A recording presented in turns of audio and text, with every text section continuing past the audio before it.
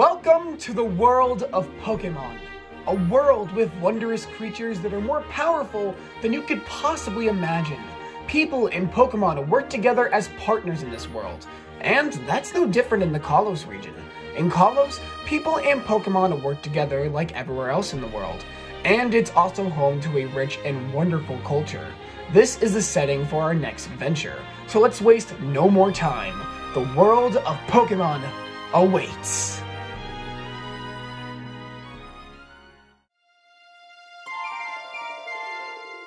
This is Vanilleville Town, a small town in Kalos.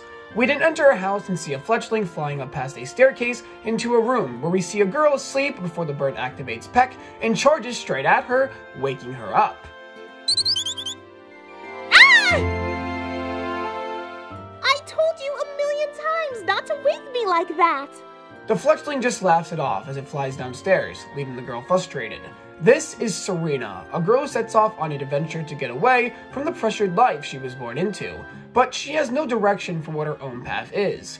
We then learn that today is a special day. Professor Sycamore, a famous researcher and one of Serena's mother's old friends, is coming to town today. He'll be giving Serena a Pokemon of her own, allowing her to start her Pokemon journey. We then learn about Serena's past, how she had been pressured by her mother into becoming a Rhyhorn racer, and how it's been mentally exhausting for Serena to pursue something she honestly has no interest in. However, she's never held any negative feelings towards her mother, despite all she's placed on her. She's hoping her journey allows her to not only get away from the pressured life placed upon her by her mother, but also allow her to find what she truly strives for in life.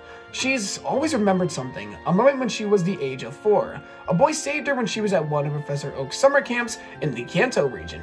He told her to never give up till it's over, and Serena has always lived by that philosophy since then, and she won't give up until she finds her own goal.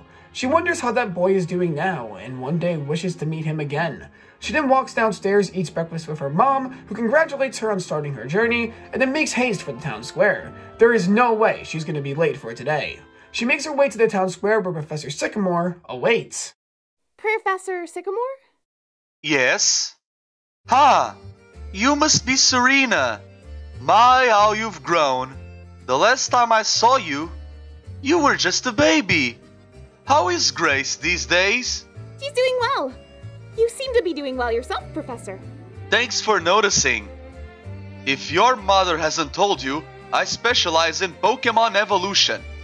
My team and I are getting closer and closer every day to discovering the secrets of Mega Evolution, the mysterious phenomena here in the Kalos region that allows certain Pokemon to go beyond their final evolved forms, yet always revert back afterward.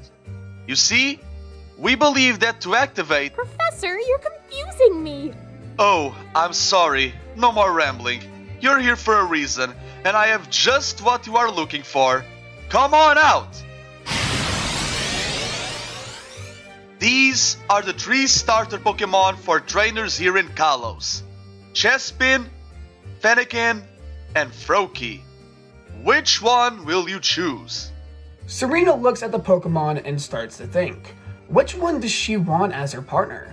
Eventually, she comes to her conclusion and chooses Fennekin as her partner Pokemon.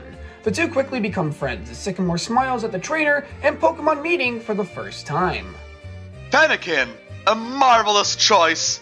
I'm sure the two of you will become the best of friends. Here are your Pokeballs and Pokedex. Sycamore hands Serena her Pokeballs and Pokedex, and she now has everything she needs to embark on her journey. Sycamore is actually staying the night in Vanilleville and joining Serena and her mother for dinner, but more on that later. It's time for a confident young man to arrive in the Kalos region, one with ideals stronger than most and one with a dream unlike any other.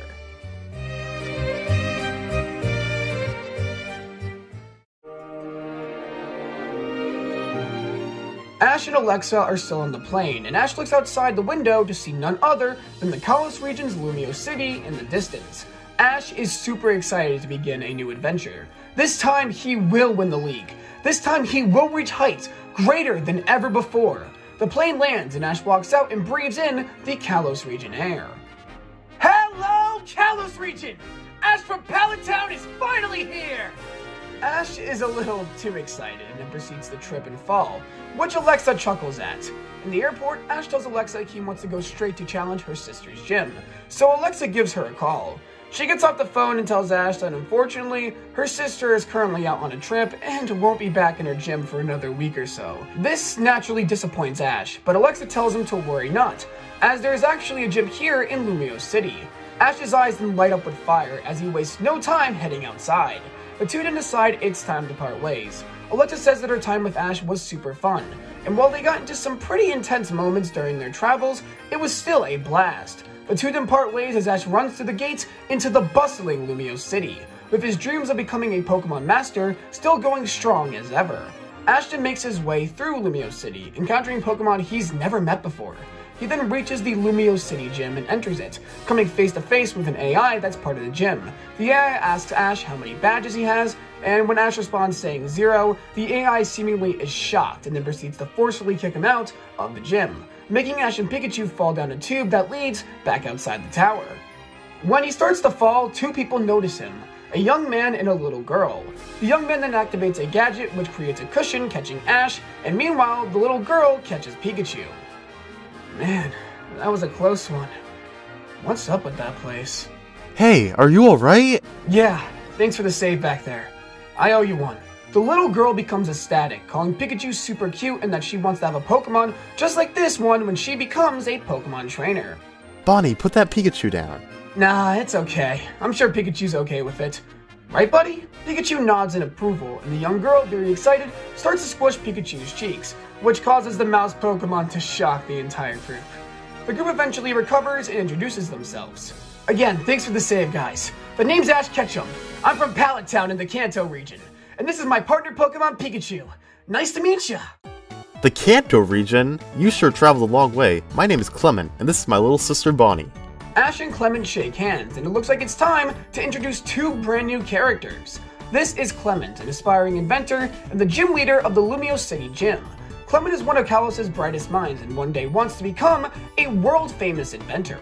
Clement's little sister is Bonnie. Although being too young to have a Pokemon of her own, Bonnie loves all Pokemon and one day wishes to become a Pokemon trainer. Ash then tells them about how weird the Lumio City Gym was, and the two act kinda weird when Ash brings it up, but they eventually tell him the Lumio City Gym leader is this super strong trainer and wishes for all of his opponents to be experienced Pokemon trainers as well. Ashton asks Clement if he has any Pokemon, and Clement tells him yes, so Ash naturally asks him to battle him, and Clement sees no reason to decline Ash's request. The group then moves to another location to fight, and Clement sends out his Pokemon, Bunnelby. Ash is amazed by the new Pokemon, but wastes no more time and sends in Pikachu. The battle then begins. Pikachu's speed is incredible like always, but Bunnelby is putting up a pretty good fight too.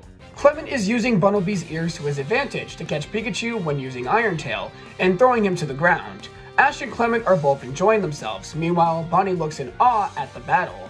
A Pokemon also seems to be observing the battle in the bushes, but it's too hard to see what kind of Pokemon it is. The battle is intense, but it's stopped when suddenly a device shows up and captures Pikachu, and we all know who this is all too well. It's Team Rocket, who has followed Ash all the way to Kalos from Unova back to Kanto to here. Ash is furious, and Clement attacks them with Bunnelby. However, it's no use as Wobbuffet is using Mirror Coat, so it's able to counter all of his attacks by sending them right back at him. Just then, the Pokemon who was watching the battle comes out of the bushes. It seems to be beaten up. The Pokemon then attacks Team Rocket, and Wobbuffet tries to use Mirror Coat again, but the Pokemon then uses the foam on its body, and this isn't a move, so Mirror Coat can't counter it. This gives the group time to free Pikachu, and one Thunderbolt later, Team Rocket is blasting off for the first time in Kalos. Ash and the others are relieved, and Ash explains who Team Rocket is to Clement and Bonnie. He then walks up to the Pokemon to thank it, but the Pokemon falls unconscious before he can. Clement then says they need to make their way to the closest Pokemon Center as fast as possible, and the group heads to one as fast as they can.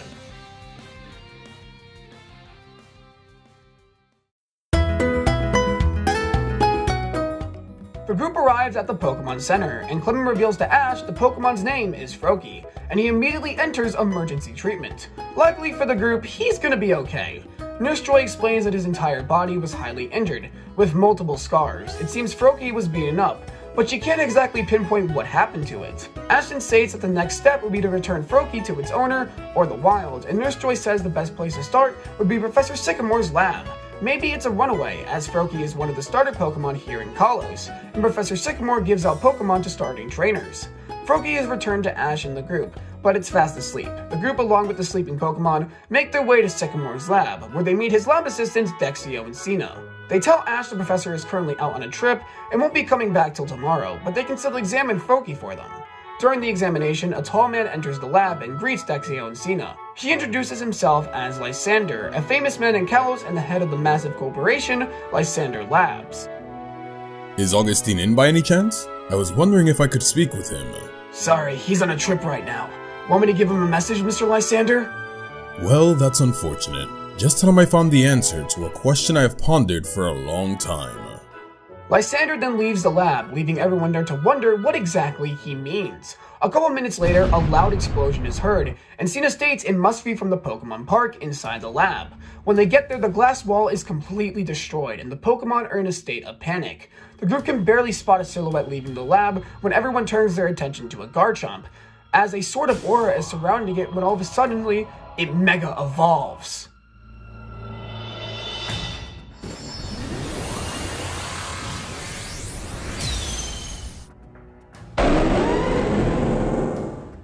Ash is still in awe with the Mega Evolved Pokemon. Still, Dexio explains that this is not the natural Mega Evolution, that something here is very wrong. Garchomp then starts to rampage and starts destroying everything. Dexio and Cena try to calm it down, but it's to no avail. All of a sudden, Froakie shows up and starts to attack the rampaging Garchomp, trying to protect Ash. However, he's defeated pretty quickly and Garchomp escapes and starts rampaging throughout the city. Before the group can do anything else, Ash, Froakie, and Pikachu head out to chase the rampaging Pokemon, leaving the others in shock. Garchomp has to be stopped at all costs. Ash chases Garchomp all the way to Lumio's tower. The rampaging Pokemon climbs up it, and the entire city is watching in horror. Ash eventually approaches the Pokemon, and he and Pikachu, along with Froakie, enter a battle with the rampaging Pokemon. Things seem pretty hopeless, but then all of a sudden, Ash and Froakie seem to be in perfect sync, with some energy surrounding them, although it being very dormant. Together, along with Pikachu, Garchomp falls unconscious and transforms back into its natural self. Pikachu then in confusion slips and falls off Lumio's tower, so Ash and Froakie jump to save him. And this is when a Pokemon saves them Ash has never seen before, or has he? It's a Mega Blaziken, and it safely lands Ash on the surface, and Ash reunites with Clement, Bonnie, Dexio, and Cena, who was apologizing for Garchomp's actions.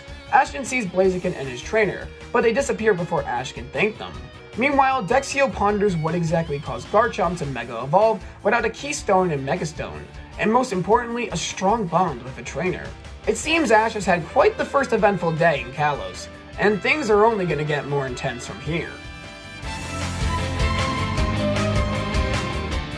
It's now the next day, and Serena and Sycamore have now entered Illumio City. After dinner, Sycamore received word about what happened to Garchomp and decided to head back first thing in the morning. Serena, being eager to start her journey, as well as being worried for Sycamore, decided to follow him. Serena's journey will start here in the heart of Kalos. A new adventure begins now. Serena and Sycamore waste no time and quickly head to the lab, and this is where the two meet up with Dexio and Cena. Sycamore is relieved to see that his assistants are okay, and then immediately demands to know how Garchomp is and what its condition is. They then lead Sycamore and Serena to the medical bay, where Ash, Clement, and Bonnie are watching over Garchomp. Sycamore introduces himself to the trio and thanks them for looking after his Garchomp. Serena then looks at the boy in front of her. He looks very familiar to her, but she decides to keep those thoughts to herself. Plus, she can't figure out exactly who it is. Sycamore wonders what exactly triggered Garchomp's Mega Evolution, especially without the necessary Keystone and Megastone. Cena then tells Sycamore that Lysander came in to speak with him, so Sycamore steps out to give him a call. Serena then comes over and introduces herself to the group, and when Ash introduces himself, she finally realizes who he is. The boy who rescued her, and his name is Ash. We then get a flashback to Professor Oak's summer camp in Kanto. A young Serena has injured her leg and wasn't able to get up. That's when a little boy comes over and helps her up. He introduces himself as Ash. Never give up till it's over. You can do anything if you put your heart to it. Those words stayed with Serena all this time, and now she was face to face with the person who inspired her to break away from the path her mother set for her in the first place. She then awkwardly asks Ash if he remembers her, to which he apologizes, telling her he doesn't. And this makes Serena sad, but she tells Ash that one day he will remember her, and then the four of them start to talk about where they are heading after this. Ash tells the group he plans to take on the Kalos League, starting off with the gym in Santalum City. Clement and Bonnie say they're going to go wherever Ash goes, as they really like his company and have always wanted to go on their own journey. When they ask Serena what her plans are, she tells them she doesn't really have any, and that right now she just wants to figure out what she wants to pursue. Well, if that's the case, why not come with us? This surprises Serena, as she had just met these people, so she never really expected to be invited to go on a journey with them. Wanting Ash to remember her as well as just the thought of not going home and continuing her life as a Rhyhorn racer, Serena takes up Ash's offer. So Serena has now officially joined the group. The group then goes back to the main part of the lab, where Sycamore greets the group, thanking Ash, Clement, and Bonnie for saving Garchomp. Froakie then comes over to the group with his Pokeball in his hand, with it being pointed straight at Ash. Sycamore says that Froakie must want to go along with Ash. Ash looks straight into Froakie's eyes with passion, as if the two are resonating with one another. Ash then allows Froakie to come along with him, and he finally has his first Kalos Pokemon. Well, I wish you the best on your adventure. I can see the potential you are emitting. I think you will all be wonderful Pokemon trainers. Ash, Serena, Clement, and Bonnie then leave Professor Sycamore's lab, saying goodbye to the Professor, Dexio, and Cena, to finally start their adventure and see exactly what the future holds.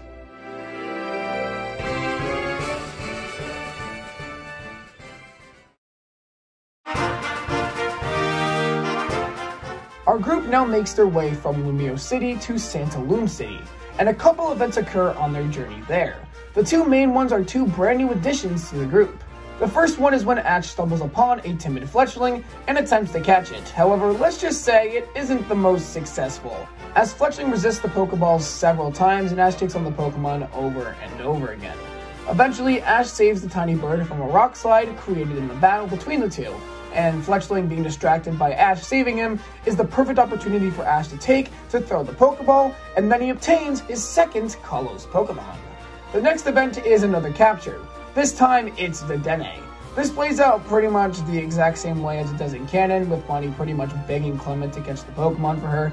However, catching the Dedenne isn't an easy task, and it takes all the group's efforts to eventually catch the timid Pokemon. The Dedenne is added to Clement's team, but it quickly becomes attached to Bonnie after she takes care of it. The group also has another couple run-ins with Team Rocket, and Serena finally meets the group of troublemakers. This doesn't really have much relevance as the iconic trio once again blasts off again. After a long hard journey, the group finally approaches Santalum City, and Ash is ready to take on his first hurdle towards reaching the Kalos League.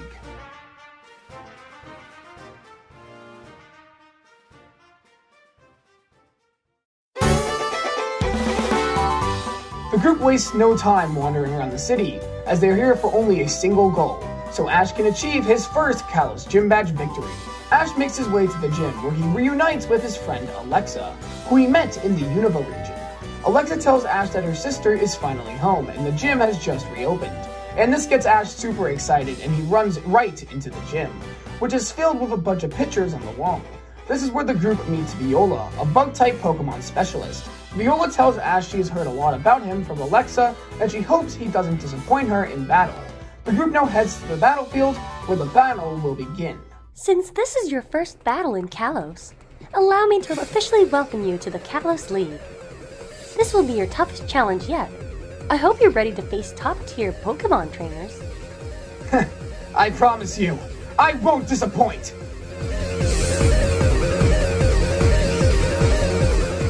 I will be the judge of your skills to see if you truly have what it takes to reach the very top. Go, Surskit! Froakie, I choose you! The battle begins and the Pokemon face off against each other. However, things change when Viola's Surskit turns the battlefield into an ice field, and this makes it super hard for Ash's Froakie to move around. Meanwhile, Surskit is practically taking laps around the water-type Pokemon, and Froakie tries to escape, but he keeps losing his balance and starts sliding across the ice. Viola commands Surskit to then place multiple sticky webs across the battlefield, which traps Froakie in a web.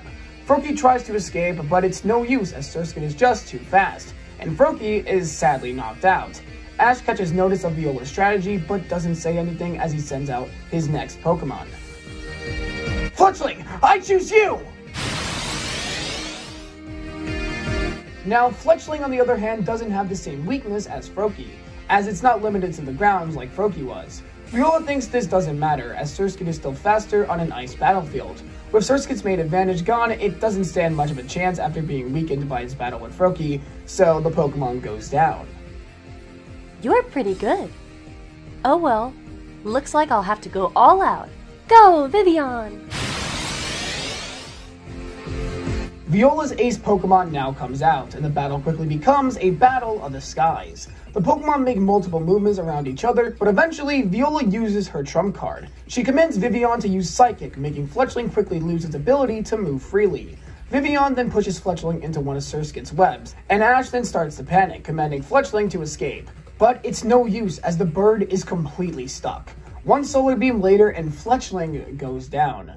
The group is saddened by this, especially Serena, who thought for sure Ash was going to win. Ash thanks Viola for the battle as he walks out, with a very disappointed look on his face.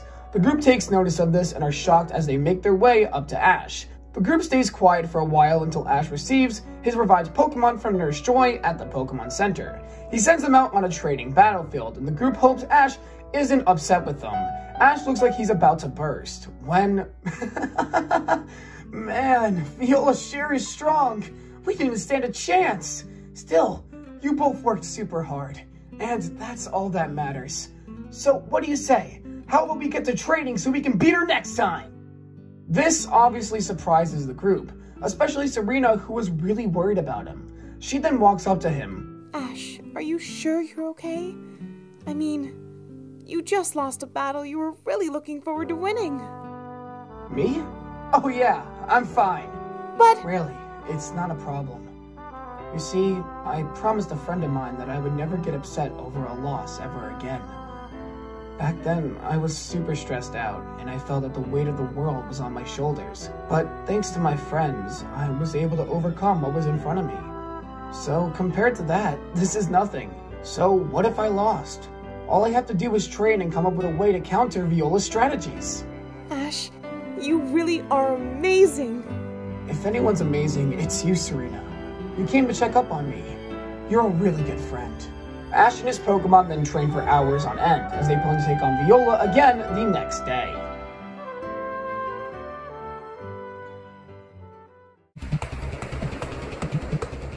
The next day is upon us, and Ash heads back to the gym to face off with Viola.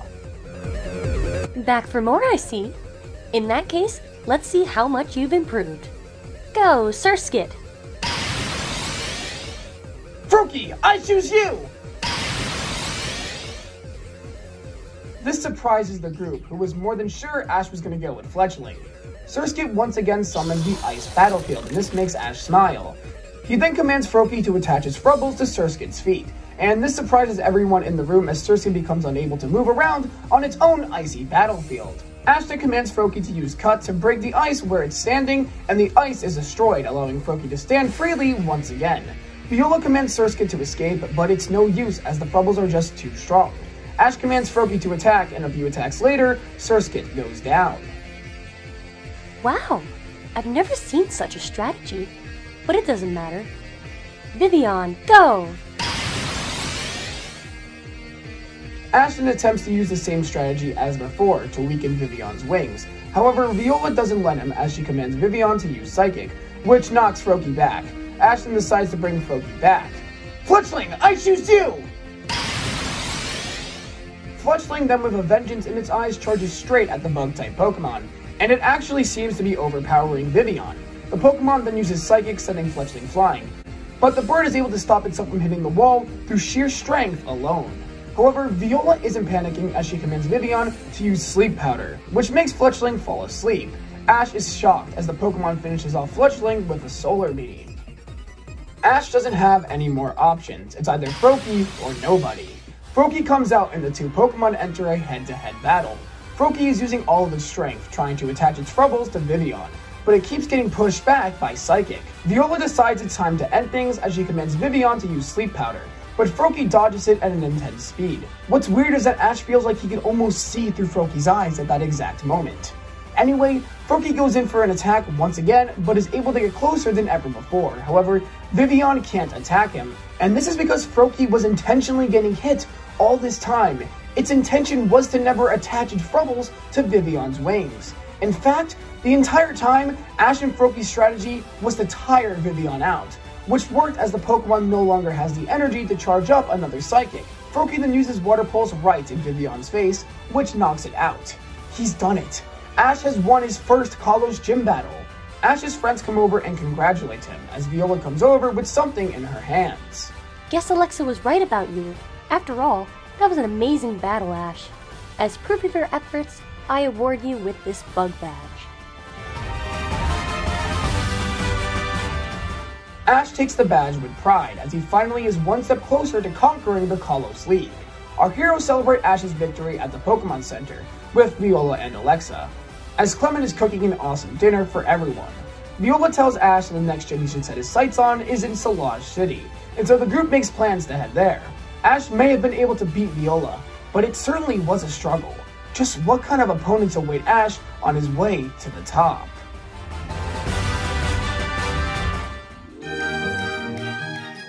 In order to get to the group's destination, Solage City, they first have to go through Lumio City once again. Serena is excited, getting to finally see the city after leaving abruptly last time, and Bonnie offers to show her around. However, Clement seems like all he wants to do is leave, which is when the group runs into Clement's dad. He introduces himself to Ash and Serena, and thanks them for being Clement and Bonnie's friends. It's actually revealed here that Clement is the Lumio City gym leader, and he explains how a robot he made was somehow able to take over the gym due to an error in his programming.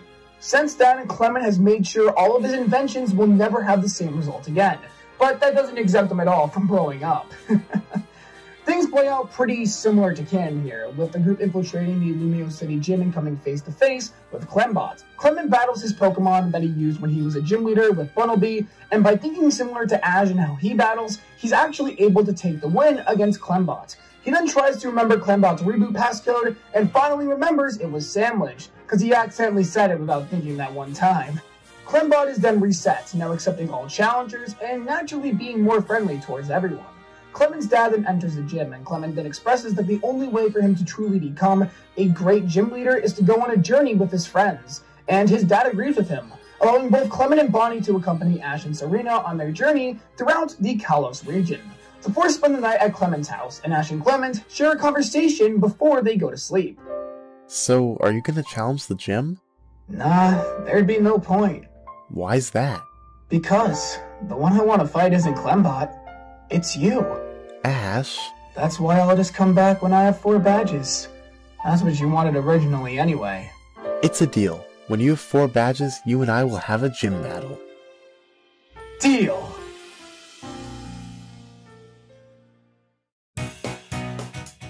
The group is now officially on the road towards Solage City. It's a long journey, but it sure is going to be filled with many events. The first one is when the group hears a voice behind them. Serena! It's been too long. The group then sees a young girl running up to them. This is Shauna, Serena's childhood friend, and an aspiring Pokemon coordinator. Her goal is to become the Kalos Queen. Serena and her catch up, and they introduce their partner Pokemon to each other, with Shauna having a Bulbasaur. Serena asks Shauna why she's in the area, and she tells her she's here to participate in the Pokemon contest in the nearby town. She then practically begs Serena to come and watch her participate, so Serena naturally says yes. I should probably now explain Kalosian contests. I did this for a multitude of reasons, but the main one being I just found showcases to be kind of bland and boring, plus I wanted Serena to be a bit more badass in this rewrite, so having contests instead just works well because if Serena's battling more often, I feel like that just makes her kind of a little bit more badass. And you know, I don't know, I just felt like it's gonna work better for the narrative overall. So in Kalos, coordinators participate in the showcase and battle rounds, just like in any other region. However, your goal is to obtain 3 keys instead of 5 ribbons. And once you have those, you can enter the Master Class, or Kalos' equivalent to the Grand Festival. Then the winner of the Master Class is declared a Grand Coordinator, as well as either Kalos King or Kalos Queen for that year, depending on the person's gender.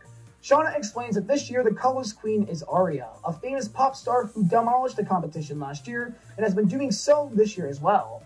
Shauna is actually going for her second key as she won her first one in her last contest. The group goes to watch the contest and a mysterious panda Pokemon follows behind them in secret into the contest hall. The group then watches the contest and Ash seems to understand it quite well. The others are confused and he explains how a few of his friends are coordinators and he's watched his fair share of contests during the years, as well as participated in a few of them himself.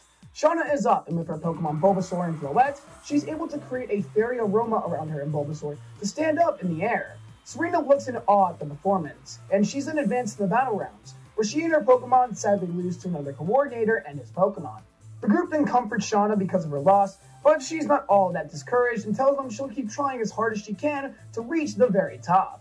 At the award ceremony, the panda Pokemon from before makes a ruckus of things and almost steals the contest key, but instead takes a liking to Serena's sunglasses and takes them instead.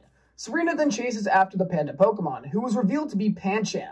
Pancham is wearing Serena's glasses dancing around, which causes Serena to giggle. She approaches Pancham, who tries to run away, but all Serena wants to do is watch him dance. The two bond throughout the rest of the day, and eventually the group stumbles upon the two, with Serena kneeling down to Pancham.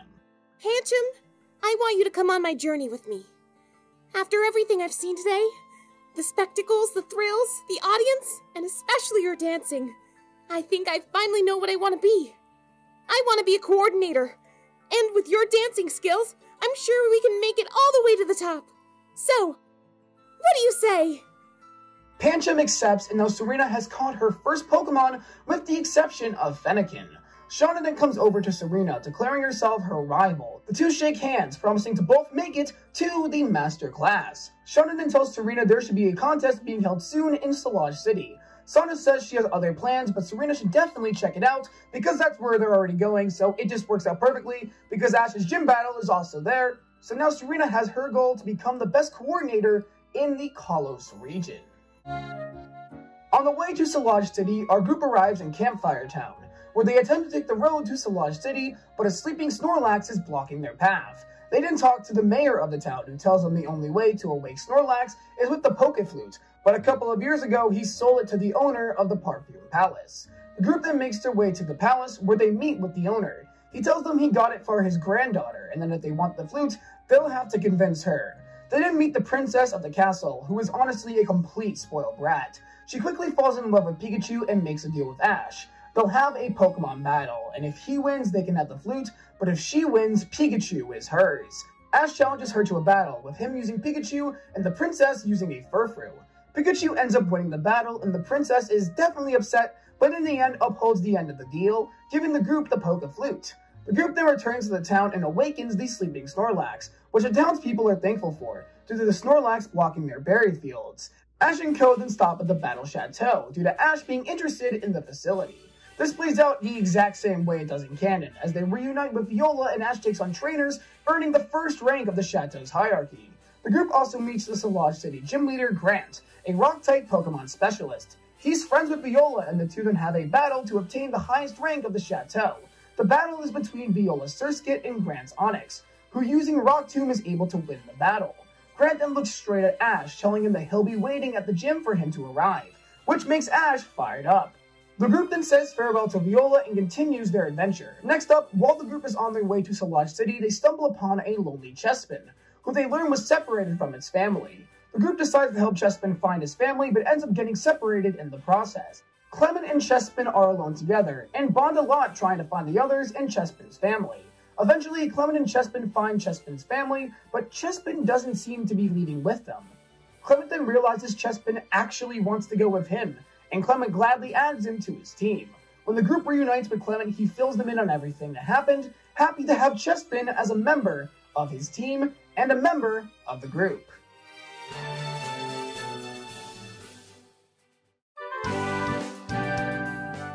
Our group has arrived in Embret Town, where the group plans to rest up for the night, but Bonnie insists they go and check out the aquarium, and the group agrees to go. At the aquarium, they see they're actually filming a movie, a scene where two characters are going on a date at the aquarium. One of the actors gets the attention of Serena, Clement, and Bonnie. They are surprised Ash doesn't know who it is, and they reveal to him that it's actually Kalos' champion, Diantha, which makes Ash super excited. After the movie shoot, the group comes up and compliments Diantha, and she thanks them but looks straight at Ash, realizing a different kind of aura is surrounding him. Ash requests a battle, and although her manager is opposed to the idea, Diantha tells her she wants to have a battle as well, as she sees something in Ash she doesn't see in many others. On the beach outside the aquarium, the two have a battle. Ash uses Froakie, and Diantha uses her ace Pokemon, Gardevoir. The two battle, and Froakie seems to be handling himself quite well, but hasn't been able to land a single attack on Gardevoir. Diantha then decides to use her trump card.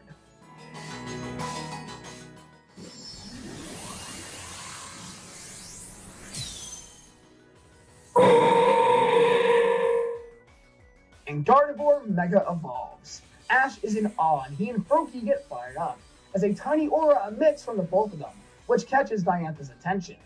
The battle then continues, and although Froakie is still struggling to land a hit, his moves have become slightly faster. Eventually, Froakie is actually able to land a hit on Diantha's Gardevoir, but then right after, it's struck down by a Moonblast. Ash thanks Diantha for the battle and declares to her that he'll get stronger. Diantha encourages him as she heads out on a helicopter, wondering what exactly that aura she felt just now was. What exactly is the bond between Ash and Froakie? And what exactly is this mysterious aura? And how does it relate to Mega Evolution? Ash, now having battled the college champion, is more fired up than ever to battle Grant, determined to get his second college gym badge. The group has a good night's rest, as tomorrow is the day they'll finally arrive in Solage City. The group has a good night's rest, as tomorrow is the day they'll finally arrive in Solage City.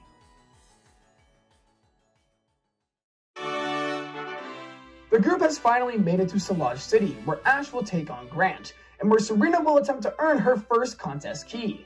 Ash wastes no time and quickly heads to the gym, only to find a giant rock-climbing wall. Ash looks to the top to see Grant. Hey there, Ash. If you want to battle me, you're gonna have to climb your way up to the battlefield. The gym clerk escorts the others to an elevator that leads to the battlefield, leaving Ash to climb the entire wall by himself, which he does pretty easily, and then comes face to face with Grant. So you managed to climb your way up here. Impressive. However, the toughest wall has yet to be climbed. Show me all you got.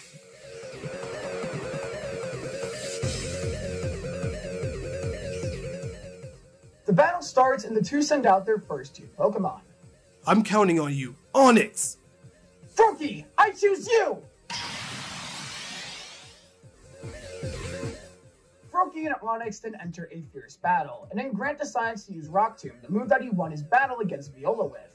Ash just smirks as Froakie climbs with the Rock Tomb by jumping to the various stones, telling Grant he made a strategy just to counter his Rock Tomb, the Froakie Rock Tomb Climb. Using this strategy, Ash's Froakie is able to take down Grant's Onix. Wow, I wasn't expecting a strategy like that, but that just proves that I can't go easy on you. Go Tyrunt!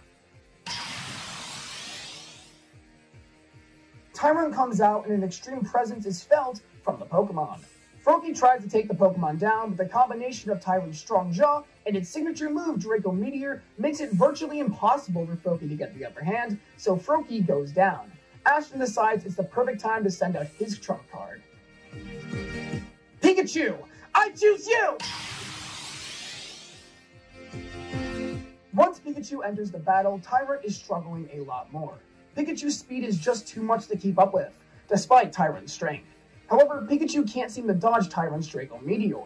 This is when Ash comes up with a brand new strategy. He tells Pikachu to climb up the Draco Meteor using Iron Tail, which shocks everyone, Grant included. Pikachu then uses Iron Tail to climb up the Draco Meteor, Ash calling it the Pikachu Draco Meteor Climb. Grant orders Tyrunt to counterattack the coming Iron Tail, but it's no use as Iron Tail hits Tyrunt directly in the head before it could counter or dodge. This in turn makes Tyrunt unable to battle, making Ash the winner of the battle. The group is super excited and Ash and Pikachu fist bump each other. Grant comes over to the duo holding up a gym badge. It looks like you climbed every wall I placed in front of you. Well done. It's my honor to award you the Cliff Badge, which is proof of your victory here today. Congratulations. Ash takes the badge with pride and says farewell to Grant, who tells him the closest gym to here is in Chalor City. Now, all that's left is for Serena to take on her first Kalosian contest. The question is whether she'll succeed or not.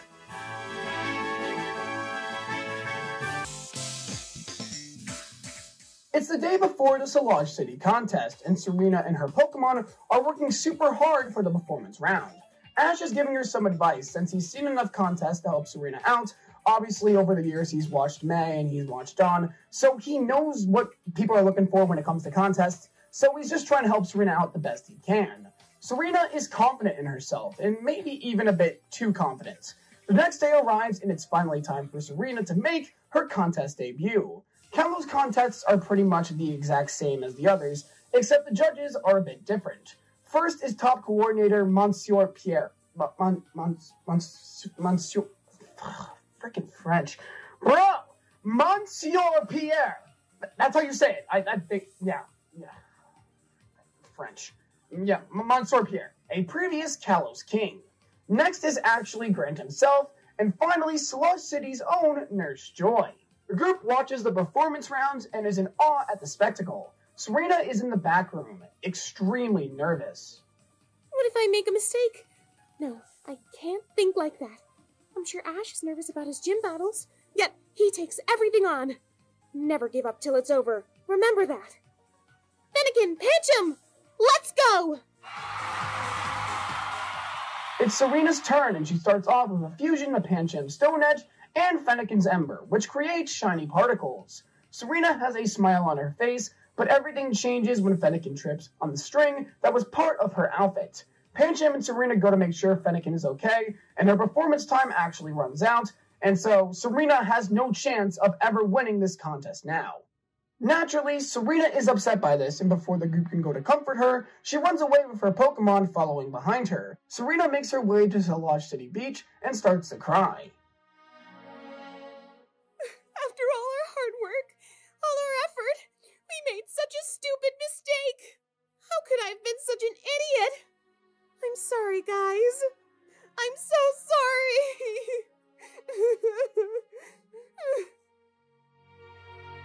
Pancham and Fennekin then go to their trainer and comfort her. Fennekin, Pancham, what are you guys doing? Are you saying you're not mad? The two Pokemon smile at their trainer, telling her she tried her very best and that they'll always be there for her. You're right. Look at me sulking. I'm such a mess. Next time, I won't fail. I swear. Now, let's get back to the others. They must be worried sick. We then see a shadow watching Serena from a distance, taking a certain curiosity in her, but we'll go back to this eventually. Serena meets up with the group and apologizes for running off. The group says it's okay and not to worry about it. Because the gym battle and the contest are now done, the group's next destination is Shalour City, so it's time they hit the road.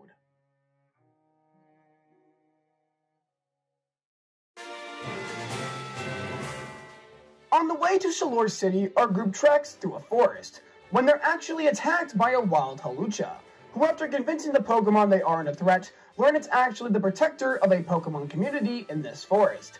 The group bonds with the Pokemon when all of a sudden, Hawlucha is attacked by Team Rocket, who attacks the community, stealing the Pokemon that reside there. Hawlucha is injured and can't make its way over to a group of Pokemon that are about to be stolen by Team Rocket when Ash and Pikachu intervene and stop them.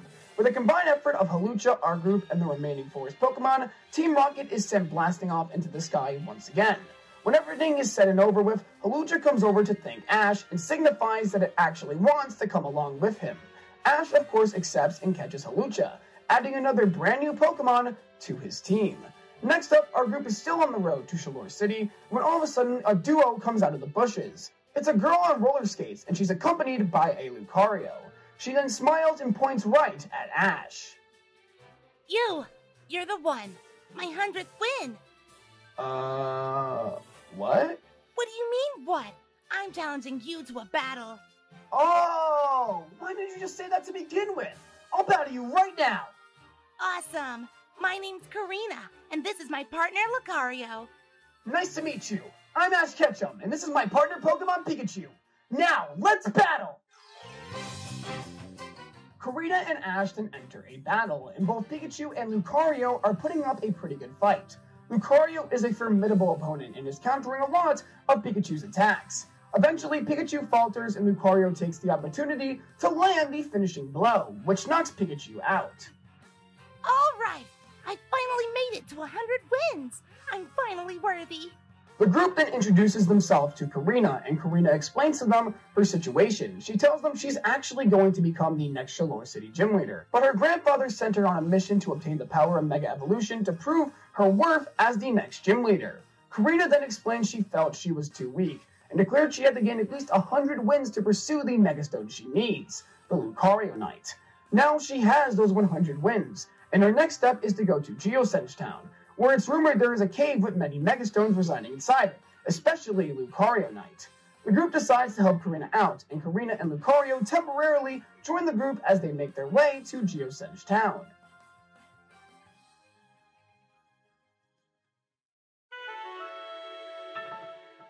The group arrives in Geosenge Town, the Town of Stones. After taking a look around the town, the group still has no idea where the cave is. The group then makes their way to the center of the town, where there are a group of scientists researching 3 stones in the middle. One of them even seems to be wearing some pretty weird goggles.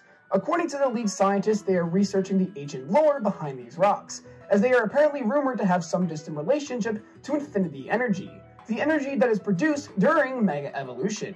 The group tells them the situation, and the lead scientist happily directs them in the direction of the cave they seek.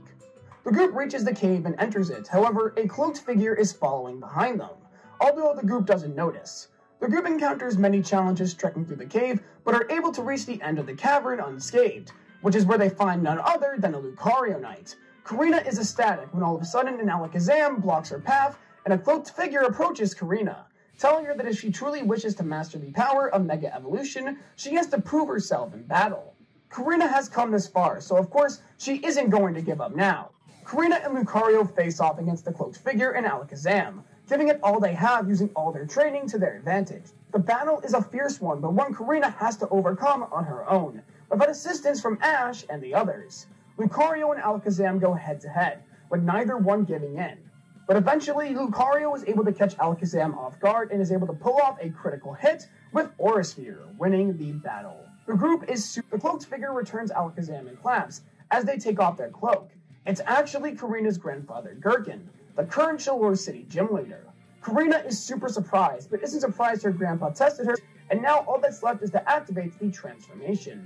The group makes their way outside, and Karina activates her Keystone, which will resonate with the Lucario Knight, allowing Lucario to Mega Evolve. It's finally time! All of our training paid off! Lucario, Mega Evolve! Lucario is enveloped in light and Mega evolves into Mega Lucario. Karina is super excited, but something is wrong. Lucario isn't in control of himself and starts to attack everything it sees, including itself. Karina quickly deactivates the transformation as Lucario falls unconscious. Gherkin explains that Karina and Lucario must not fully be in sync yet, that they need to connect more than they already have.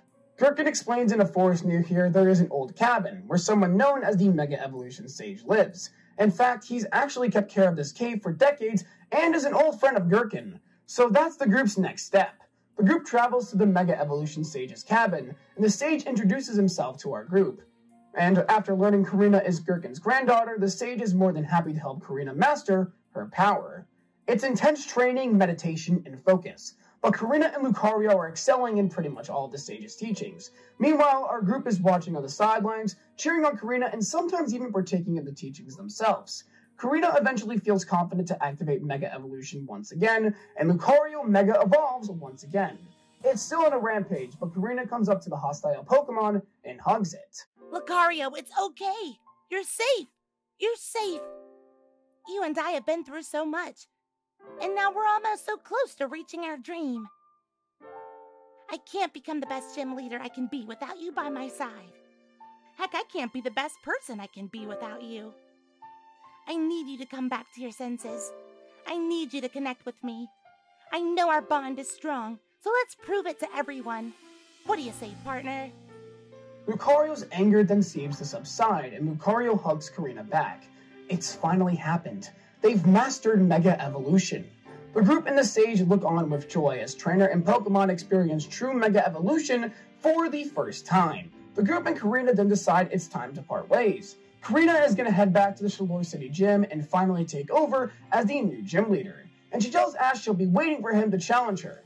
Ash says that he is super excited for their rematch, and this time he won't lose. The group and Karina then part ways with plans to reunite in the near future.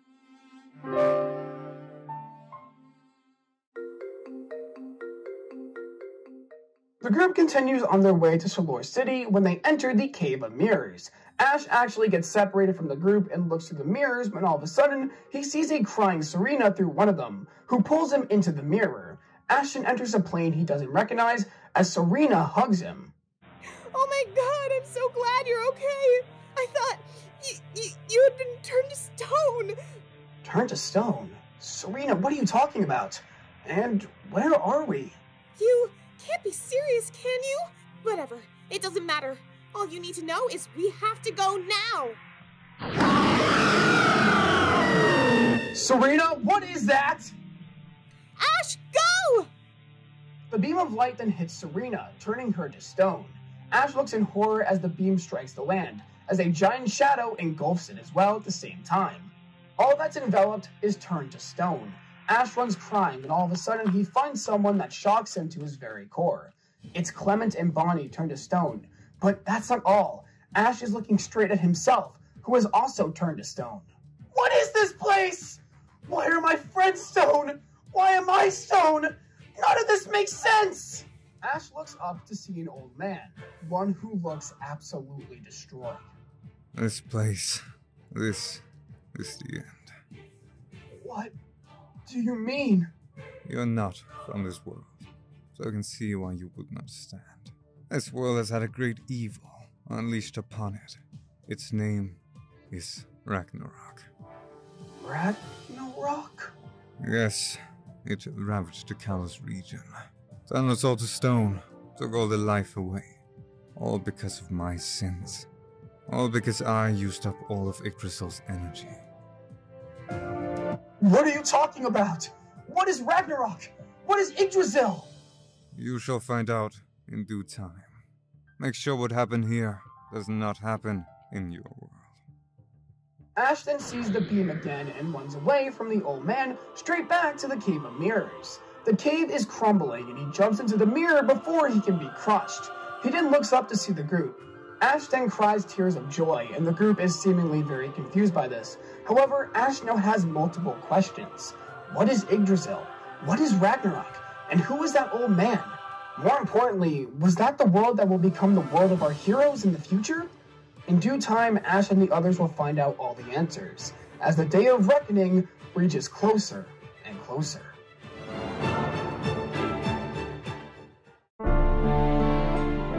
Pokemon, wonderful creatures that inhabit the land, the sea, and the sky. Pokemon are marvelous creatures, with the potential we humans could never achieve. Some Pokemon have the ability to go beyond their limits and produce a phenomenon called Mega Evolution. All that is required for the Pokemon to temporarily evolve past its final stage is a Keystone, Megastone, and a bond with a trainer. When a Pokemon Mega evolves, they produce Infinity Energy, the basis for all Mega Evolution down to an astronomically small size. This energy has unlimited potential, and I intend to use it to its fullest.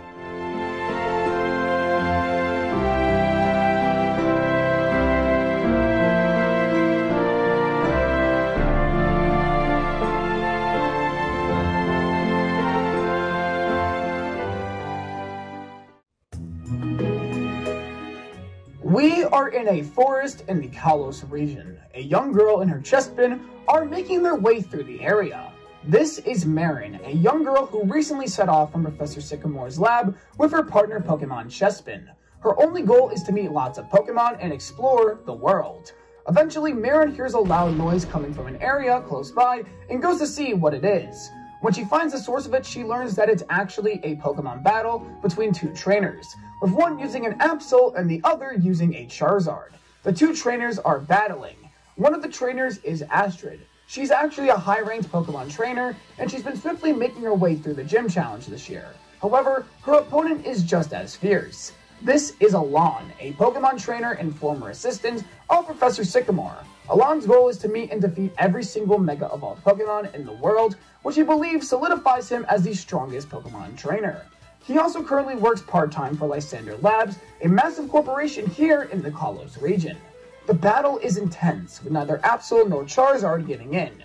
Eventually, Astrid grabs hold of a keystone out of her pocket and responds to Absol's pendant, and Absol Mega Evolves. Alon smirks as he grabs hold of his own Mega Ring. Keystone, respond to my heart. Charizard, go beyond evolution. Mega Evolve!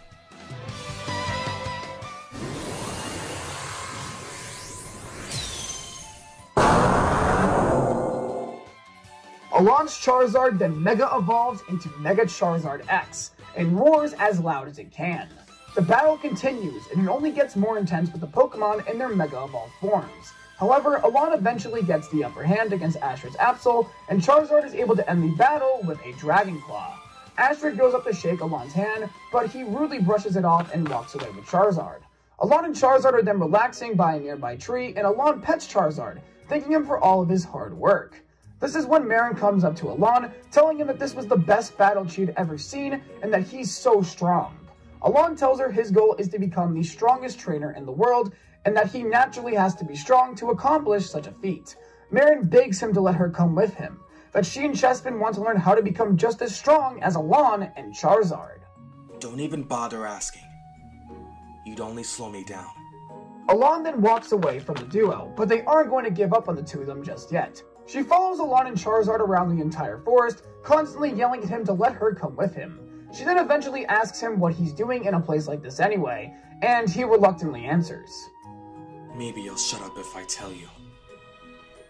The truth is, there are rumors that Seabold, a member of the Elite Four, is in the area. They say he's on a training journey.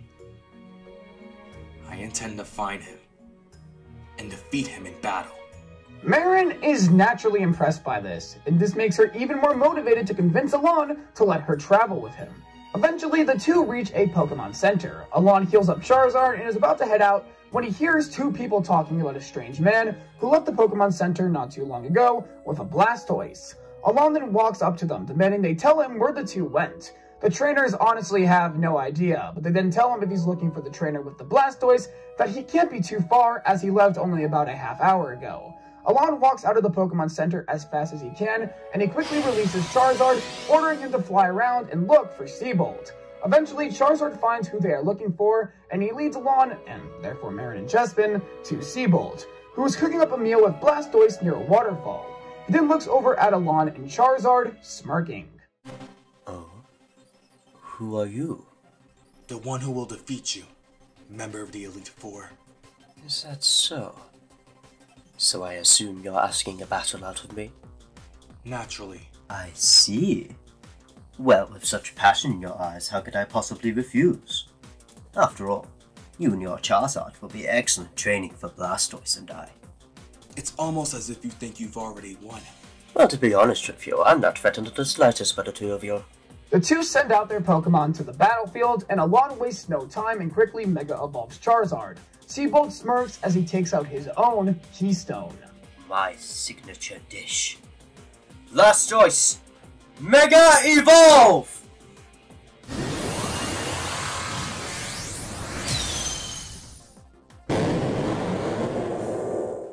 Blastoise Mega Evolves right in front of Alon and Marin's eyes, and Marin is naturally really impressed. The battle then begins as the two Pokemon face each other head-on despite the type advantage Blastoise has.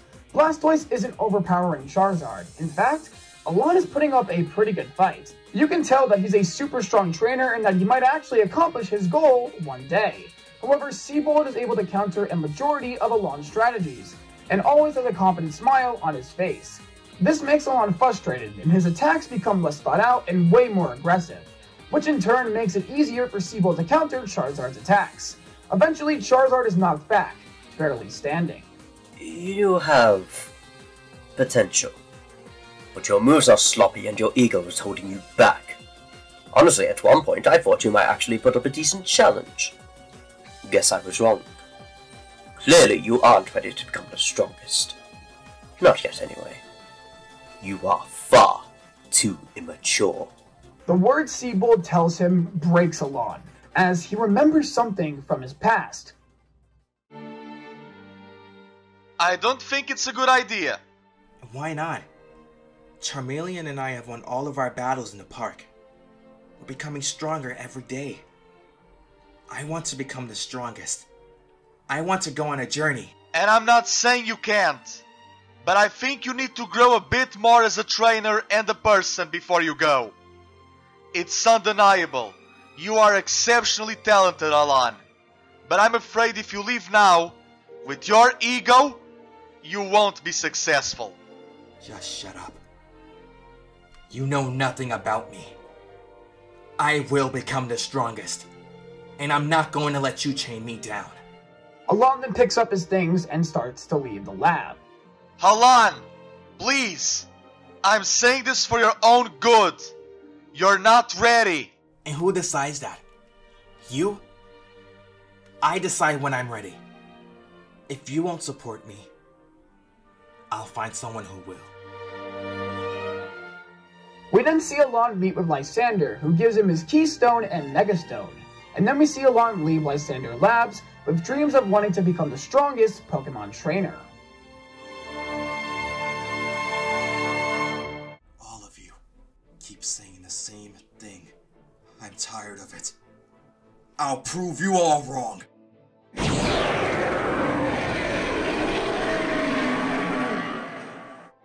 Alon's Mega Bracelet then glows as Seabolt notices a disturbing aura emitting from both Alon and Charizard. The battle continues, and there is a significant difference in Alon and Charizard's skill. Just what exactly is going on here? Still, Seabolt is still a member of the Elite Four and won't go down that easily. Eventually, the battle concludes with a much more concerned. You certainly are strong, but... And the entire time. Marion then asks once again if she can travel with him, and it seems like Alon has warmed up to her because he actually... We then enter the inside of Lysander Labs, and Lysander is overlooking his research alongside his head scientist, Xerosic. In fact, amplify a Pokemon's power using energy. Things are falling into place. Excellent, my friend. Soon our dream of a beautiful world will be realized. How is Alon's progress going? Good. He has accumulated a splendid amount of infinity energy. The more he obtains, the stronger he and Charizard will become. Then we'll have the perfect soldier, the one we need to complete the most difficult. Alon is the key to it all. Just some quick team recaps. Ash has Pikachu, Froakie, Fletchling, and Hawlucha. Soup is stopped at a nearby Pokemon Center on their way to Shimura City, and Serena is practicing with Fennekin.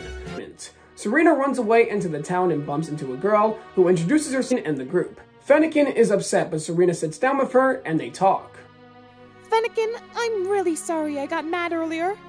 I was just so caught up in us getting better that I totally lost sight of how you were feeling. Which makes the group and Ariana super happy. Ariana then comes up to Serena and demands a battle and reveals to her that she's actually Aria, the Kalos Queen. Serena is naturally shocked by this, and Aria tells her she saw her, recognized her, she knew she just had to battle her. And Serena accepts the challenge. The two battle. The moves from both Pokemon are both elegant and powerful, and both are giving it their absolute all. Fennekin, we may just be starting out, but... into Braixen, which shocks everyone. The battle then continues, but the two Pokemon are getting faster and faster, and the attacks are getting more intense. Eventually, Braixen is overpowered by Delphox and goes down. Aria and Serena have to take it for herself, and that she'll be waiting for her at the Master Class. Serena and Fennekin then say goodbye to Aria, the trainers at the camp. Meanwhile, Serena is excited because Shauna told her she's gonna be there as well. Sycamore greets them with open arms. Ash, Serena, Clement, Bonnie, it's marvelous to see you again. You seem to all be doing well. We are. Thanks for noticing. And thanks for inviting us! Of course! I look fierce bond with each other and their Pokemon. This camp leads to experiences that will never be forgotten, and moments like these should be treasured. Alas, this year is going to be a bit different. Why's that? Well... The group is led to their cabin, the Froakie cabin. Sycamore explains to them that every group has been given... I see you've been doing the same. Yeah, although my first attempt was less than ideal. Don't worry about it. You guys have never met. Guys, meet my friends, Tierno and Trevor. We started our journeys on the same day. Hi there, I'm Trevor. and this is my partner Pokemon Charmander. Nice to meet you. Tierno, and my partner's Wartortle. This is Trevor, a friend of Shauna and a Pokemon photographer. His goal is to take a picture of every single Pokemon in Kalos, and he's also participating in the Gym Challenge. The other guy is Tierno, another friend of Shauna and a Pokemon coordinator and trainer. His goal is to become the strongest trainer and Kalos King, and do it all with a team of dancing Pokemon. The group talks with the trio all night and during the opening ceremony. Now, Team Froakie has rivals for the challenges ahead, but who will come out as the summer camp champs? Our heroes, Team Froakie, or Shauna's group, Team Squirtle. The camp is super exciting, as throughout the week our group partakes in many competitions alongside the other campers, such as filming a video which Serena decides to make about Pokepuffs, a fishing competition which Ash is able to dominate due to a certain someone teaching him in Unova, and an obstacle course where Serena and Shauna tie. Eventually, the final day is upon us, and the two teams with the most points are Team Froakie and Team Squirtle. The final competition is a triple battle in which Tierno, Trevor, and Shauna face off against Ash, Clemens, and Serena. The Kalos starters versus the Kanto starters. Who will come out on top? The battle is intense, with both sides giving it their absolute all. But eventually, Charmander's competitive attitude gets the best of Chespin, and Chespin goes down, although it was able to weaken the other Pokemon quite a bit. Serena's breaks in, then comes in and finishes off Charmander, with the Pokemon being weakened due to its battle against Chespin. Shauna and Serena then enter a super competitive one-on-one, and the battle is super intense. Meanwhile, Froakie is taking on Wartortle. Serena and Shauna's fight ends in a draw, as both Braixen and Bulbasaur go down to each other's attacks. It's now down to Ash and Tierno, and Ash is having a difficult time correctly timing Tierno's attacks due to his dancing battling style, but Ash and Froakie won't give up. And then, similar to a few other times before, Ash and Froakie then have an aura surround them, although it's quite dormant. This makes them faster and stronger. In the process, Froakie is enveloped by a bright light and evolves into Frogadier. The trainer and Pokemon then face Tierno in an epic battle, and neither side is willing to give in. Eventually, however, Frogadier lands a Water Pulse and takes Wartortle out, making Team Froakie the winning team for this year's summer camp. The group is put in the Summer Camp Hall of Fame, and the campers celebrate their final night at camp with a bonfire celebration.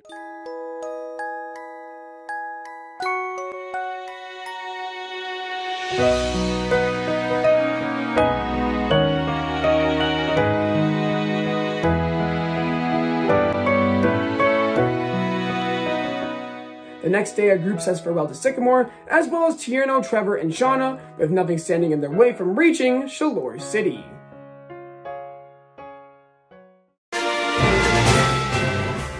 As our group continues their way to Shalour City, they run into a Sky Trainer and her Talonflame, and Ash is introduced to Sky Battles. Ash, of course, wants to try it out and challenges the Sky Trainer to a battle with Fletchling. And this plays out pretty much the exact same way as it does in canon, with Fletchling losing to Talonflame the first time, training and coming back to defeat it. During their second battle, Fletchling evolves into Fletchinder and is able to get the upper hand against Talonflame, winning the battle. The group then says farewell to the Sky Trainer and Talonflame as they continue their way to Shalour City.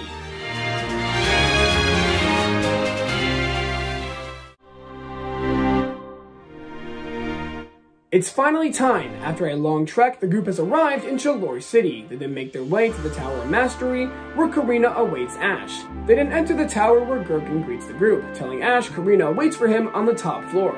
Ash and the others climb the Tower of Mastery as they make their way to the battlefield, which is also the Shalour City gym, where Karina awaits her opponent. The ocean sure is beautiful, isn't it? You saw it on your way in here. Yeah, it sure is. Sorry to keep you waiting, Karina, but I'm finally here! Yeah, and let's not waste any more time. But Ash, this isn't just a normal gym battle. I won't be holding back. You're not facing just a gym leader, rather the successor to my grandfather, the one who cared for this tower for decades.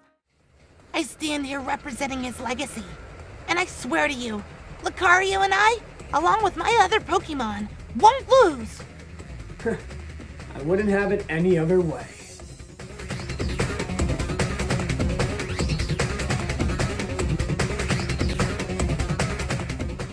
Ash then begins his battle against successor Karina, and the two send out their first two Pokemon. Go, Mienfoo! Fletchinder, I choose you! The battle begins and the two quickly get right into the action. Fletchinder may have the type advantage in speed, but Mienfoo has a lot of power behind its attacks, and despite Fletchinder's best efforts to use its flight to its advantage, Mienfoo was able to counter most of its attacks. Eventually, Fletchinder is able to get the upper hand against Mienfoo by using a bunch of flame charges, increasing its speed, and due to the increase in speed, Mienfoo just can't keep up with Fletchinder, and Mienfoo goes down. I see you've gotten stronger. Not that it matters. Haluka! Karina's second Pokemon is Hawlucha, who unlike Mienfoo, isn't limited to just the ground. The problem is Fletchling is tired from using all those flame charges at the same time at a rapid pace, and now is super tired. Hawlucha uses this as an opportunity to get the upper hand against Fletchinder, and Fletchinder goes down. Hawlucha, I choose you! Ashton decides to send out his own Hawlucha, and the battle becomes one of the same species. The two Hawluchas go at each other head-on, with neither one willing to give in to the other. Both Pokemon are very prideful and are using all their might to dominate the other. However, Karina's Hawlucha is a bit weakened from fighting Fletchinder, but despite that is still putting up a pretty good challenge for Ash. Eventually, the two collide with both Pokemon using Flying Press, and Ash's Hawlucha comes out on top. You're so awesome! This battle has been so much fun! But I'm afraid it ends here! Lucario! Lucario comes out and roars with all its might. Hawlucha tries its best to counter Lucario's attacks, but the weakened Pokemon is quickly overpowered by Lucario's power and speed, and Hawlucha goes down. Ash is down to his last Pokemon, and who better to use than his ace? Pikachu! I choose you! Playtime's over, Karina. Give me all you got. Show me your true power. Show me the bond between you and Lucario! You asked for it. Lucario, respond to my heart. We have a legacy to live up to. Give me all your power. Mega Evolve!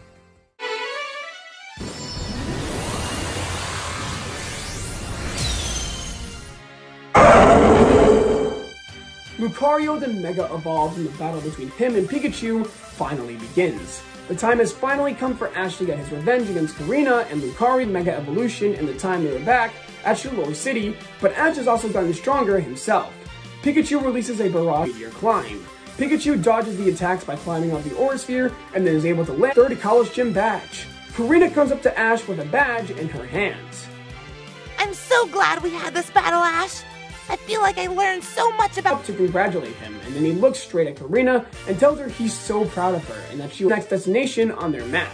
Serena then realizes that a Pokemon contest is being held there as well, and now both objective, and they head out tomorrow for more adventures.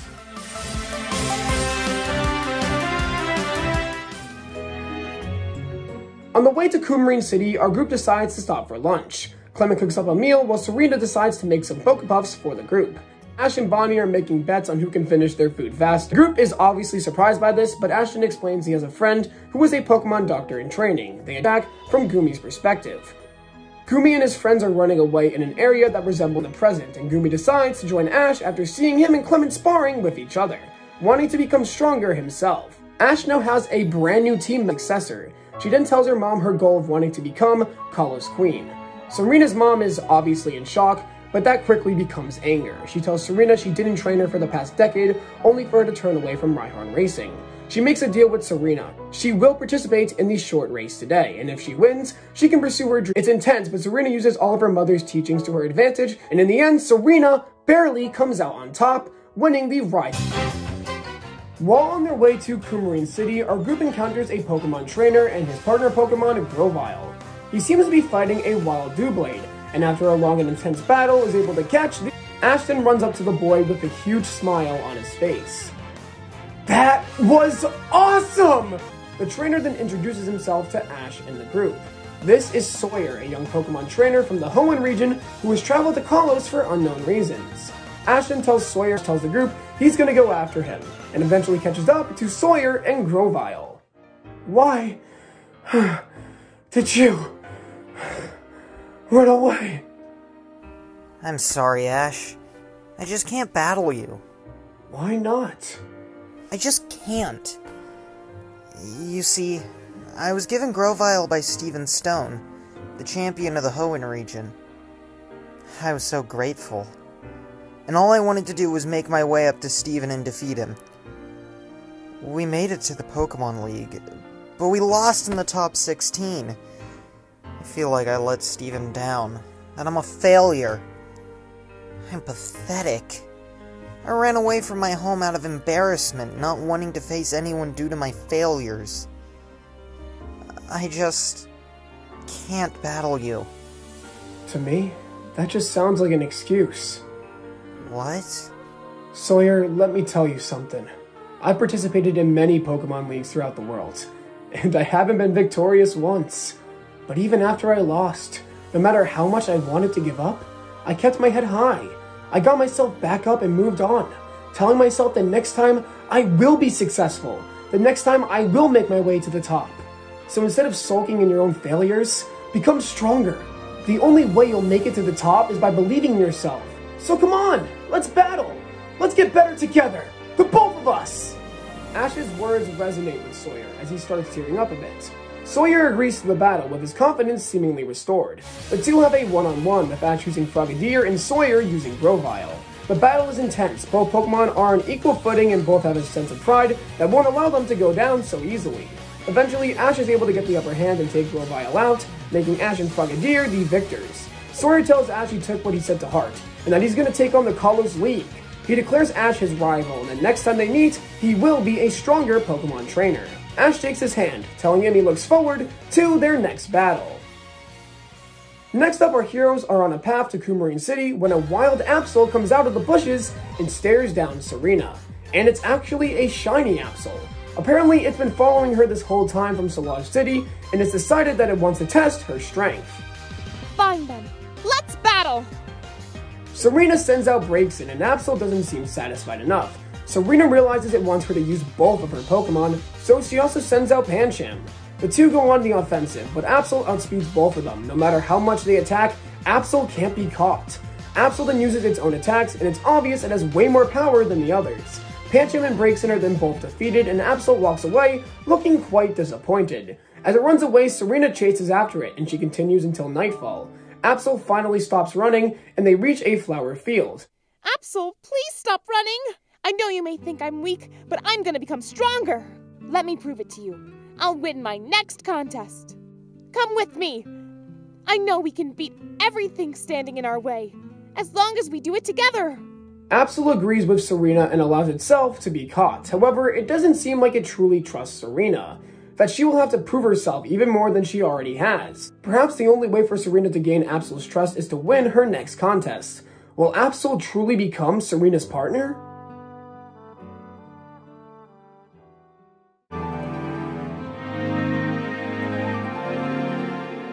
The group has finally arrived in Coumarine City, and it's straight to the gym.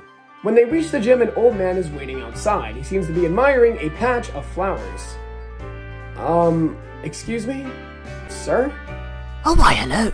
What can this old man help you with? This is the Coumarine Gym, right? Is the gym leader in?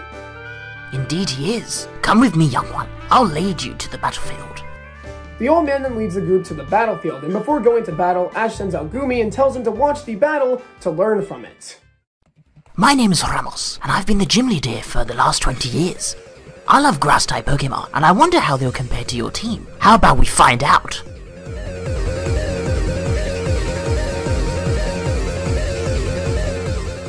The battle against Ramos finally begins, and Ash sends out his first Pokemon.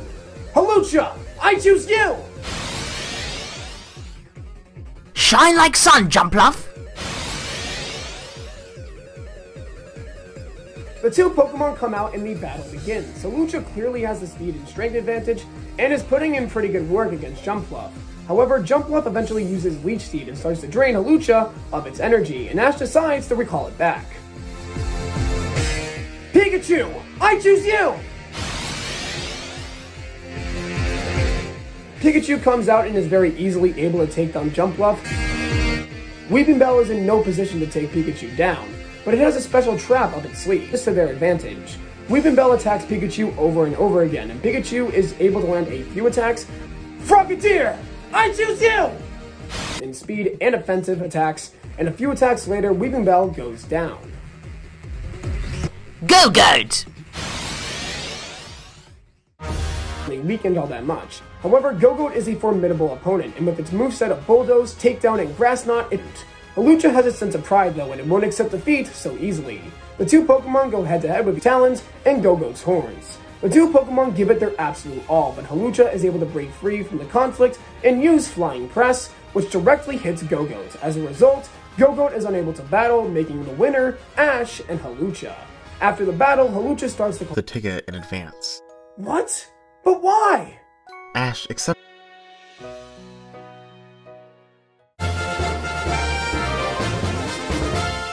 It's time for the Coumarine contest, and this is when Serena meets a fellow coordinator named Miette, who has also seemed to take a certain interest in Ash, which makes Serena a little flustered. The performance round begins and Serena decides to use the same performance as her debut contest, and this time it's perfectly mastered and the audience is in awe with the performance. Miette also delivers a great performance and both make their way to the battle rounds. Serena and Miette make their way up to the finals where they face each other off in a battle. Serena uses Breaks In and Absol while Miette uses Slurpuff and a male Meowstic. The battle is intense, but both are putting up a great performance while battling. However, Absol is overpowering every single Pokemon on the battlefield, and it doesn't seem to be fully listening to Serena's commands. Perhaps it's still willing to see if she's worthy enough to wield him. The timer eventually goes off, and the one who has the better battling performance overall is decided by the audience, which is a little bit different from contests in other regions. The audience decides, and the winner is Serena. Serena is overjoyed as she hugs her Pokemon, and she also seems to catch the attention of a certain older lady in the audience, who walks out right after the contest is finished. Miette shakes Serena's hand, telling her she's not giving up on her coordinator dreams, and I guess you could say she isn't giving up on Ash either.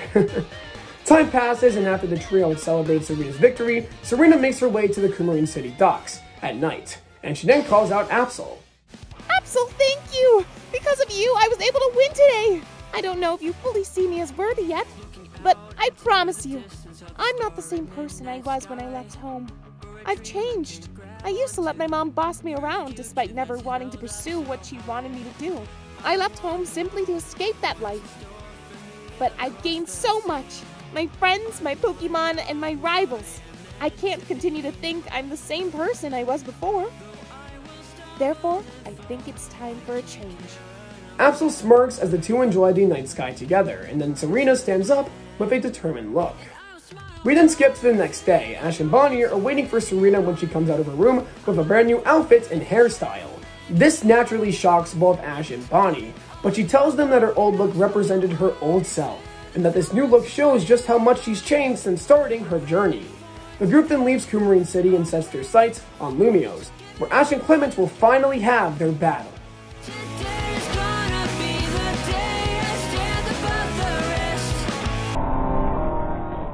We are in a dense forest, one that is surrounded by life energy and the sorrowful fear of death. We see Lysander lab scientists Alana and Mabel, and they're examining the area when they spot a cave in the distance.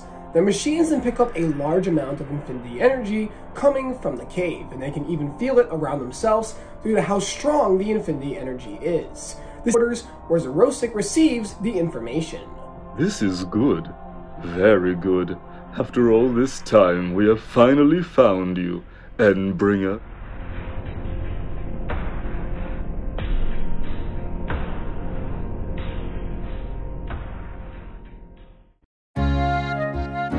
As he is today, as well as the man who entrusted him with a Keystone and Megastone. Alon then picks up the phone. Alon, it's been some time, hasn't it? Too long. Yeah. It sure has. So, what can I do for you, Mr. Lysander? Nothing in particular. I'm just curious to see how much stronger you've become. I'd like you to return to my company's headquarters. I wish to test your strength. I see. Well, if it's you making a request, how could I possibly refuse? Excellent. I look forward to seeing you, my boy. Alon then hangs up the phone and lets Mara know about the situation, and she's shocked that she'll get to see such a big company and his headquarters. Alon wonders what exactly Lysander meant when he said he would test his strength. Just what kind of challenge has he prepared for him?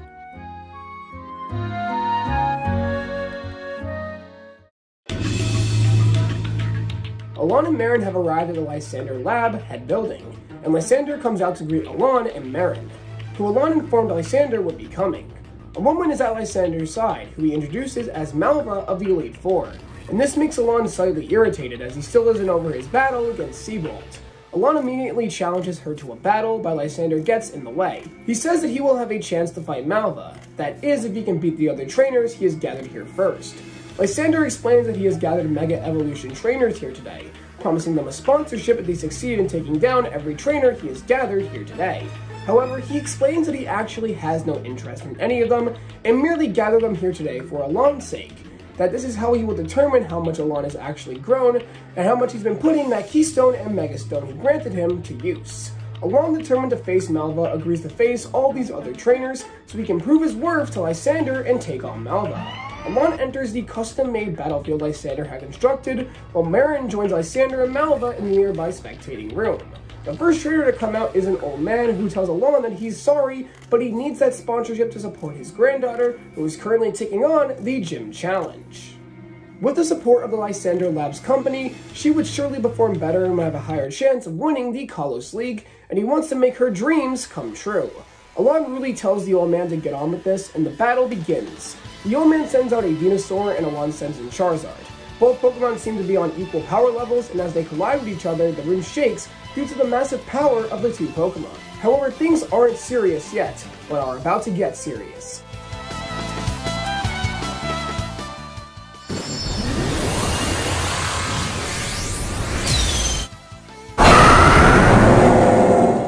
As the two Pokemon then Mega Evolve. This makes the battle even more intense, as both Pokemon get faster and stronger. Mega Venusaur eventually catches Alon and Charizard off guard and traps the Pokemon in its Vine Whip. Alon then commands Charizard to break free, but the Vine Whip is too powerful. Alon then looks up to see Lysander, who looks slightly disappointed. I can't lose here. Lysander is watching me. I have to prove to him that he was right in choosing me. I will become the strongest. That's always been my goal. He was the one who helped me more than anyone. The only reason I'm here today is because of him. So I refuse to lose here. Alon and Charizard's aura then suddenly becomes more powerful and sinister, which catches the attention of Lysander. The aura isn't as powerful as the one seen in his battle against Seabolt, but it's definitely there. The old man expresses his fears, stating that it's almost as if the Mega Evolution energy coming off of the two of them isn't solely from their bond, and the energy almost seems stolen in a sense. Charizard, using its power, finally breaks free of the Vine Whip and in a matter of seconds, takes down Mega Venusaur. The old man goes up to thank Alon for the battle, but Alon grabs his wrist without thinking, but eventually comes back to his senses and apologizes for his actions, saying he doesn't know what came over him. Alon then walks away, and Marin is a bit confused by Alon's actions. Meanwhile, Lysander has a smile on his face. How unexpected! You truly are amazing, Alon. Alon, after healing up his Pokemon, returns to the battlefield to face his next opponent. It's a ghost girl who looks at Alon with a strange face. She says there is something sinister coming from him, that the spirits are detecting something evil. Alon brushes this off as the battle begins. Alon sends in Charizard, and the ghost girl sends in Gengar. The two Pokemon go at each other with immense power. Gengar is a lot faster than Venusaur, so naturally it's a bit harder for Charizard to keep up with the Phantom Pokemon. Eventually the two Mega evolve their Pokemon, and the Infinity Energy surges across the battlefield once again.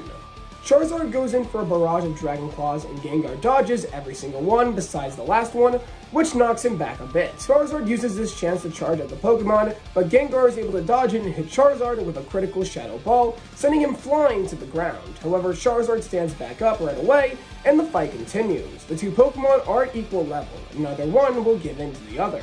Then again, Alon's Keystone glows, as a sinister aura returns once again, this time stronger than the previous battle. The Infinity Energy in the aura suddenly turns sinister, and the Ghost Girl and Gengar start to cower in fear. Alon then violently commands Charizard to rip Gengar to shreds, and it attacks Gengar over and over again until it can't move a muscle, and Alon is seen as the victor. We then go back to the spectating room, and Marin is getting increasingly worried, saying that this is nothing like Alon, and Malva also seems to be worried about the aura emitting from the two of them. Lysander simply brushes this off. You worry too much, Malva. Alon is just a capable young man. Marin, there is nothing to worry about. You are Alon's friend, so naturally you must know how he gets when he battles. He'll be fine, I swear. This brings some ease to Marin, and Malva then says she's done waiting, that it's time to test Alon herself. Malva exits the spectating area and makes her way back down to the battlefield. She then makes her way to the battlefield where Alon awaits. I've been waiting for you, Malva of the Elite Four. No need to exchange any more words. Let's get on with this. The battle begins and Malva sends out her ace Pokemon Houndoom. Charizard is weakened from its previous battles against Venusaur and Gengar, but like Alon, it seems like it can care less about the injuries that it has due to it wanting to just continue battling, to prove that it's the strongest. The two Pokemon Mega Evolve and clash with each other. Malva and Houndoom are on a whole other level, and the two Pokemon turn the battlefield into a burning hellfire, as the two charge at each other with immense power and speed. Charizard, however, is clearly losing, and Houndoom is overpowering it easily. Is it due to Charizard's injuries? Maybe. However, it's clear that Malva is just on a totally different skill level, and this is frustrating Alon a lot, as a wave of overwhelming anger consumes him. The feeling of being weak, of being unable to move forward, the feeling of being restricted. Alon will remember something from his past. We are on Route 4, and Alon has just left Lumiose City after his conversation with Professor Sycamore, and him and Dexio are having a battle. Alon's Charmeleon is going up against Dexio's Espeon, and despite Charmeleon's best efforts, it loses the battle. Good work, Espeon! Return! Dexio returns Espeon and walks up to Alon and Charmeleon. Despite everything, I still can't beat you. Why? It's very simple. It's our difference in skill. Why are you even here? To stop me from leaving? I've already made up my mind. Well, that was the plan, but you're way too stubborn. So the least I can do is offer you this advice, Alon. You're beatable. Don't think you're invincible. That overconfidence will come back to hurt you in the end. I don't need your advice. I'll do things my own way. I can't be weak. If I'm weak, I'm restricted. And if I'm restricted, I'm not free. Free to unleash all my power. Seems like you wasted your time coming out here, Dexio. Maybe so, but I've learned a lot more about you as a person, Alon. Just know this, the path you're going down is one you're going to regret. Alon's eyes become infused with rage, and he and Charizard's sinister aura unleashes once more, stronger than ever before. The pressure is huge, and even the lights inside the room begin to shake. Malva looks on in horror. This isn't natural. This isn't a bond between trainer and Pokemon. This is something else. But what is it? She commands Houndoom to end this now, otherwise that aura will continue to grow more and more. Houndoom goes in for a crunch, but Charizard grabs Houndoom's mouth with its hands and pulls it tightly. However, Houndoom eventually breaks free and pushes Charizard back. Charizard. Destroy. Leave nothing behind. Use your power. Ravish in it.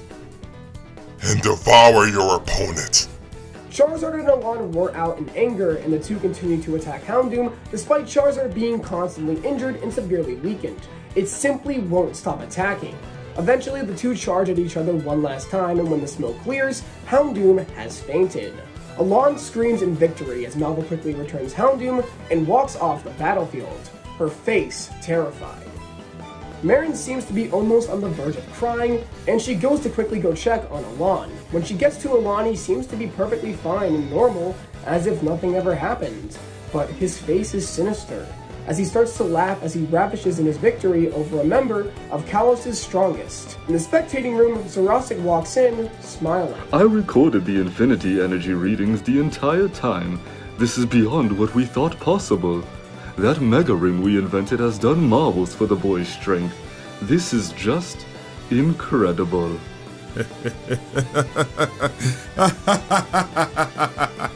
You're fantastic, Alon. You are the new world's light. Zerosic, prepare the operation. We have our chosen one. After the battle, Lysander walks up to Alon. Lysander tells him he's very proud of him, and that he chose the best trainer out there. This makes Alon ecstatic, as all he ever wanted was Lysander's respect. Lysander then tells him that there was another reason for him being here today, that there was a secret motive behind all of this. He tells Alon he'll be needing his strength on a mission, and that Alon is the only one strong enough to complete the task. Alon tells Lysander he wants to hear more, and he brings him to the main control center. Zerosic greets Alon and then pulls up a picture of an object. It seems to be some sort of cocoon, and just by looking at it, anyone who uses Mega Evolution can automatically tell it's oozing out some sort of disturbing infinity energy. What is that? Sinister, isn't it? We call it the Cocoon of Destruction, an object of mass destruction. Long ago, this cocoon took the form of a Pokemon that utterly destroyed the Kalos region. For my entire life, I've been dead set on finding it. But why? Why does this thing interest you so much? I've always dreamt of creating a new and better world. The Pokemon that resides inside, the Endbringer, is a threat to not only the Kalos region, but the entire world. Therefore, we must apprehend it before anyone can unleash its evil powers again. My men are not nearly as strong enough to counter those who guard it. That's why I need you, Alon. Will you help me obtain this object of destruction for the creation of a better world? Yeah. I'll do it, Mr. Lysander. Thank you, Alon. You have no idea how much your words mean to me. In a month, Alon will set out to the location of the Cocoon of Destruction, along with Marin, of course. Just what exactly is this Pokemon known as the Endbringer? And is Lysander telling the whole truth?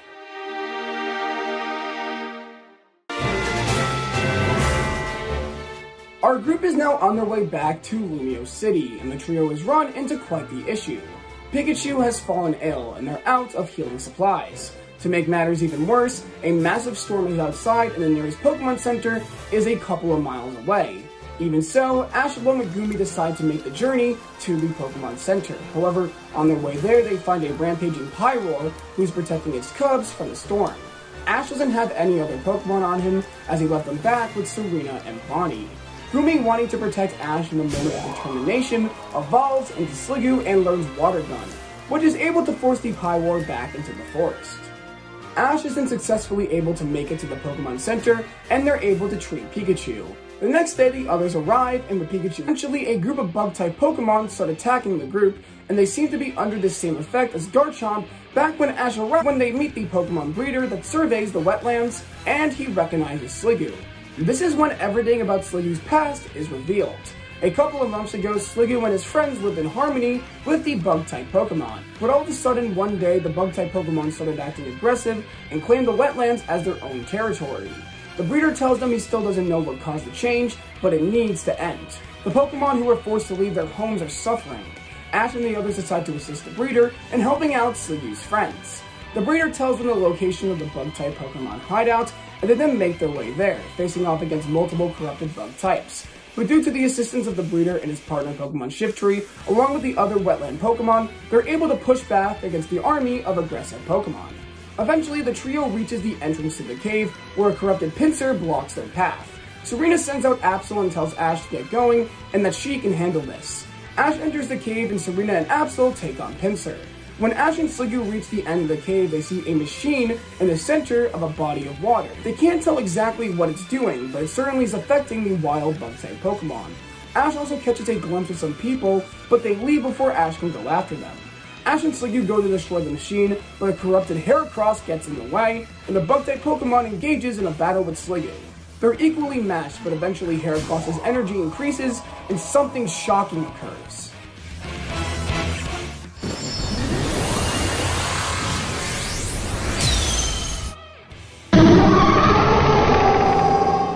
Heracross Mega evolves. Sliggoo is struggling to take on Heracross as it's naturally more powered up due to its Mega evolved state. Ash tells Pikachu to join the fight, but Sliggoo insists that it has to be done alone, to protect his home and friends. Just then, Sliggoo is once again absorbed in the bright light and evolves into Goodra. Using its new strength, the two Pokemon go head-to-head in an intense battle, but Goodra comes out on top. Goodra then destroys the device, and as a result, all the Pokemon affected by the machine have been freed from its clutches. Peace has returned to the wetlands, and the Pokemon breeder thanks the trio for all their help. Goodra then questions whether or not it should stay with Ash or stay here to protect the wetlands. The breeder tells Goodra that they can protect themselves and that it should stay with its trainer that it loves, because as long as Ash is there in his life, he'll continue to get stronger.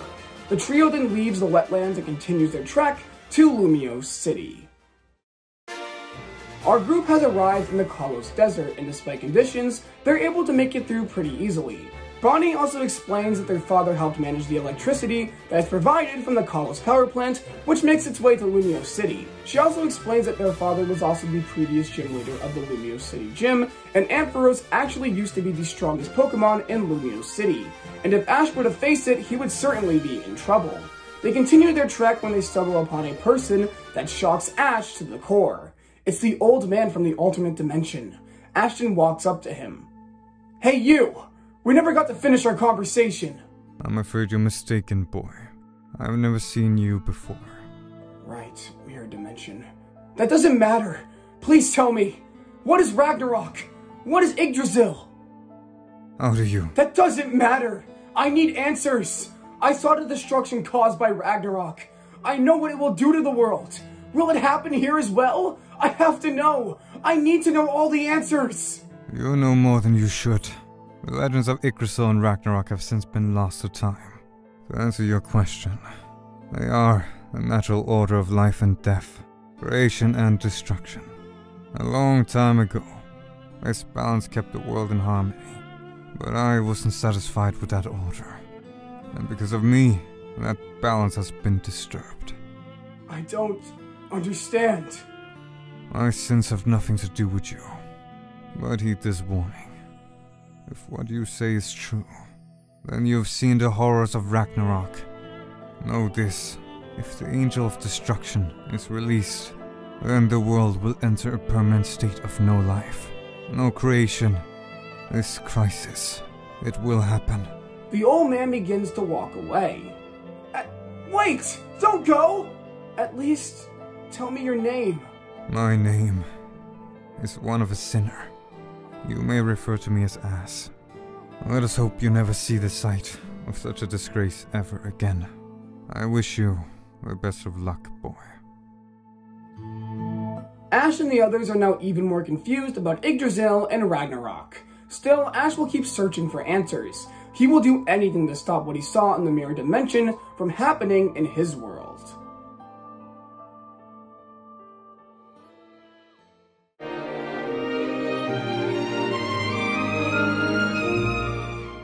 Our group has finally returned to Lumiose City, and Clement comes to meet them at the entrance. He tells Ash he's gotten super strong and that he's really looking forward to their gym battle tomorrow. The group then decides to do some sightseeing as Serena and Bonnie go shopping, while Clement tells Ash he has to head back to the gym, and when Ash asks to go with him, Clement declines, telling Ash it would ruin how strong he has become and would ruin the surprise. Ash on his own explores the city when he sees a group of thugs stealing some Pokemon. Ash jumps in to aid the Pokemon, but he's cornered. But that's when Blaziken Mask shows up and forces them to retreat, although they still have the Pokemon in their possession. Blaziken Mask tells Ash they are a wanted group of Pokemon poachers who sell Pokemon for a fortune. Luckily, he placed a tracking device on them so he can track them down. Ash asks Blaziken Mask if he can assist, and Blaziken Mask gladly lets Ash assist him, but tells him he can't be his sidekick looking like that. And that's when Ash is given his own superhero suit and becomes Pikachu Mask. I know. Guys, I know, really, I know it sounds stupid, but I needed to do it, but it's amazing. It's amazing. Pikachu Mask is just absolutely amazing. Ash and Blaziken Mask, as the heroes of Lumiose City, make their way to the hideout of the thugs, and a battle ensues. Ash uses Pikachu, and Blaziken Mask uses Mega Blaziken, and they make quick work of the thugs, but that's until the boss comes out.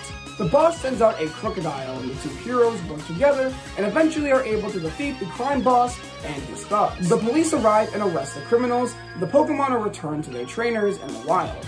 Blaziken Mask thanks Ash for his help, saying he was a great sidekick. Ashton says it was super fun and that he will always fight in the name of justice. When Ash reunites with the group, it's nighttime, and when they ask him where he's been, Ash tells them it's a secret. The group then stays at Clement's house for the night, as the fated gym battle between friends will be tomorrow. It's finally time. The battle between Ash and Clement is finally here. Ash, thank you. For what? Because of you, I've become a gym leader that people can be proud of. A person people can be proud of. You've been my inspiration ever since I met you, and now I plan to give you all I've got. Alright then. What are we standing around here for? Let's do this, Clement! Frogadier! I choose you! Let's go, Chestnut!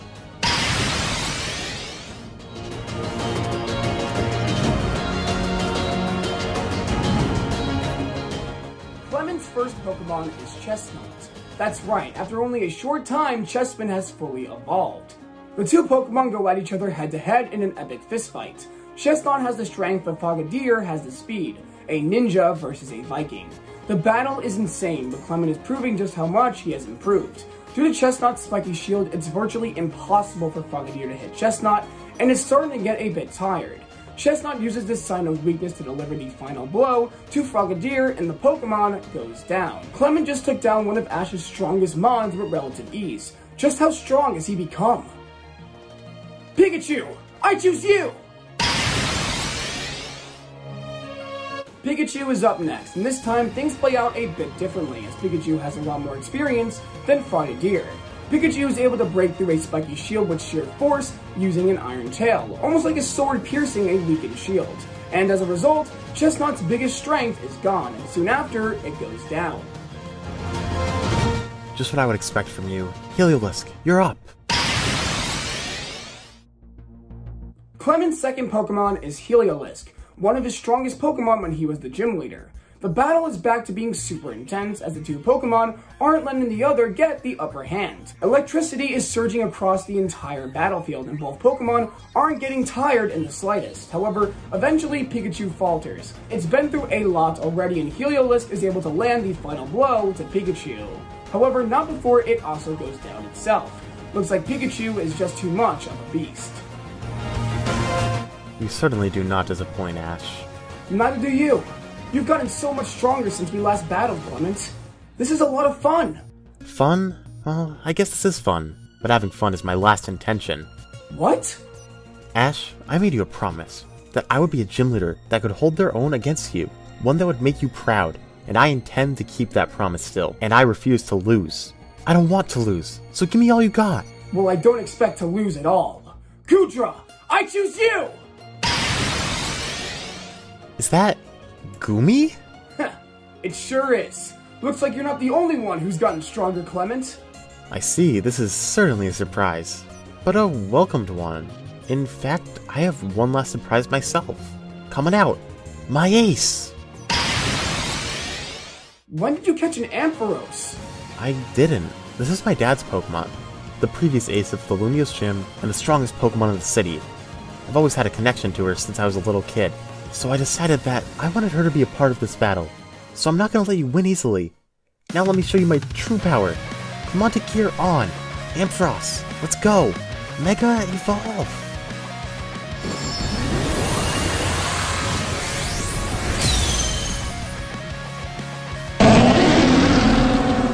And it's finally revealed.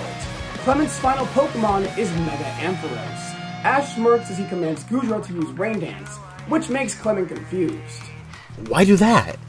You know by activating Rain Dance it will only amplify the power of Ampharos' electric-type attacks. Oh, I'm aware. But this goes both ways, as Goodra's water moves also get stronger. Now let's do this, Clement! The two Pokemon collide over and over again. It's a super intense battle, where both Pokemon are equally matched. Ampharos certainly has earned the title as Lumiose' strongest Pokemon, but Goodra is no easy foe. Eventually, the two enter a standstill, and the final moves are called out by their trainers.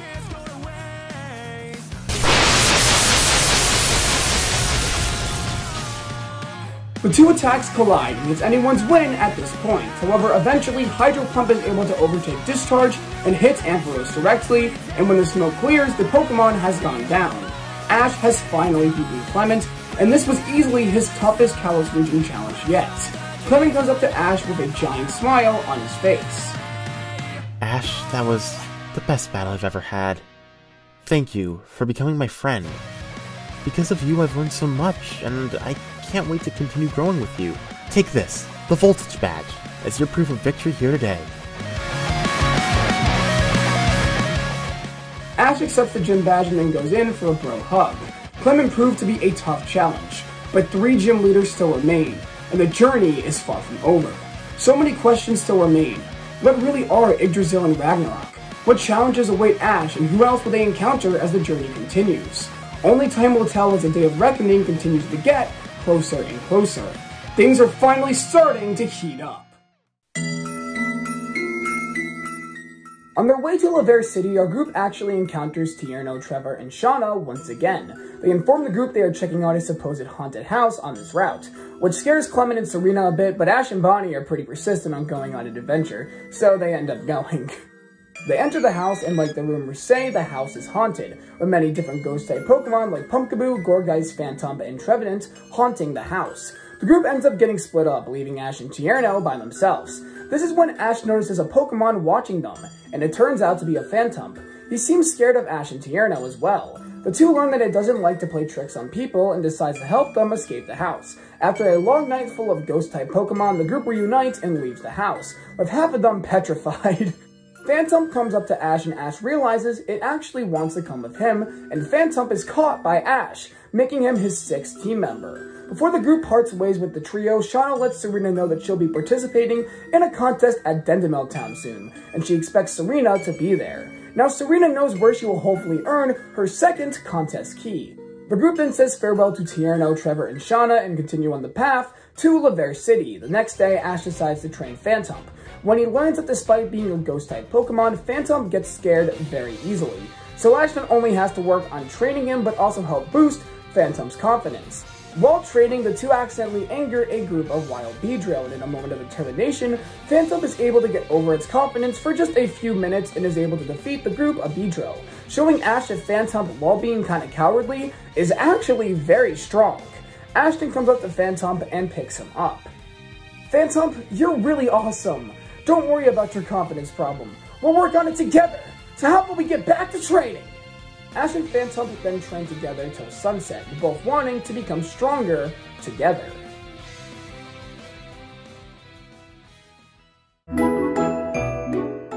Our group has arrived in Laver City, and the group takes in the beauty of the city. They decide to stop at the Pokemon Center for the night as it's too late to go to the gym. And this is when the group once again runs into Sawyer. It's then revealed that Sawyer has 4 gym badges, with his most recent one being from the Laver gym. And this is when Ash requests a battle, and of course, Sawyer accepts. The two have a 3-on-3 Pokemon battle, and the first 2 Pokemon are Ash's Fletchinder and Sawyer's Clawitzer. The battle is absolutely intense, and despite Fletchinder's type disadvantage, it's able to hold its own due to its speed. Clawitzer is also pretty fast itself, and the battle ends in a draw. The next 2 Pokemon are Slurpuff and Phantom. Now, it's been made very apparent that Phantom has more power than Slurpuff, but his confidence is getting in the way of how effective he can be in battle. Phantom also learns what it's like to fight fairy types, but in the end, Slurpuff gets the upper hand against Phantom.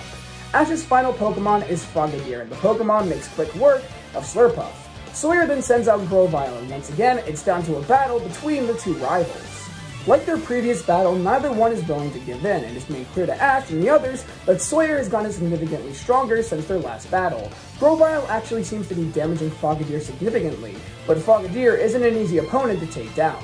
The battle ends with Frogadier and Ash being surrounded by a stronger aura than ever before, and landing a critical Water Pulse, which knocks Grovyle out. Sawyer comes up and shakes Ash's hand, telling him that he didn't disappoint and that he still has a long way to go as a Pokemon trainer.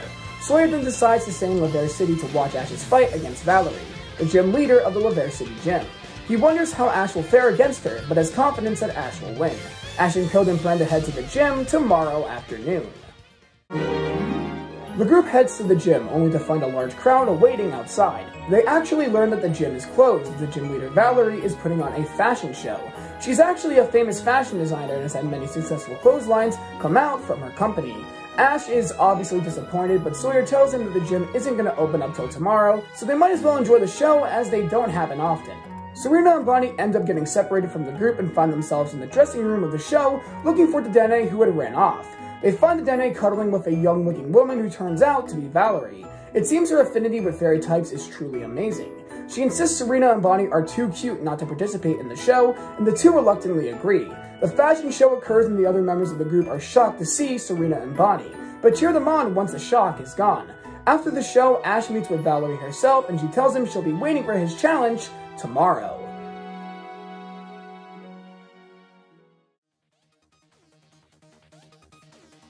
The next day has arrived and is straight to the gym. Ash approaches Valerie with a confident smile. I see you made it on time. Of course. There's no way I'd ever be late for a gym battle. Well then, let's get formalities out of the way. As you know, I'm Valerie, a fairy type specialist and the gym leader. Let's get this battle started.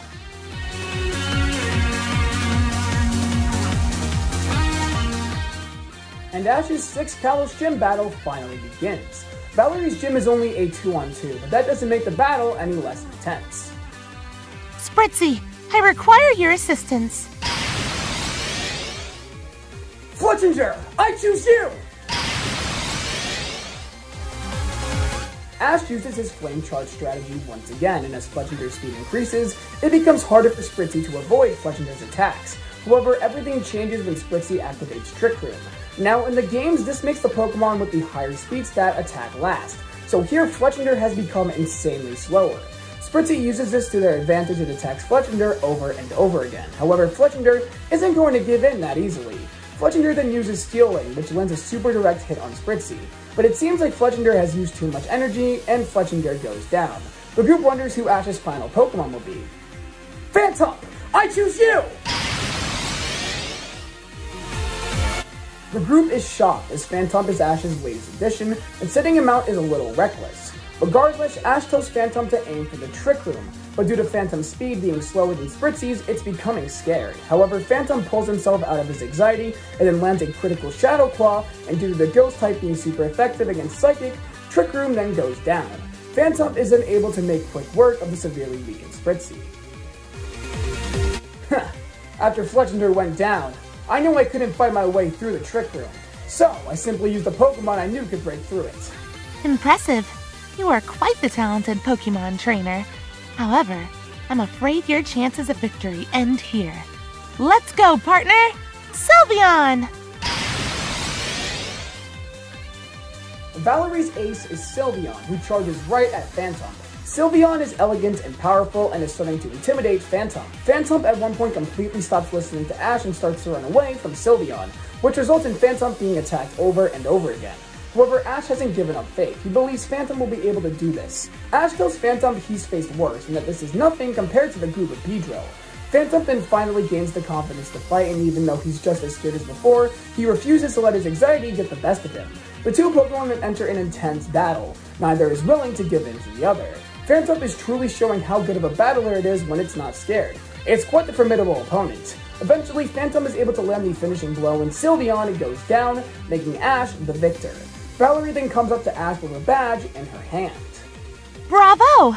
That was a fantastic display of partnership. You've not only earned a badge today, but my respect as well. Here, Ash. This fairy badge proves that you have conquered my gym. Congratulations! Ash takes the badge with pride, and now Ash only has 2 more badges standing in the way between him and the Kalos League. Valerie then informs Ash that the closest gym from here is in Anastar City, so the group makes plans to head there next. They also part ways with Sawyer, who plans to complete the rest of his gym challenge. Until then, the two rivals say their farewell and head their separate ways.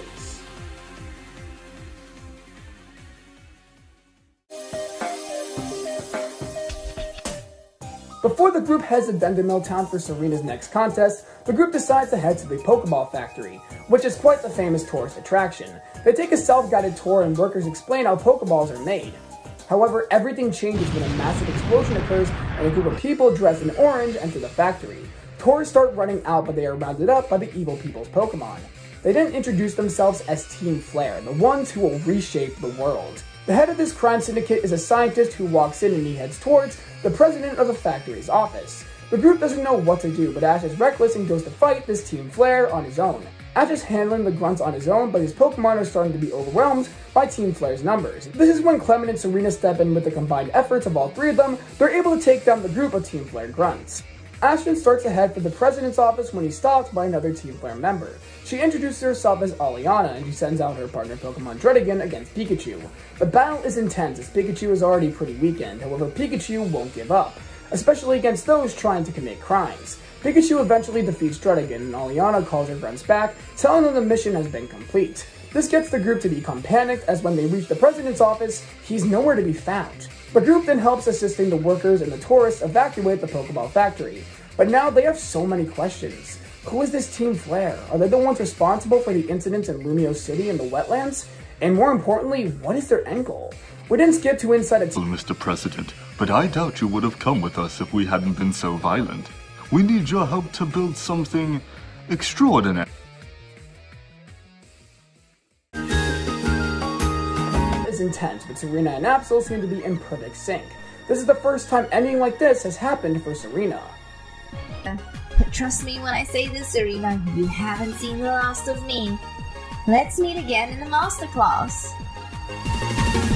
Once the contest is over, Serena plans to meet up with the others when she is stopped by an old lady. She introduces herself as Palermo, a previous Kalos queen. She asks Serena if she truly knows what it means to be Kalos queen, and Serena tells her she doesn't have any answer for that, because she's still searching for it herself. Palermo seems satisfied by that and states that as long as she continues to grow during every contest that she is in, she gets one step closer to finding her answer. Palermo then hands Serena something. It's a keystone. Palermo then states that Serena and her Absol share a bond that is truly special, and that they will be able to make full use of the keystone once that bond has fully blossomed. Serena, now with the gift from Palermo, is more determined than ever to become Kalos Queen. It's late at night and our group is sleeping in the Pokemon Center, but Serena can't seem to sleep. She then realizes Ash isn't sleeping either and she goes outside to look for him, only to find him looking at the stars. He then turns around to see her. Can't sleep? No. Same. Not that it really bothers me, because I get to stare at the stars, admire them. It's something I've been doing my entire journey. It kind of allows me to dream even when I'm awake, you know? I don't really get it. But as long as you enjoy it, that's all that matters. Hey, Ash? I got a question. What's up? Why do you battle? How did you know that battling was for you? That's not easy to answer. I guess because it makes me feel more alive than anything. When I battle, I get this rush of excitement and my adrenaline goes crazy. I can't get enough of the feeling. I knew this even when I was a kid. Sorry if that's not a good answer, though. No, I get it. I mean, I haven't been doing contests nearly as long as you've been battling, but I get that exciting feeling myself. So I do understand. Thanks for that answer, Ash. I needed it. Hey, Serena, let's fist bump each other. I mean, okay, but why? To show our resolve, to reach our dreams. This fist bump will represent our support for each other, to show we have each other's backs. Let's reach our dreams together. Yeah, together. The two fist bump each other and then proceed to watch the sky together long into the night.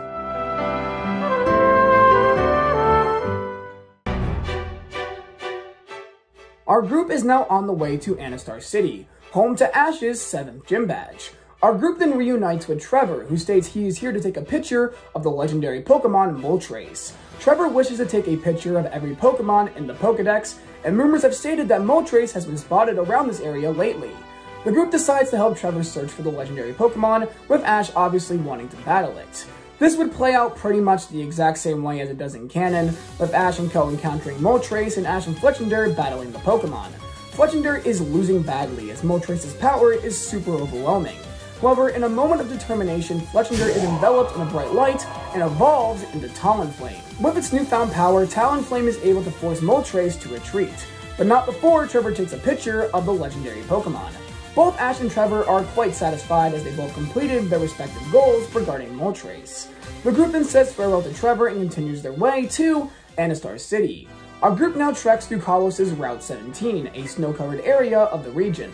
A blizzard is currently blocking the pathway to Anistar City, so the group ends up sheltering themselves in a cave. And this is when the group befriends a pair of Mamoswine and their child, Swinub. The Mamoswine allow the group to ride on their backs and lead them through the blizzard. Our group thanks the Pokemon and continues on their way to Anastar City. And the last event to occur before the group reaches Anastar City is when Serena encounters a wild Eevee who steals a ribbon on her outfit. Serena, determined to get it back, follows the Eevee where it sees Eevee dancing wearing the ribbon on its head. Serena finds this to be absolutely adorable and watches the Pokemon dance long into the night. Serena eventually approaches the Pokemon, and while Eevee is shy, it listens to Serena. Eevee, your dancing is amazing! You're so elegant and beautiful! You see, I'm a Pokemon coordinator, and I think you would be a great help during my performances.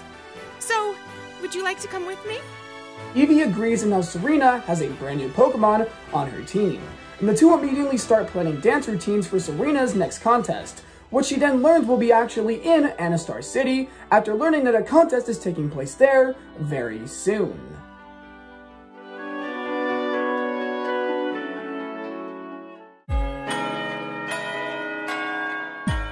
Our group has finally arrived in Anastar City, and while Ash wants to go and immediately challenge the gym, Clement convinces him training would be the best approach. The group makes their way to the Pokemon Center, and Serena approaches Ash and asks him for a battle, stating she and Absol want to prepare a bit more before their contest tomorrow for the battle segments. And Ash agrees. This is when all of a sudden two figures approach the group. It's Shauna and Tierno. You two are doing some training? Looks like we both had the same idea. Shauna and Tierno, are you guys here for the contest too? You know it, and I have no intention of losing to either of you guys. Me and my dancing team are gonna rock the Anastar contest tomorrow. In your dreams, I intend to win this. Don't forget about me, you two. The two then state in order to help the three of them train for the Anastar contest, as well as help Ash with his upcoming gym battle, they should have a double battle, and so Ash and Serena face Tierno and Shauna in a double battle. Ash uses Pikachu and Serena, of course, uses Absol. Shauna uses Ivysaur and Tierno uses his Raichu. The battle is intense, and you can just tell how far Serena and Absol have come as a duo. However, it seems that both Tierno and Shauna have improved substantially as well. Absol is actually able to defeat Raichu, which shocks Tierno. Absol then gets overconfident and then attacks Ivysaur without relying on Pikachu for backup, and in the end, it ends up being his downfall. Absol goes down, leaving only Ash, Pikachu, Shauna, and Ivysaur. Ash is a much more experienced Pokemon trainer than Shauna, so Pikachu is pretty easily able to overpower Ivysaur, making Ash and Serena the winners. The two pairs shake each other's hands and thank each other for the great battle, and Tierno tells Serena he'll get his revenge tomorrow. The group then gets a good night's rest in preparation for tomorrow's contest. It's time for the Anastar contest, and our trio of coordinators is ready to give it their all. First up is Shauna, who performs a brand new performance with her Carbink and Florges. Next up, Tierno uses his Blastoise and Raichu to create a thunderstorm spectacle while kicking off some of those sick dance moves. It's finally time for Serena's performance, and she decides to go with Braixen and Eevee. Eevee's dance moves captivate the audience, while Braixen's mastery of fire creates something truly beautiful. Things are going well until Eevee's legs get fractured in the performance, and she falls to the ground. Serena goes over to Eevee's side and Nurse Joy is called in. Eevee will be fine, but she needs time to recover. Obviously, this takes Serena out of the running to win this contest, but in reality, she's just happy Eevee isn't hurt. I'm just glad you're okay, Eevee. We'll have plenty of other contests to partake in. Trust me, I made a big mistake in my first contest, so don't worry about it. Serena joins the others in the stands as she watches the final match of the battle rounds, Shauna versus Tierno. Tierno is using his Ludicolo and Raichu, while Shauna uses Ivysaur and Carbink. The battle is intense, but it seems like Tierno's dancing wins over the audience a bit more, because when everything is said and done, Tierno is the one who is declared the victor. Serena congratulates Tierno on his win, and Tierno now has all the keys he needs to enter the Master Class. Tierno and Shauna tell Serena not to worry and that she'll recover, like she always does. The group then says farewell to Shauna and Tierno. Ash goes back to the Pokemon Center to prepare for his gym battle.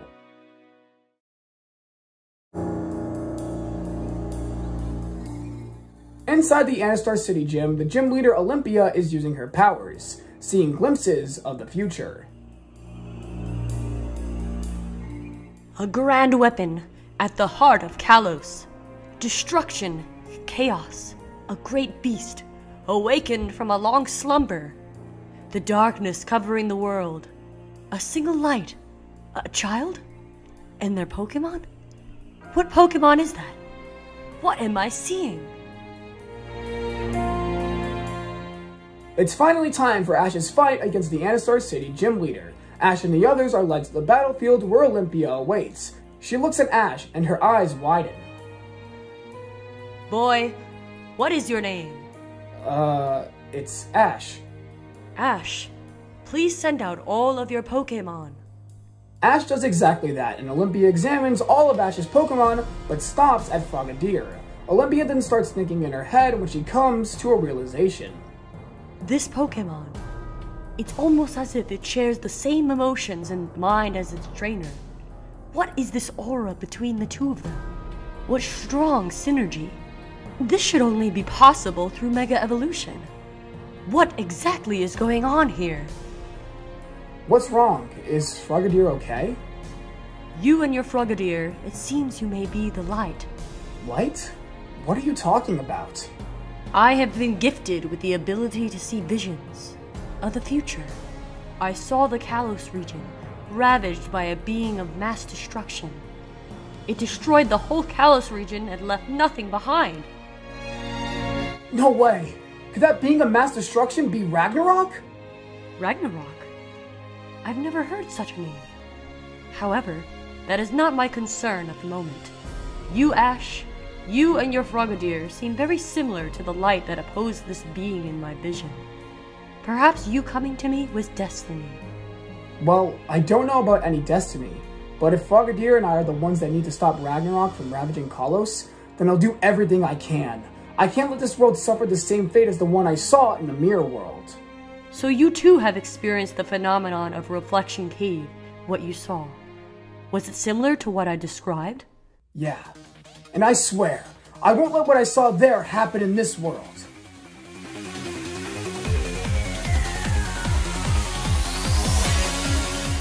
The battle against Gym Leader Olympia then finally begins, and the two send out their first Pokemon.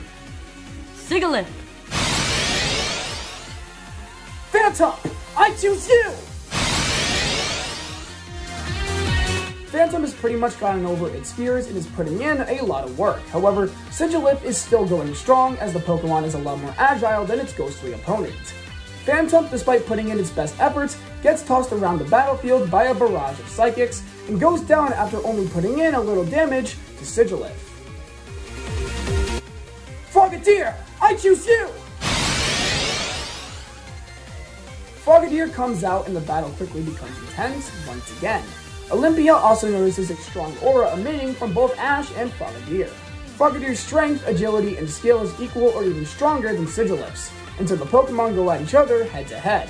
But in the end, Frogadier is able to get the upper hand and take down Sigilyph. Impressive, but determination alone will get you nowhere. Slowking! Olympia's second Pokemon is Slowking, who Frogadier is having a much harder time with. Despite being slower than its opponent, Slowking's attacks hit hard, and it uses its high IQ to dominate the battle. Ashton gets a sudden pain in his shoulder, which just so happens to be where Frogadier just got hit. Ash has no idea what's going on, but decides to call back Frogadier just in case something's going on, and sends in his final Pokemon. Goodra! I choose you! Ash's final Pokemon is Goodra, and the battle once again becomes intense. Both Goodra and Slowking aren't super fast Pokemon, but their attacks hit hard, and the entire battlefield becomes overwhelmed with strong attacks. Goodra is strong, but Olympia is proving to Ash that she isn't someone to mess with. Slowking knocks Goodra back, but Goodra is able to stand up once again. Goodra then goes in for a Dragon Claw, and Slowking is knocked back. Slowking tries to get up, but Goodra goes in for another attack before it's given the chance, and Slowking goes down. You have certainly proven your worth, child, but if you wish to exterminate the darkness that lingers over Kalos, you must become stronger. Fight me with all of your strength, Meowstic! Olympia's final Pokemon is a female Meowstic, and despite its pea-type size, it dominates the weakened Goodra. Its attacks are strong, it's fast, and it's tactical. Goodra is severely weakened and Ash commands it to use Rain Dance, but as soon as Rain Dance activates, Goodra goes down due to its injuries from both Slowking and Meowstic. Ashton only has one Pokemon left, Frogadier. Frogadier is weakened due to its previous fights, but luckily Gudra's Rain Dance has given it the fighting chance. Frogadier goes on the offensive when Meowstic counters a majority of the attacks. It's quite obvious that Meowstic is a lot stronger than Frogadier, but despite all the attacks it's enduring, Frogadier continues to get up. Meowstic continues to push it down, but Frogadier won't give up. He continues to stand strong. Eventually, Meowstic pins Frogadier down to the floor. You do not have the strength necessary to become the hero this region needs. Perhaps my judgment was wrong. Meowstic, finish this! Frogadier, you can do this! I know you can! I know you! You're so strong and you never give up! In that way, you're similar to me. So let's win this together! We can do this! I know we can! Let's make our way to the top! And let's stop Ragnarok together! Never give up till it's over! And it's not over yet! Using all its remaining strength, Frogadier is able to push Meowstic off of him using a water pulse. A surge of aura then spreads across both Ash and Frogadier's body, and a white light then surrounds Frogadier. Frogadier is then enveloped by a bright light and evolves into Greninja, shocking everyone. Greninja's aura is stronger than it's ever been before, and all of its strength has been rejuvenated. Greninja then uses its new move Water Shuriken to gain the upper hand, and Olympia looks at the Pokemon in awe and sees a shadow behind it that resembles the Pokemon the Light of Kalos possesses. Greninja and Ash then charge up a Water Shuriken which directly hits Meowstic, knocking it out, this making Ash and Greninja the victors of the battle. Olympia comes up to Ash with a gym badge in her hand. I don't know if you are truly the one who will defeat the darkness, but you and your Pokemon have shown me your resolve and strength. For that, you have earned my respect. Please accept this psychic badge as proof of that. Know this though, that power you and your Greninja possess isn't normal. Make sure you use it well. Thanks for everything, Olympia. I swear I will. Ash and the others then leave the gym and decide on what their next objective is. Serena finds out that the nearest contest from here is actually in Floroof City, and Ash learns the nearest gym is in Snowbell City. But their next objectives, our group leaves Anistar City, but Ash still has many questions about the hero of Kalos, Yggdrasil, and Ragnarok, and about the mysterious power he and Greninja possess. He wonders if that old man knows anything about it, and then wonders exactly what the future entails.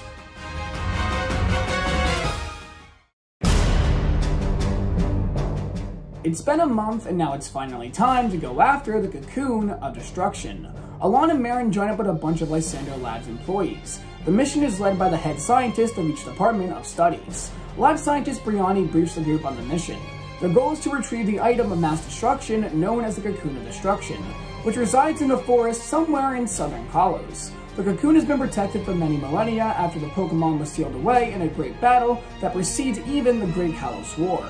Alon is their special weapon, and while they take on the wild Pokemon guarding the cocoon, Alon will make his way to face the true guardian of the cocoon.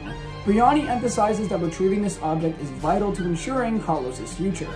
Alon agrees to the plan and the group heads out to the forest where the cocoon resides. Lysander watches the helicopter leave HQ, and he has a smile on his face. Finally, everything is coming together. Soon this world will be destroyed, and a new, more beautiful world will emerge from its ashes.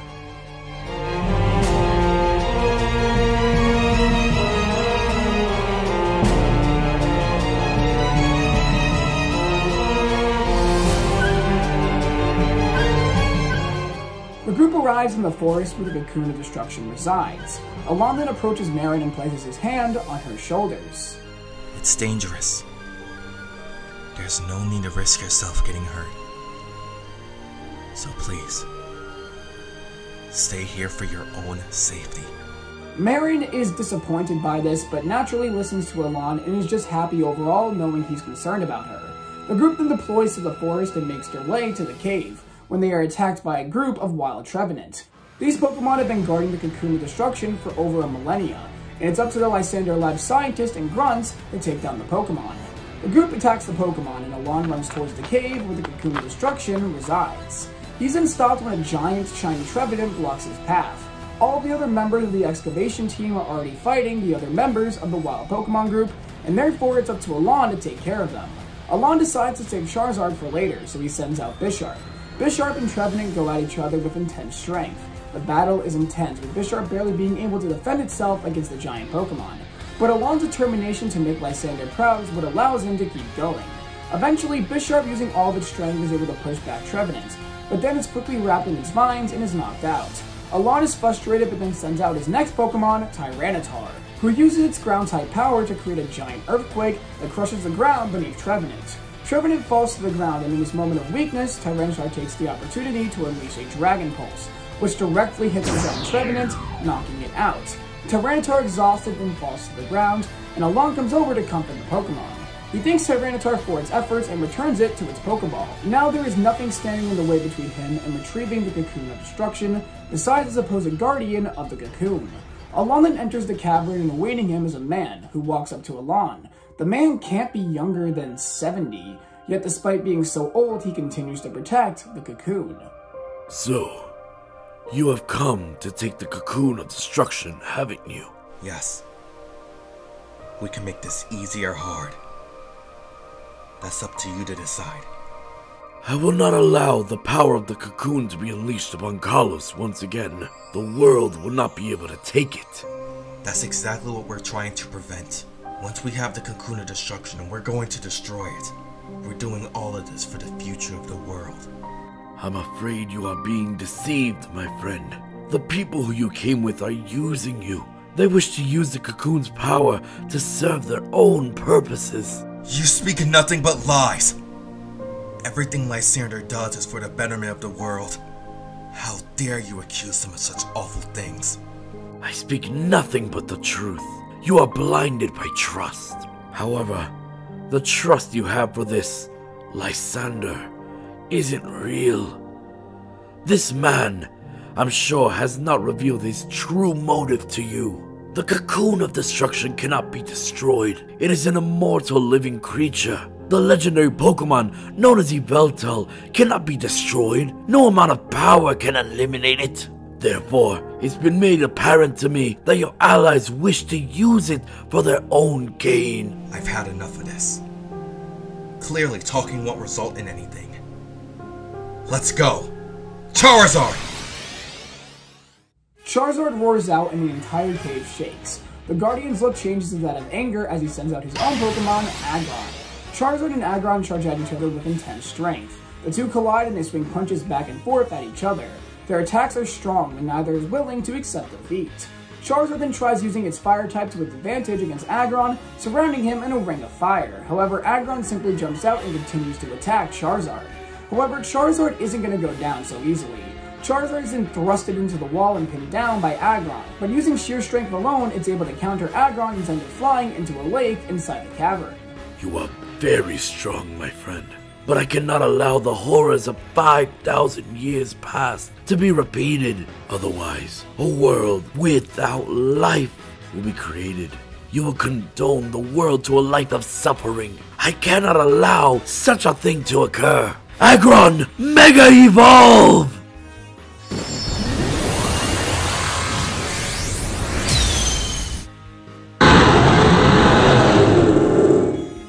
Aggron Mega evolves and jumps out of the lake with seemingly all of its injuries healed. Charizard goes in for a Dragon Claw, but Aggron's armor knocks the Pokemon back. Aggron is now almost like a giant metal wall, a wall that stands in the way between Alon and Charizard from accomplishing their mission. Alon the Mega evolves Charizard and the battle quickly returns to the intense match it was before. However, despite Charizard's increase in strength, Aggron's defenses still block a variety of Charizard attacks, and it seems like nothing Alon and Charizard do has any effect. Alon and Charizard's aura then grows once again, and the cavern is surrounded. Perhaps this is true resonance, a true bond between a trainer and a Mega evolved Pokemon. Alon and Charizard continue to push forward. He can't defeat everyone that comes his way. He then remembers multiple things from his past. Him meeting Charmander and battling kids in the park. The smile of a woman that embraced him with happiness. The sadness and anger of losing it. And the frustration he felt when Sycamore told him he wasn't ready for his journey. It made him feel another flashback from Alon's past. If I go back, I'll still be shackled. I need to go on a journey to become the strongest. I can't continue to stay in Lumiose and waste my time when I can be out here getting stronger. But running away from home? Seriously? You wanted me to approve of you going on a journey. Yet all you have done has shown to my limit. It made me so frustrated. I couldn't improve fighting those who were beneath me. I took matters into my own hands. I just said you weren't ready. I never thought it was because you weren't strong enough. I just wanted you to grow more as a person. What would your mother think of— Don't bring her into this, old man! She's not here anymore, so it's not like her opinion would even matter. Promise I made to Mom that I would become even stronger than— I will become the strongest. I will become the strongest. The strongest.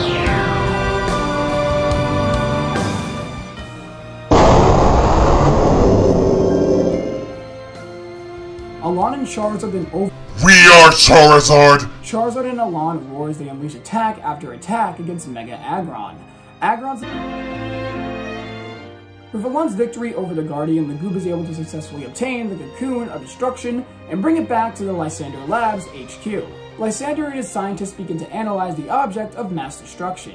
Everything seems to be in good hands. They won. Yet, Marin feels uneasy. Ever since they got back, it's almost as if Alon hasn't been the same person. He's cold. He has no emotions. Almost as if he's like a robot. We then see Alon meeting with Lysander, who has a smile on his face. Alon, thanks to you, we are going to create a better world and future for Kalos. I cannot thank you enough. It's nothing. I was able to destroy an opponent, so it wasn't a waste of my time. You're acting differently, my boy. Tell me, what exactly happened to you on the mission? I just opened my eyes to reality. All that matters is becoming the strongest. In order to do that, emotions, friendship, and even my humanity must be cast aside to rise to the top.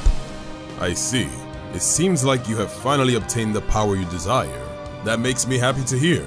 But you said you're going to cast your humanity aside. What about Marin then? Where does she fit into all of this? Marin. Why would I want to cast my humanity aside?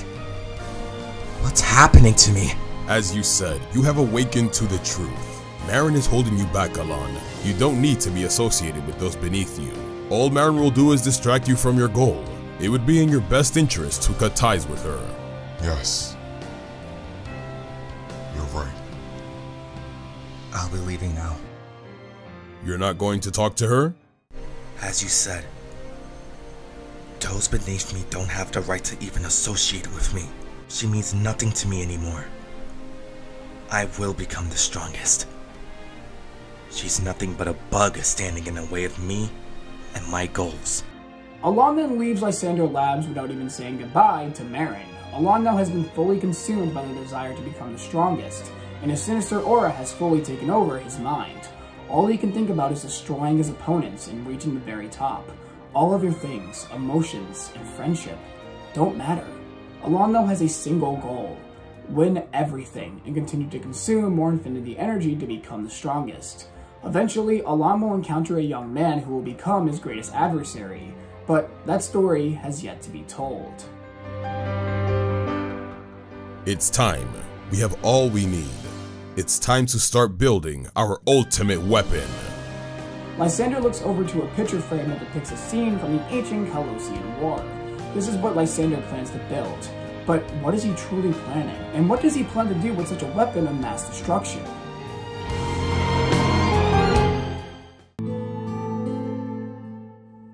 Bonnie wakes up in a forest full of beauty and nature. The area is unlike anything she's ever seen before. It's so calm, so peaceful, so mellow. It's almost as if all the worries of the world have just suddenly disappeared, as if they ceased to exist. She then sees a speck of light and Bonnie follows it as it makes its way deeper into the forest. As she continues into the forest, that sense of comfort, almost like the hug of a mother, grows more and more. A sense of relaxation, calmness, and peace, unlike anything she's ever felt before, takes over. Her body starts to become tired, almost numb. She tries to follow the light, but her body collapses. She's too comfortable, too peaceful to move. Then as she looks up using the last bit of her strength, that speck of light forms into some sort of Pokemon. Or is it a tree? Before Bonnie can look at the being in front of her, she falls back asleep, only to wake up in the Anastar City Pokemon Center. What exactly was that dream? What was that creature, and why was Bonnie shown that?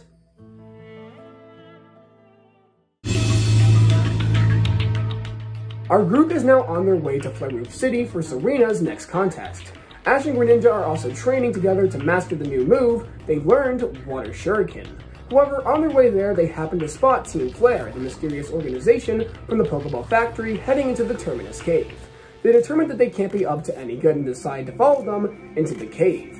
What they find inside is shocking. Multiple species of Pokemon are locked up, and they all look beaten down and injured. The Grunts then bring out a Pidgeot in the same type of machine from the wetlands. The Grunts then use a Keystone and Megastone to Mega Evolve Pidgeot, and this causes Infinity Energy to surge to the Pokemon, resulting in Mega Evolution. But similar to Garchomp and Heracross, it's in a Rampage form. The machine then activates and then proceeds to drain the Infinity Energy from Pidgeot, resulting in it transforming back into its base form. The Grunts then bring out a group of Pokemon not capable of Mega Evolving, and the machine transfers the Infinity Energy to them, causing them to become violent and aggressive. And as a result, the Pokemon start to fight each other. Ashton looks over to Greninja, who has a face of pure rage, as if he was somehow involved with these experiments as well. The group then decides to take action, and a battle against Team Flare begins. The Team Flare group quickly retreats and takes the machine with them, which as a result forces the group to fight the innocent rampaging Pokemon. As hard as it is, stopping them will be what's best for them, and knocking them out will hopefully cause the effects of the machine to wear off. Eventually, the group is able to defeat the Pokemon and leaves the Terminus Cave, but now they have even more questions about the mysterious Team Flare, and what exactly their end goal is. Ashton thinks to himself that maybe this has something to do with Yggdrasil and Ragnarok, but he doesn't have enough proof to back up that claim yet. Next up, our group stops in Kuraway Town, where they plan to stay the night. Ash trains with his team in preparation for his final gym battle, when he's approached by an old man who is taking quite an interest in Phantump. He requests a trade, his Bisharp for Phantump. The old man explains that he lost his partner Pokemon Trevenant a couple of years back, and it would make him very happy to have another one by his side. Ash is reluctant about it, but in the end says no. However, suddenly the old man falls ill. Ash and the others, as well as Nurse Joy, help the old man fight his sickness, and over the days of his recovery, Phantump bonds a lot with the old man and spends a lot of time with him. Ashton questions whether or not Phantump truly wants to be with him, and after the old man recovers, he thanks the group for all their help, and Ashton approaches him and tells him he'll agree to the trade. Phantump is about to say something, but Ash quickly returns him, wanting to get the trade over with as soon as he can. The two trade Pokemon and Phantump is called out by the old man, and due to the trade, evolves into Trevenant. Ash starts to tear up a bit, but tells Trevenant he knows this is what Trevenant wanted, and that he has no right to deny him that. That's when Trevenant yells at Ash, and this leads both Ash and the old man to realize that despite bonding with him, Trevenant never wanted to go with the old man. He wanted to stay with Ash, the one who taught him how to be strong. Ash and Trevenant then hug each other, and the Pokemon are then traded back. The old man apologizes for causing so much trouble, but Ash thanks him, saying that because of him, Trevenant and him have become even stronger than before, and they won't forget him. The group then says farewell to the old man as they leave Kuraway Town. Also, I'd like to mention that this is Ash's full team for the rewrite: Pikachu, Greninja, Talonflame, Hawlucha, Goodra, and Trevenant. Next up, we have the iconic dance episode from the original XY series. I won't go into too much detail here as things play out pretty much exactly as they do in the original. Serena gets invited to a party where a bunch of competing coordinators are invited to, and she reunites with Shauna, Tierno, and Arya, and meets a bunch of new coordinators as well. She then gets flustered about dancing with Ash, and before the two can dance, the battles begin. Serena and Ash are a duo, and they take on Jessie disguised as a coordinator and James, with Eevee and Pikachu. Eevee evolves into Sylveon and is able to win the battle for Serena and Ash. Serena then hugs Sylveon and vows for the two of them to get even better together. The group then says farewell to everyone once the party is over and continues on their way to Farouf City.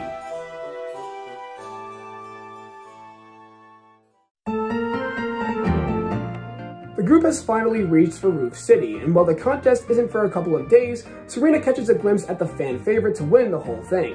Her name is Amelia, and she has been the person who most people believe has the best chance of dethroning Arya. I refuse to let her get ahead of me. The one to dethrone Arya will be me. That was the promise I made. To prep for the contest, the group makes their way to a local Pokemon Center, where Serena trains for Pokemon, when all of a sudden, someone starts running at Ash. Ash, Pikachu! It's May! That's right. Ash and the others have run into none other than Ash's old traveling companion from the Hoenn region, May. Ash introduces May to the group and explains how she's an experienced coordinator who he traveled with during his time in Hoenn. He also explains how she was the runner-up during the Wallace Cup contest a few years back in the Sinnoh region. Hey there, my name's May. Like Ash said, I'm a coordinator. I love to eat, travel, and see the world. Nice to meet ya. What exactly are you doing in Kalos? Well, I wasn't originally planning on being here, but Kalos' Contest Association president reached out to me personally, asking if I could do an exhibition performance at the Florith City contest. I wanted to see Kalos for so long now. I just never got the time, so I just couldn't pass this up. Really? That's amazing! You must be an incredible coordinator to be asked by the president of all people. I'm not that special, really. Anyways, Serena, you're a coordinator too, right? Are you performing in the Florith contest? Yeah, I am! I only need one more contest key before I can enter the masterclass. In that case, let me help you out. I'll watch your performance routines and I'll give you feedback. How does that sound? That would be such a big help. Thanks a lot, May. And so, May helps Serena prep for her contest. May's years of experience are certainly helpful for a relatively new coordinator such as Serena. They train all day and long into the night. Meanwhile, Ash reflects back on his Hoenn journey. Man, our adventure through Hoenn feels like forever ago. It's crazy to see how far we've come. I mean, just think about all the adventures we've had. Beating Paul at the Sinnoh League, facing off against N, and now going through Kalos. All the friends and rivals we met, and not to mention all the Pokemon who helped make our way here. It's crazy to see how far we've come. And May has been doing the same thing. And I think that's awesome. There's only one way we can go, buddy, and that's up. So let's keep going forward together. The days pass and it's time for the Florith City contest. Amelia arrives in her limo and looks at Serena, and you can already tell she doesn't view her as much of a threat. This ticks off May a bit, who reassures Serena she'll do great, and not to let her get inside of her head. The contest then begins, and Palermo, the president of the Contest Association, greets the audience, telling them that this is the last chance for aspiring coordinators to receive a contest key, and the one who wins this contest will be the final participant of the Master Class.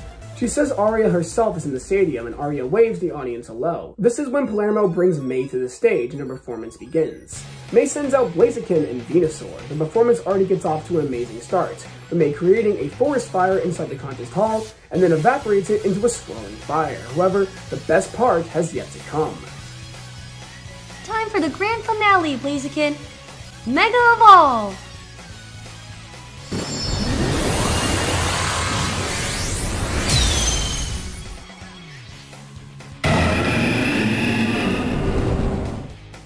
That's right, May has acquired a Mega Blaziken, and this makes the performance even grander than before. Blaziken's increase in speed and power makes everything amplified, and the performance ends in universal applause, even from Aria and Palermo. After May exits the stage, it's time for the performance rounds. Amelia sends out her shiny Dragonair and Espeon and is able to create an amazing spectacle for the audience. However, Serena isn't going to let her win without a fight. It's now Serena's turn, who comes out with a new outfit May picked out for her.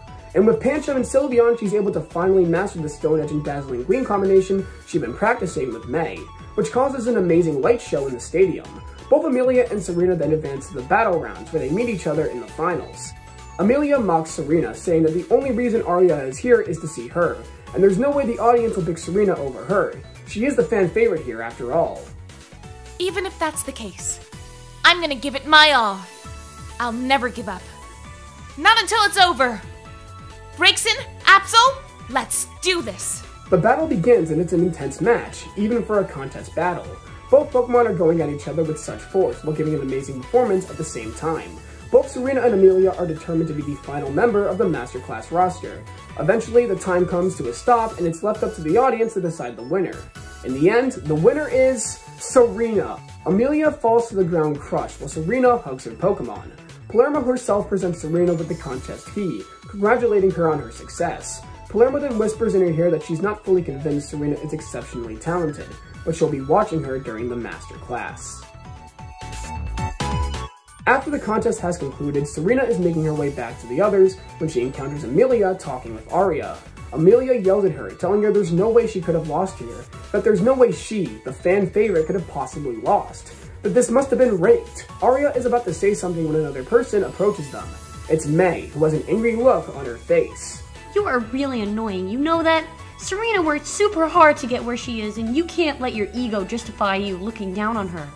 The reason you lost was that you were too overconfident in yourself, and ego is never a good thing for a coordinator. Now get out of here before I make you regret ever coming here. Amelia runs away crying, but May just laughs it off, saying that's what she deserved. Arya tells Serena she can come out now, and Serena is shocked that she noticed her. Arya tells Serena that she's super proud of her and that she'll be waiting at the master class, telling her to let the best coordinator win. The two shake hands as they go their separate ways. Man, Arya is amazing. You're lucky to have such a good rival to push you, Serena. Reminds me of one of my rivals. She is amazing, but I think you're just as amazing as her, May. The fact is, if you weren't here, I probably wouldn't have been able to win today. So thank you, I truly mean that. Don't sweat it. What are friends for? Serena and May meet up with the others, and they celebrate back at the Pokemon Center. Serena also receives a call from her mom who tells her she's super proud of her, and she'll be coming to watch the master class herself. After the party, Serena goes outside with her Pokemon and thanks them for all their hard work, and that this was a joint effort between them. And she knows that by working together, they can dethrone Arya. She knows it. Absol then indicates that Serena should go into his fur, and when she does, Serena finds none other than an Absolite. That's right. This whole time, Absol has been holding on to this Megastone, and it looks like it's finally found Serena worthy of its true power.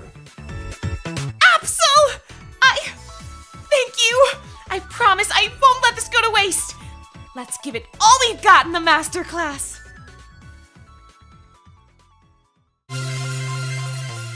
The next day, May says she's going to be heading back to Hoenn, but not before she and Ash have a battle. So Ash, what do you say? How could I refuse? Let's do this! The battle is between Blaziken and Pikachu, and the battle is super intense. Both Pokemon have gone super far, and it's really showing in their battle. Both Ash and May have made such wonderful progress as Pokemon trainers and people. This battle is of pure fun, pure enjoyment, a battle of true friendship. Eventually, Blaziken Mega evolves and the battle becomes even more intense. But Pikachu is able to land the final attack with an Electro Ball, knocking Blaziken out. Maiden leaves as she heads back to Hoenn, but both Ash and Serena got a lot out of her visit to Kalos. Our group's next destination is Galar City, home of the Master Class. It's time to see if Serena can finally dethrone the Kalos Queen, Arya. Our group has made it to Galar City, home of the Master Class. Serena goes to register and she reunites with Tierno and Shauna, along with Trevor, who is here to cheer the two of them on. I knew you would make it, Serena. But just know, I have no intention of losing to you. I wouldn't have it any other way. Ladies, aren't you forgetting someone here? Oh, that's right. You are here. Sorry, Tierno. You just aren't much of a threat to me. What? Let the best coordinator win. Yeah! Let's all do our best, guys. The three share a fist bump, all determined to make it to the finals and dethrone Arya, either becoming Kalos King or Queen. Jessie is also here disguised as Jezebel, and she was actually able to earn 3 keys on her own and make it all the way here. Serena also reunites with her mom, who has come to watch the master class and tells her she's super proud of her. All of our coordinators register and make their way to their hotel, and the next day the opening ceremony is upon us. Monsieur Pierre, which, by the way, is still a mouthful to say, greets the audience, telling them this is the place where Kalos' best of the best will duke it out. And by the end of this event, a new Kalos King or Queen will be crowned. He wishes the participants the best of luck, as Arya then comes onto the stage. She tells the audience that everyone here, including herself, has worked super hard to make it here today, and that even if they don't win, that doesn't invalidate their hard work.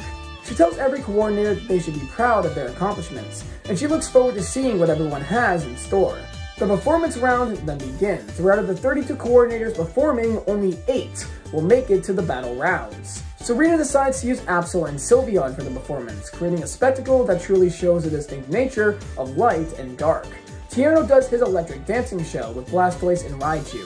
Shauna uses Florges and Ivysaur, which creates a fairy aroma around the performance hall, and Jessie uses Meowth and Gourgeist to create a creepy yet entertaining display of power and skill. Aria uses her Vivillon and Delphox to create an amazing spectacle for the audience. All of the other coordinators look in awe at her performance. She didn't earn the title of Kalos Queen doing nothing. Aria isn't going to be easy to beat. Like every other contest in Kalos, the result is determined by the audience, and everyone in our main group makes it to the battle rounds. For the top 8, Serena is paired up against Tierno, and Shauna is paired up against Jessie. The first match is Serena versus Tierno, where Serena uses Braixen and Pancham versus Tierno's Raichu and Ludicolo. The battle is pretty intense, but both coordinators are able to make the battle an engaging spectacle for the audience. Serena uses all she has learned from her previous contests to her advantage, and she is able to create some truly beautiful moves. However, Tierno isn't a pushover. His dancing skills are quite unmatched, and the synchronization he has with his Pokemon is beyond impressive. The timer then runs out and is up to the audience to decide the winner, and it's Serena. Tierno comes up to Serena and shakes her hand. Man, I can't believe I lost. Looks like my Pokemon and I still have a long way to go before we're the unstoppable, amazing, groovy dancing team. But Serena, since you beat me, it's no longer an option for you to lose to anyone else. Become Kalos Queen for us, won't ya? I'll do my best! Next up, also pretty intense. Shauna is easily putting in her all, and surprisingly, so is Jessie. Both coordinators, Jessie's powerful and creepy, yet elegant performance clashing with each other is truly a spectacle for the audience. Top 4 is revealed, and Shauna and Serena will be going up against each other. It sends in Sylveon and Braixen, while Shauna sends in Florges and Ivysaur. The battle is super tense, yet extremely beautiful. Both coordinators are in competitive spirits, but that's not stopping. But in the end, the winner is Serena Utter. Shauna then comes up to Serena, who, while holding back tears, has a smile on her face. I really couldn't have asked for a better rival. Still, it sucks that I lost. That just means you are the amazing. Don't let anyone tell you otherwise. Shauna, thank you. That means a lot coming from you. The finals are upon us. It's Serena versus the current Kalos Queen, Aria, who had made her way back to the finals just like last year. Both coordinators have worked super hard and both are expected to do great. The two are brought to the stage and Aria tells Serena she has done an amazing job, but she can't exactly let her take the crown. Serena reassures her she's very well aware, but she's still gonna give it her all. Palermo comes to the stage and states that the winner will be crowned Kalos Queen. The battle will also permit the use of Mega Evolution, which is an exclusive right to the coronation match. The battle then begins. Aria uses Delphox and Audino while Serena uses Absol and Braixen. Aria wastes no time and quickly Mega Evolves Audino, which shocks not only Serena but the entire audience. Serena and her Pokemon try going more on the offensive, trying to show that while they can be elegant, this time they're going straight for the crown. And they aren't going to be just using elegancy to make it there. They're also going in for the defeat. However, Delphox and Mega Audino are powerful. Super powerful, in fact. Not only is Aria an amazing coordinator, but also an exceptionally talented trainer. Ash even thinks to himself that Aria could probably rival some of his previous rivals. However, despite being pushed back, Serena isn't giving in. She won't give up till it's over. Absol is eventually able to land an attack on Audino, knocking it back. Aria simply smirks as she turns a slight loss into a spectacle, using Delphox's Psychic move by using Psychic to grab Mega Audino and making her float back to the ground. It seems like no matter what Serena does, Aria is simply going to find a way to counter, whether that be through battling or performing. Serena realizes that if she wants to become Kalos Queen, she has to find a way to be just like this. She has to make sure she's able to match Aria's skills. Luckily for her, she has one last ace up her sleeve. The longer this battle has gone on, the more her and Absol's connection to each other has grown. They are pretty much in perfect sync, and Serena believes it's the perfect time to unleash her trump card. But before she does, she closes her eyes and reflects on the journey that led her up to this point. I can't believe I'm actually here! A couple of months ago, I didn't even know what I wanted to do with my life. I just wanted to get away from Rhyhorn racing. I didn't even think about what I actually wanted to do. But now after meeting Tierno, Shauna, Aria, All the other coordinators I've fought? May, Bonnie, Command, and Ash. I've been able to make it this far. Even if I lose, I have to be proud of how much I've accomplished. But I can't think like that. I can't give up till it's over. And right now, I have to focus on what's in front of me. Sorry, Arya, but you're getting dethroned today. Here and now. Absol! Here we go! Let our hearts and minds become one! Go beyond evolution and Mega Evolve!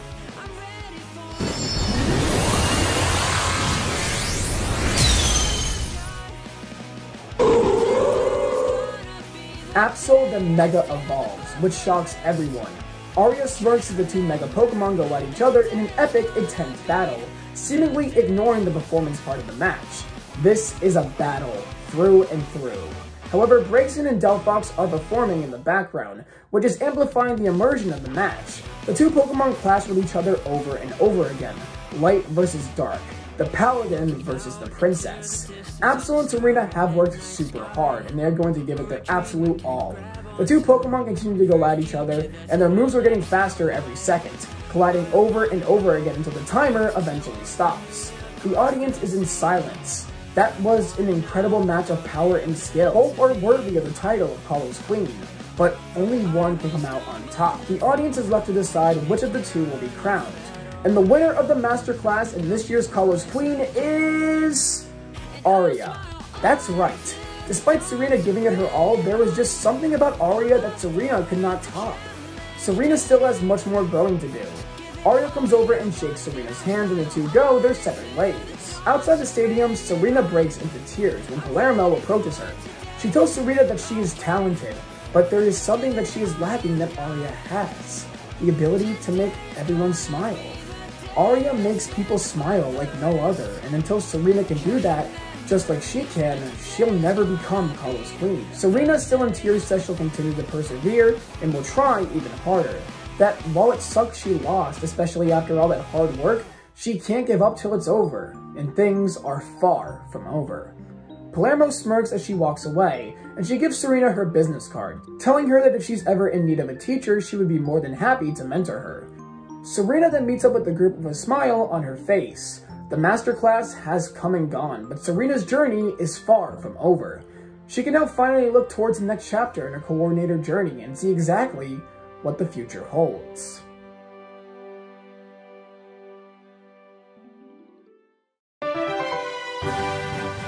Our group now heads for Snowbell City, home of Ash's final college gym battle. Ash decides to get some training done while the group takes a break, and he then hears clapping from behind him. Clement recognizes the man. It's none other than Seabold of the Kalos Elite Four. Seabold tells Ash he's currently on a training journey, taking on as many strong trainers as he can. He asks Ash if he's up to a battle, and of course, Ash accepts. Seabold sends out Blastoise and Ash sends in Greninja. The battle is just what you would expect from Ash and a member of the Elite Four. Action-packed and intense. Seabold wastes no time and Mega Evolves Blastoise, trying to establish dominance above Ash and Greninja. However, Greninja is super agile, and its speed is its greatest advantage. However, when Greninja gets attacked, it's almost as if Ash is also getting attacked, like he's feeling Greninja's pain. What's going on? Greninja then continues to go on the offensive against the tank that is Blastoise. The more it attacks, the more Ash and Greninja's bond grows, similar to that of Mega Evolution. Eventually, something sparks in the two of them. Stronger. Gotta get stronger! Let's unleash all of our power! Let's go, Greninja!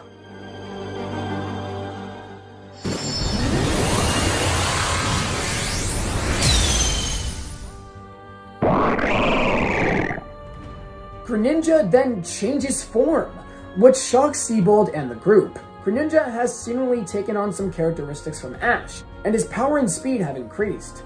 It's as the two have unlocked a Mega Evolution without the use of a Keystone and a Mega Stone.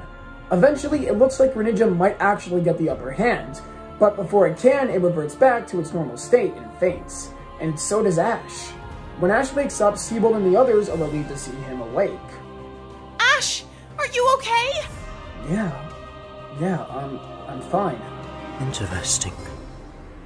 This is similar to something I have seen before. What? Not too long ago, I fought against a trainer who, honestly, terrified me.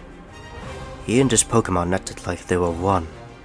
But unlike you, they seemed to become more aggressive the more they became one. To the point where I was scared for the safety of Blastoise and myself. You, however, this is different. This type of renaissance. And when they reach the nearest Pokemon Center, Ash and Clement have a battle, as Ampharos goes up against Greninja, who once again powers up. However, eventually, Ash and Greninja start to get tired and Clement falls off the battle. Clement discovers many things from this. 1. This is similar but different to Mega Evolution. When a trainer in Pokemon, as it takes a lot out of both Ash and Greninja. However, what the group doesn't know is that someone is one. Huh? Me? Yeah. That Greninja of yours. Let me battle it. I wish to test its strength. I'm Ash from Pallet Town. And you are? Alon. Alon and Ashton have a battle to test out Greninja's new form once again. Alon sends out Charizard, then Mega Evolves, but the group quickly realizes something isn't right. The pain that Greninja is feeling, and Charizard truly overwhelms them. Meanwhile, Alon has this satisfied look on his face the whole time. Eventually, Clement deducts that Greninja has had enough, but Ash butts in, telling Clement Team Greninja can still keep going. The battle continues and it ends with Greninja losing at the hands of Charizard. Ashton falls to the ground but doesn't pass out, and Alon looks very upset despite winning. His energy. Why won't it come to me? I won. I should have devoured it. Yet, he has so much I can't take it all. I can't destroy this. I can devour every last drop of their infinity energy. Clement states that while they lost, this is good progress, as this was their first time Greninja was able to battle in this state without passing out. Alon then comes up to Ash. That was a good battle. You and your Greninja are impressive. Thanks. You guys were impressive too. Tell me, Ash. What is your goal? My goal? Oh, it's to become the winner of the Kalos League. The Kalos League. I see. Once you two have mastered that form, let's battle again. Yeah, definitely. The two shake hands and go their separate ways. Despite finding himself a new rival, Ash is concerned about the power Alon and Charizard emitted. It was almost like an evil version of his and Greninja's power. We then see Alon walking into the forest. The Kalos League, huh? If I wish to battle those two again, I must make it there. I swear to you, Ash. I will destroy you and Greninja. Our group continues on the way to Snowbell City, and most of the time, Ash and Greninja focus on training their new power. At one point, the two can't seem to cause the power to activate against Serena and Clement, but that's until Diantha shows up. Diantha was actually doing a movie shoot in the forest, and she spotted Ash and the others and wanted to say hi. She and Ash have a battle despite Diantha's tight schedule, which is very similar to canon. Ash and Greninja go up against Diantha and Mega Gardevoir, and the Ash Greninja transformation is finally triggered. However, this time, something is different. Ash and Greninja are more in sync than ever before. The form seems to have become even more mastered, perhaps because both Ash and Greninja are determined to defeat such a powerful foe like Diantha. Greninja seems to be standing a good chance against Gardevoir. However, then Ash and Greninja fall to the ground and the transformation deactivates. Ash doesn't black out, but he's extremely tired. But he tells the group that he felt a bond with Greninja stronger than any other time the transformation had been activated in the past. Clement deducts that while it's good their power is becoming stronger, they still have to worry about it draining Ash and Greninja's strength. It seems like their bodies have become adjusted to the transformation now, but Ash can't fight future opponents with Greninja if he's gonna tire himself out physically. If that happens, he has no chance of winning the Kalos League. Diantha then tells the group she has to go, and the group says farewell to her. The group then decides to reach out to Professor Sycamore about the transformation and sees if he knows anything. They get in contact with the professor, and after analyzing Clement's research notes, he reaches his conclusion. I'm sorry, but I have no idea what this could be.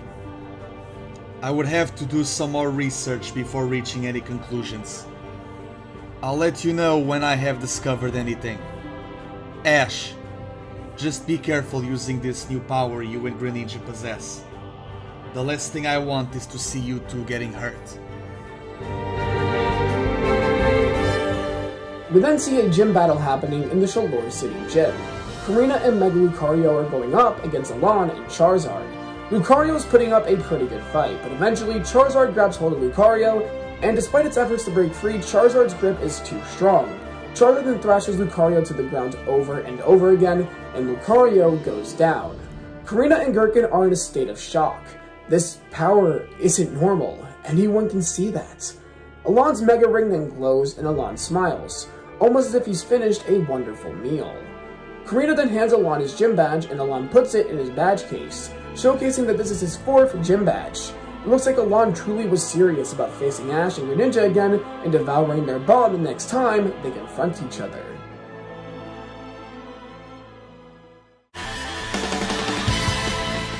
On the way to Snowbell City, Ash continues to train with Greninja to master the new power. However, the group realizes that it's having a large effect on Ash's mental state. As they travel to Snowbell City, Ash takes on many different trainers, and he loses most of the battles, whether with Greninja or another Pokemon. Ash also stays up late into the night, training with Greninja, sometimes getting very few hours of sleep. The group worries about him. This fixation on mastering Greninja's power, it's damaging his mental state and battling performance. Eventually, the group once again encounters Sawyer, who reveals to the group he now has 7 badges, with his most recent one coming from the Snowbell City gym.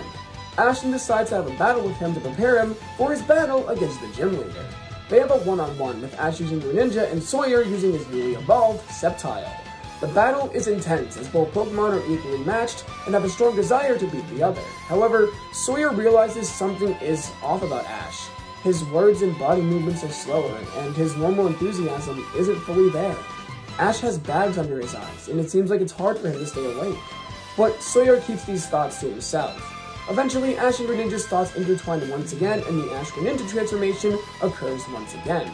This obviously shocks Sawyer and Sceptile, and then Ash and Greninja start to quickly dominate the battle, with Sceptile being able to do very little against the overwhelming strength Greninja possesses. However, eventually the bond breaks. Maybe it's lack of sleep, too much stress, or perhaps it's simply because Ash is doubting whether or not the power can ever truly be mastered. Greninja reverts back to its normal stage, and Ash is shocked as Sceptile makes quick work of the shocked Pokemon. Greninja goes down, and Sawyer isn't shocked that he won. I beat you. I finally beat you. Good job, Sawyer. You sure have come a long way. Thanks. But you and Greninja were super impressive. That power, what is it? We don't exactly know, but we're working on it. You'll see us at our full potential when the Kalos League comes around. I look forward to it. But Ash, are you okay? What do you mean? You look tired, worn out. Almost like you're pushing too hard. Was that the reason Greninja reverted back to normal? Are you guys working too hard? What? No way! Greninja and I are fine. Sure, we might be staying up a little late trying to master this new power of ours, but there's no need to worry. I'm fine. I swear. Sawyer then bids the group farewell as he's off to get his final Kalos gym badge. Meanwhile, the group sets up camp for the night. Clement wakes up in the middle of the night to find Ash and Greninja training, and they look like they're on the verge of passing out. Even so, they continue to train. Ash, what are you doing to yourself?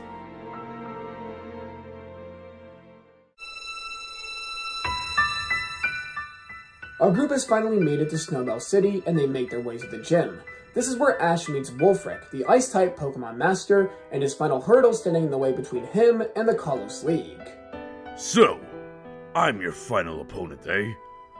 Let me give you everything I've got, young man. If you want to make it to the Kalos League, you're gonna have to go through me first.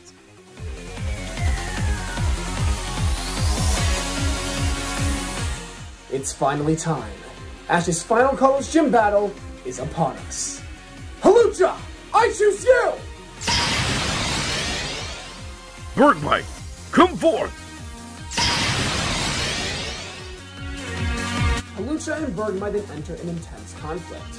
Bergmite is taking advantage of the Ice-type battlefield, which is the Snowbell City gym, but Hawlucha can certainly hold its own and maintain its grip, which allows him to pull off some great attacks. However, Bergmite is quite fast, and in the end, speed overcomes power and Hawlucha goes down. Talonflame! I choose you! Up next is Talonflame, and unlike Hawlucha, Talonflame doesn't have to worry about the ground. While Hawlucha wasn't exactly limited to the ground, Talonflame can fly freely. With this advantage in its fire type being super effective against ice types, Bergmite goes down. What a showcase of power! But you'll have to show me more if you wish to win, boy. Avalugg! Wulfric then sends out Avalugg, and its intense pressure can be felt. Avalugg, despite being kinda slow, turns the battlefield into a blizzard, which makes Talonflame's advantage of flight pretty useless. Ash then commands Talonflame to use Flame Charge over and over again to increase its speed, but it's not doing much. Avalugg's Hawlucha. Talonflame. Thanks for on Greninja's body, it continues to fight, and Avalugg is taken out. This has turned out to be quite the battle, but I'm afraid this is as far as you go. Let's go, Abomasnow! Attacks against Greninja, who dodges most of them. Eventually, Wulfric smirks as he pulls out a Keystone, which shocks the group. I told you, boy. You must go all.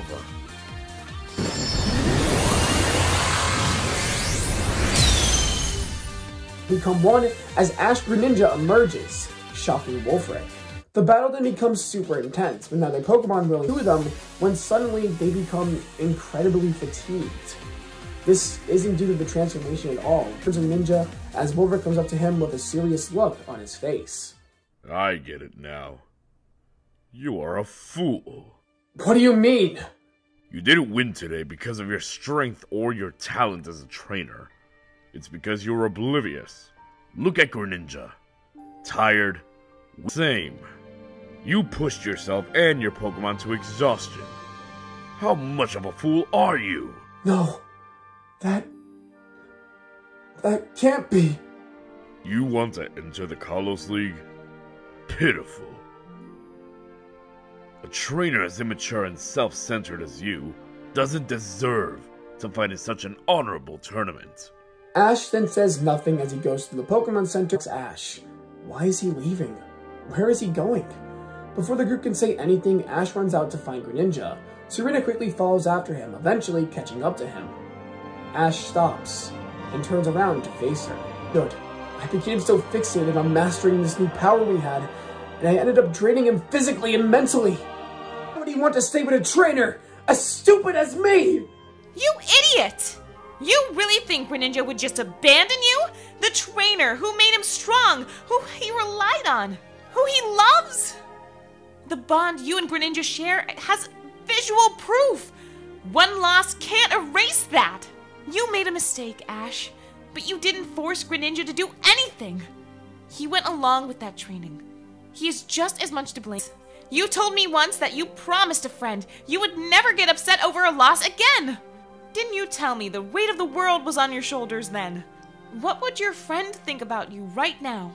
You're being such a hypocrite! Ash? Oh, man. I was such an idiot. Man, how stupid am I? You're right. I'm acting pathetic. One loss isn't going to ruin the bond between Greninja and I. I was a fool for training the way I did, but I can't keep myself bounded to my mistakes forever. Thanks, Serena. I'm gonna look for Greninja now. Good. You better. But before you go, I think you owe me a fist bump. Sure. Ashton thinks to himself. I'm sorry I broke our promise, Iris. I swear I'll apologize and make it up to you someday. Ashton walks off into the forest, determined to find Greninja. He finds him in a field of flowers with many different Pokemon species who live there, protected by nature, so humans don't find them. Ash and Greninja make up and apologize to each other, and they promise they won't make the same mistakes ever again. The two hug each other and hear a chuckle behind them. It's Wulfric.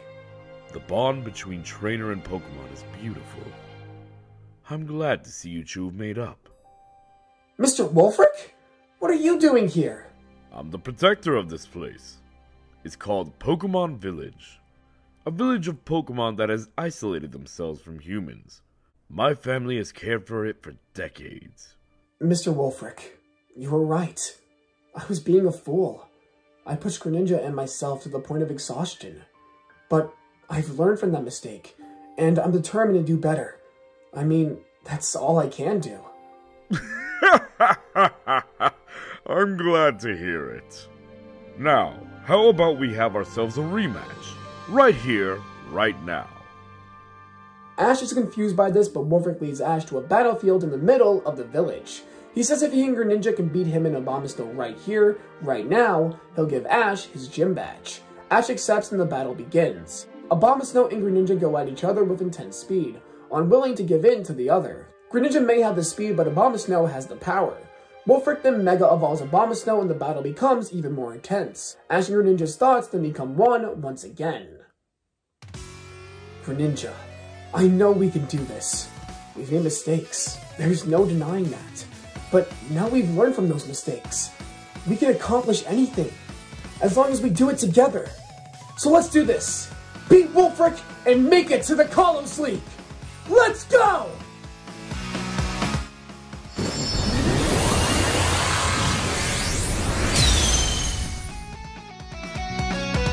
Ash Greninja then emerges, but something is different this time. Instead of a blue aura, Greninja and Ash emit a golden aura. The battle continues and Ash and Greninja are in perfect sync, sharing the same eyes, the same mind. Everything Ash sees, Greninja sees, and they are truly fighting as one. They've done it. They've mastered their power. Wulfric commands Abomasnow to end this and Ash commands Greninja to use Water Shuriken, which shines as bright as the sun. The two Pokemon collide as the entire Pokemon village watches, and when the smoke clears, Abomasnow has gone down and Greninja stands tall. They've done it. Ash and Greninja have defeated the final gym leader standing in the way between them and the Kalos League. Wulfric then comes over to him with a smile on his face. Well, a promise is a promise. You've proven that you are ready for the Kalos League. Here, Ash, accept your final gym badge, the Iceberg badge. Ash accepts the badge and the others then make their way to the Pokemon Village. Ash apologizes to them and catches them up to speed on everything that's happened. The group is ecstatic. Now Ash has all 8 gym badges, he can finally enter the Kalos League. Just what kind of battles await Ash and his Pokemon? Wait till next time to find out. Our group has made it back to Lumiose City, home of the Kalos League. Ash and the others quickly make it to the stadium so that Ash can register. This is where the group reunites with Tierno and Trevor along with Shauna, who has come to cheer them on. Ash then spots Sawyer in the distance and the two exchange a smile and a nod. The group then puts their attention to a nearby TV where the news is reporting on the league's participants, and the show announces who they believe are most likely to win, going off of their gym challenge performance. First off is a man named Corin, an apprentice of Wickeder for how elegantly she battles. And finally, there's Alon, who completed the gym challenge in under a month. Together, these trainers are being called the Mega Four, and Ash aspires to beat all of them, especially Alon. That night, Tierno, Trevor, and Shauna, and our group enjoys their meal. Ash then decides to go and look for Alon, and when he finds him, he turns around to see Ash. Oh, it's you, Ash. Long time no see. I see you've entered the Kalos League. Gaining all 8 badges in under a month is super impressive. What made you decide to enter? My goal is to become the world's strongest trainer. So it's natural I want to participate in the Kalos League. Look, I've made mistakes, but I would like to make amends. Don't bother. I have no interest in hearing you out. I refuse to let myself be chained down by you again. By a failure of a father like you. Alon, please. Plus, I don't even need things such as relationships anyway. Sycamore starts to cry. Alon's mother was a great Pokemon trainer, and Alon looked up to her and one day wished to become an even greater trainer than she was, obligated to continue her legacy and trained non-stop. But in reality, that just wasn't true. Alon was mature enough, and he certainly was strong enough too. In reality, Sycamore just feared losing another person he cared about, and due to that fear, he convinced himself this destroyed their relationship, and now Alon will never forgive him.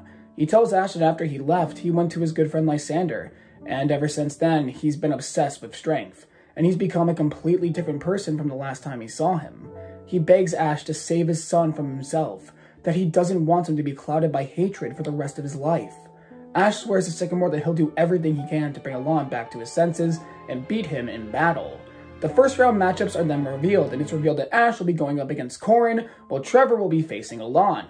Both are up against members of the Mega Four. Will they be able to overcome their power?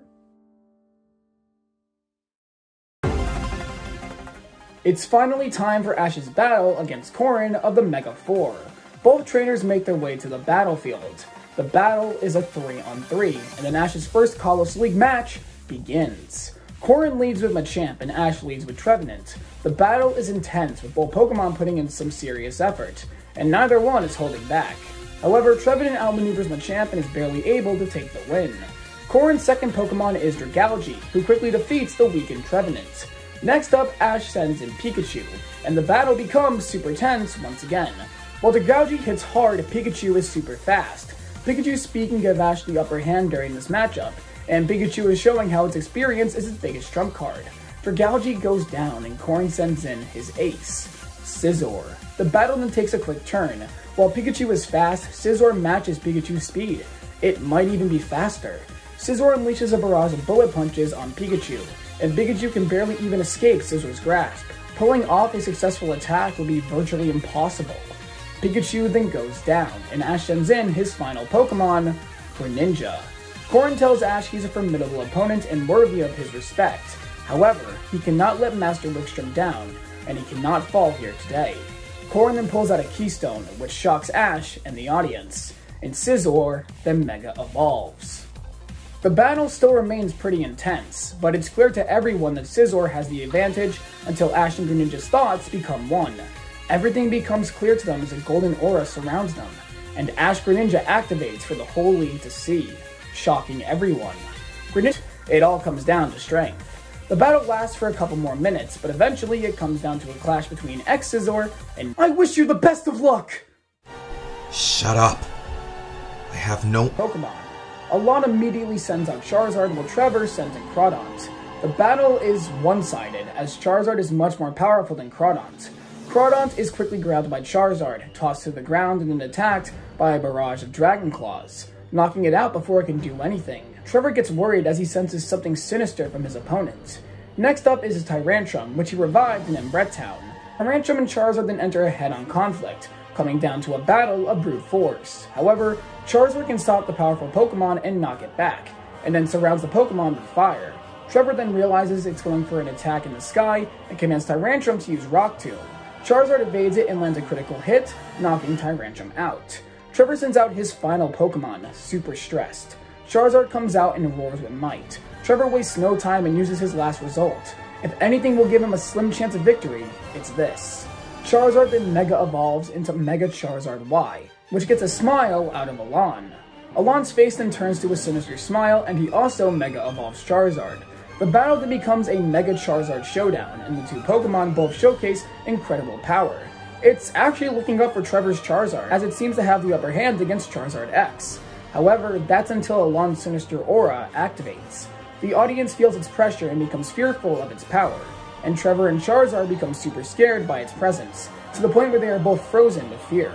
Charizard then goes in for the final attack, and Charizard Y goes down, making Alon the winner of the battle. Alon destroyed Trevor. He couldn't even get one of his Pokemon down. Trevor goes up to shake Alon's hand, but Alon leaves, telling him someone as weak as him isn't even worth destroying. Trevor then exits the stadium, and Ash and Tierno come to cheer him up, as Trevor begins to cry. Tierno and Ash tell Trevor they'll get revenge for him and swear they will beat Alon. Ash also realizes just how much of a threat Alon really is, and how much of a task saving him will be.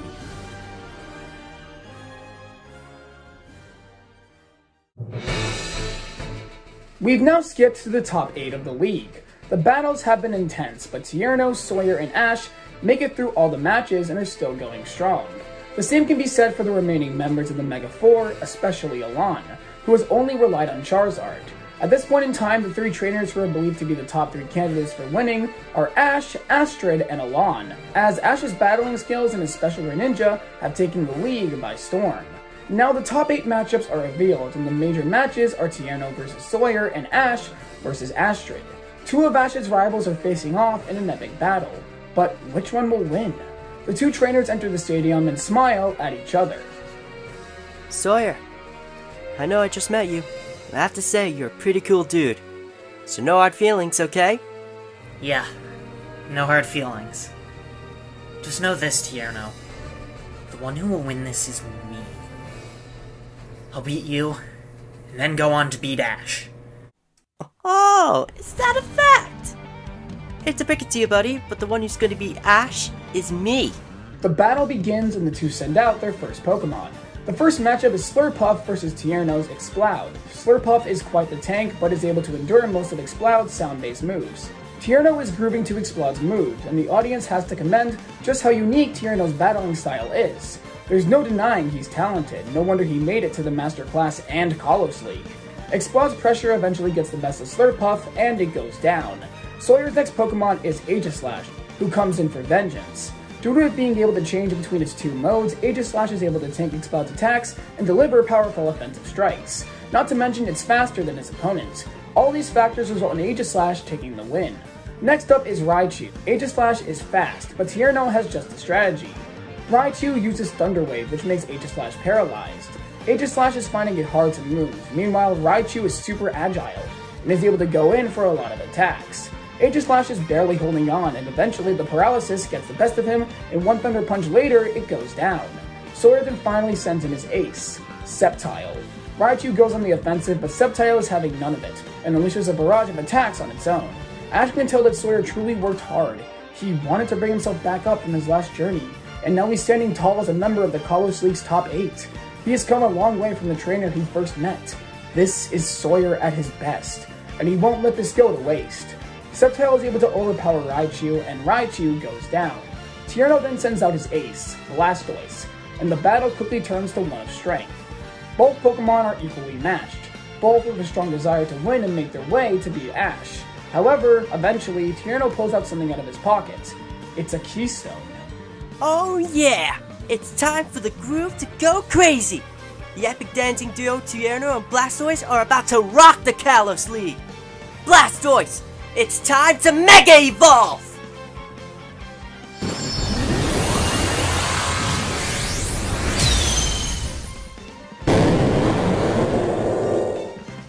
Blastoise Mega evolves and the stadium cheers with the reveal of the Mega Pokemon. Sawyer simply smirks as he remembers something from his past. This is during Sawyer's Hoenn journey. He's having a battle with Steven. Grovyle is going up against Metagross, and the battle quickly ends as Metagross is just stronger in every aspect. Sawyer thanks Steven for the battle and Steven shakes Sawyer's hand, telling him he certainly put that Trico he gave him to good use. Steven pulls out a Keystone and Sceptilite and gives it to Sawyer, telling him that when they have reached their full potential, he looks forward to seeing how they will utilize this power. Steven, thanks so much for everything. I'll win this not only for myself, but for you too. Once I win the league and become champion of Kalos, I'm coming for you next. Sceptile, let's do it. Mega Evolve.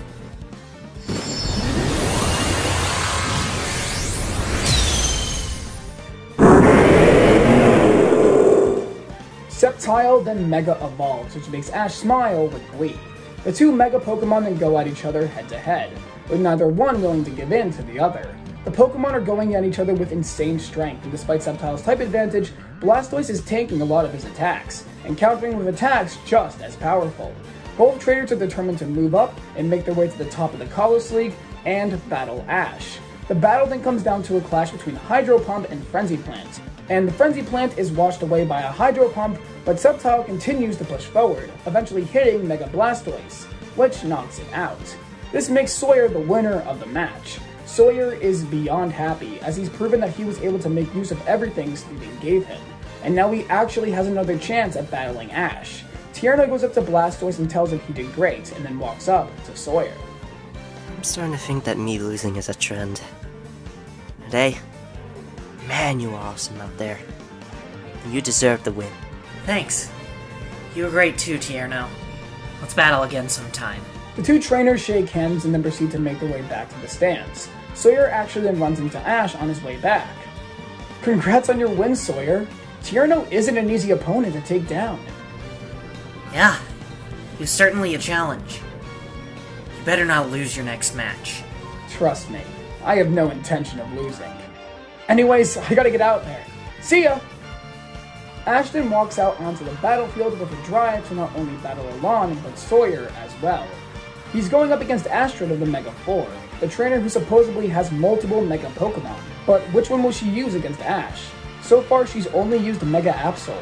The two exchange a smile and then send out their first two Pokemon. Ash sends out Goodra and Astrid sends out Pyroar.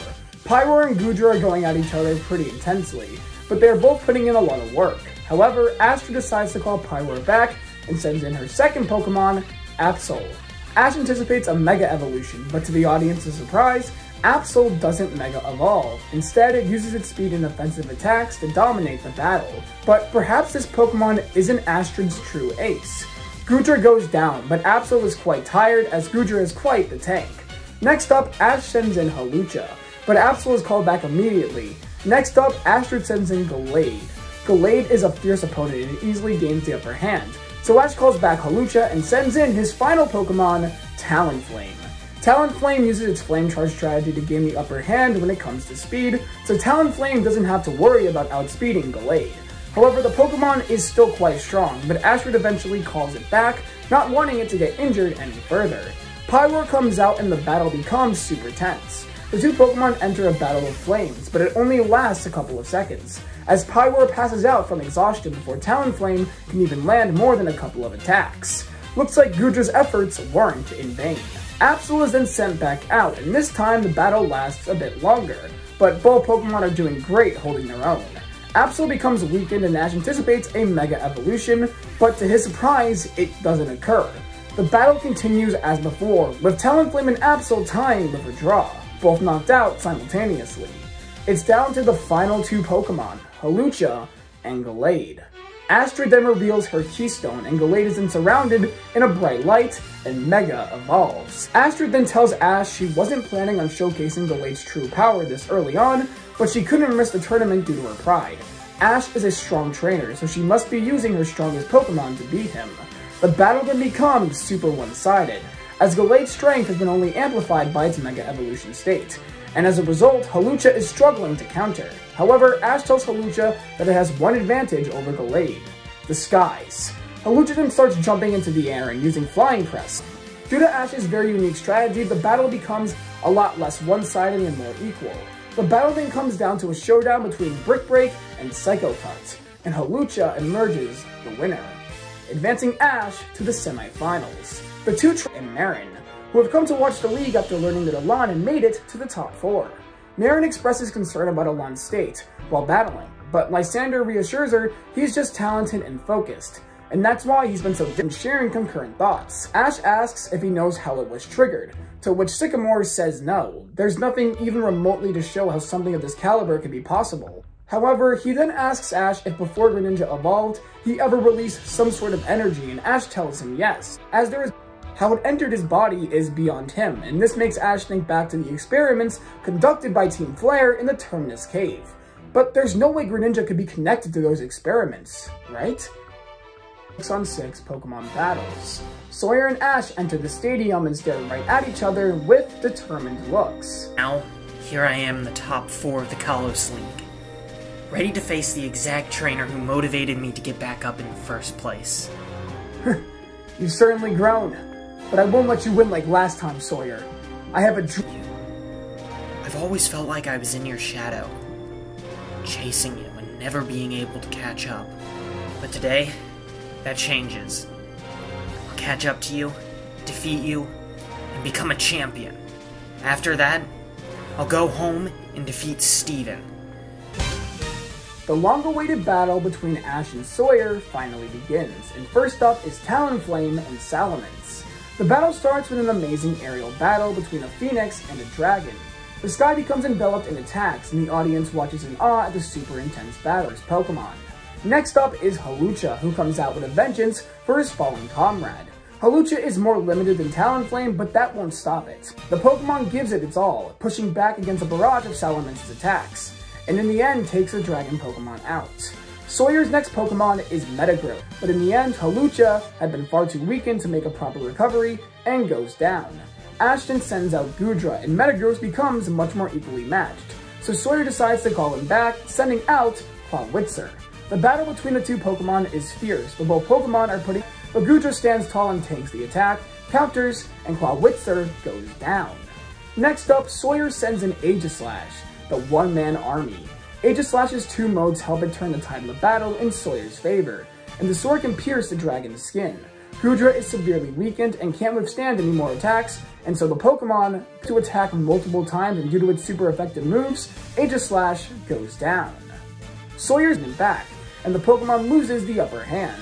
A few attacks later, and Trevenant goes down. Ashton decides to take a risk and send in Greninja, but to the relief of Ash and the group, Greninja makes Greninja. Sawyer then sends Metagross back out, and Ash swaps out Greninja for attacks hurt just as hard as they look. However, Pikachu was able to dodge a lot of the attacks while delivering counters. Metagross goes in for a Comet Punch, but Pikachu counters the attack with an Electro Ball, sending both Pokemon back, knocking the Pokemon out. Sawyer is down to one Pokemon, Sceptile. Mega Evolve!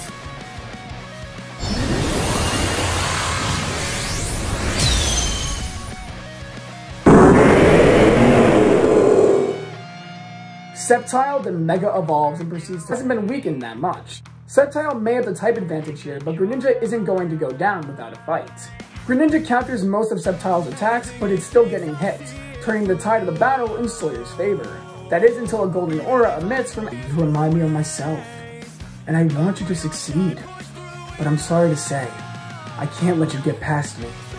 Not only for my sake, and for my dream, but for the sake— Greninja! Let's do it! Ash Greninja then comes out once again, and the resonance between Pokemon and Trainer is Pokemon and trainers have a burning desire to win. One to become a Pokemon Master and save Alon, and the other to win the Kalos League and eventually defeat Steven Stone. The battle comes down to a showdown between a Leaf Storm and Water Shuriken. Oh! Push through! The Water Shuriken then makes its way through the Leaf Storm, hitting— We'll battle again once I've bested Steven in battle. Yeah, it's a deal. As the two walk inside the stadium, Sawyer receives a call on his cell phone, and it's none other than Steven. He tells Sawyer he saw the whole thing and is beyond proud of the young man he has become. He tells him to keep his head high. He might have lost, but he was able to make him let all of his disappointment out and starts to cry. We then skip to the next battle of the top four, between the final showdown between Alon and Josephine. Josephine was able to get Alon to use 3 of his Pokemon, but once Charizard came out, he dominated the battle. The final showdown is between Mega Manectric, and Alon then comes up to Josephine, rips the keystone off her earring, and then proceeds to crush it. He tells her she was the most disappointing trainer he had fought so far, and that she should be ashamed to even consider herself strong. He walks out of the stadium, and the stakes are now super high. Ash or Alon? Who will take the Kalos League victory? Sander. Hello there, young Ash. I don't know if you remember, but we've met before. Oh, that's right. Back at Professor Sycamore's lab. Mr. Lysander, right? Please, no need for formalities. Lysander is just fine. I just came to congratulate you on making it to the finals.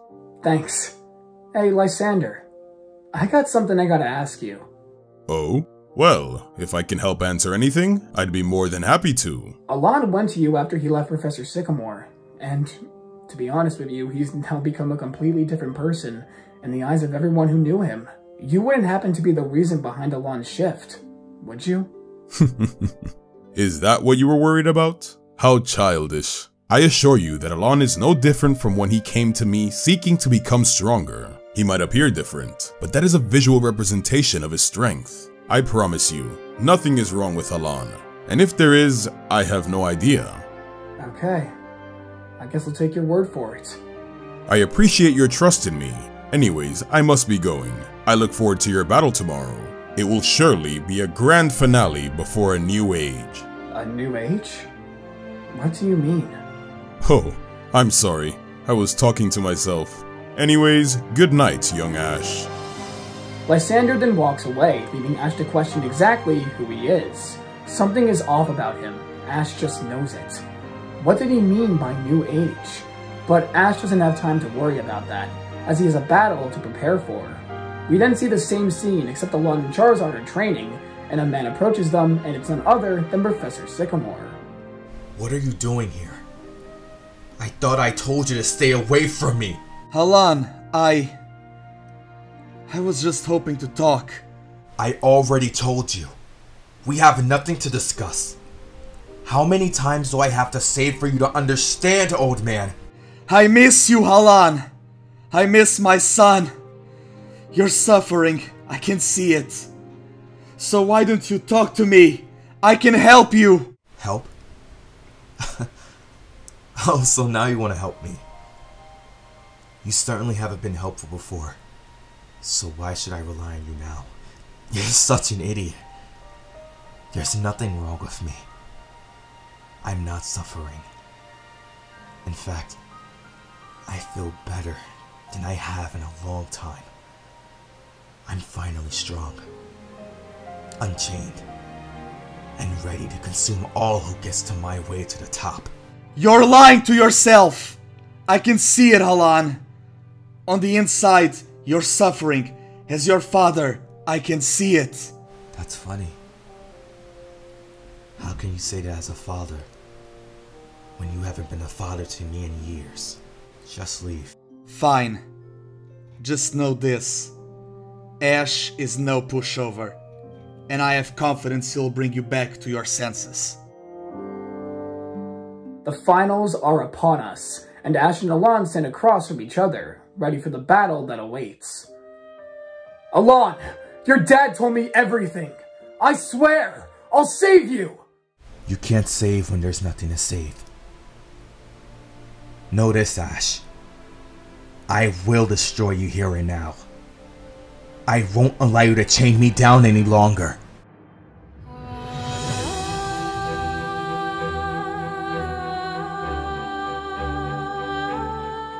The battle against Alon finally begins. First up is Pikachu and Tyranitar. Alon's sinister aura has now become so strong it's spread to the rest of his Pokemon, making them even stronger than before. Ash has a tough challenge ahead of him, but he's determined to win no matter what. Pikachu and Tyranitar enter an intense conflict, both showcasing just how powerful they are, neither willing to give in to the other, but eventually, Pikachu is able to gain the slight upper hand to take Tyranitar out. Next up, Alon sends in Noivern, and Ash decides to swap Pikachu out for Goodra. The battle becomes one of the dragons, and the battle between them is super epic. Noivern has the air, however, and pushes Goodra back with a Boom Burst. But luckily for Ash, Goodra holds its ground, not giving in to the attacks. However, Goodra can only withstand Noivern's power for so long, and goes down. Next up, Ash sends in Talonflame, who can match Noivern's aerial mobility. The Pokemon fight with all their might, but in the end, Talonflame is the one who is able to get the upper hand, and finishes Noivern off with a Flame Charge, knocking him right to the edge of the stadium.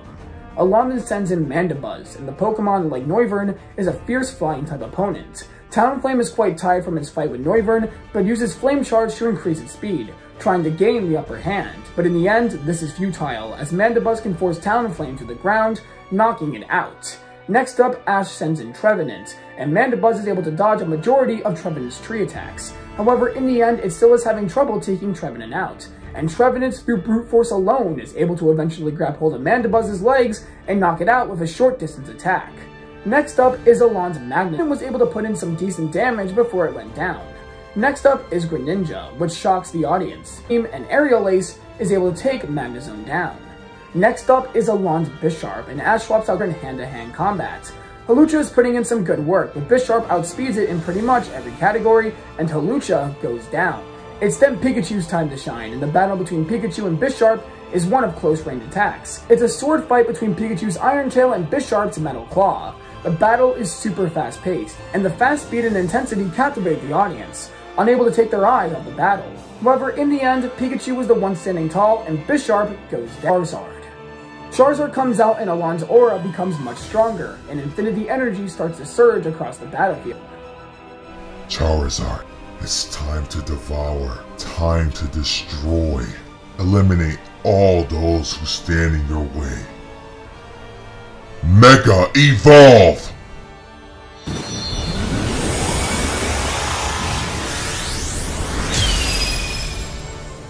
Charizard Mega evolves and the audience can feel the pressure emitting from Alon and Charizard. Such power, such ferocity. Their power has truly reached its maximum, and Ash swears he'll save Alon from this darkness. Pikachu puts in as good of a fight as he can. Pikachu becomes too weakened and it goes down injured. Ashton looks at Alon with a stern look with one Pokeball left in his hand. Alon, I will save you. Whatever this darkness has done to you and Charizard, I swear I'll put an end to it. I swear it!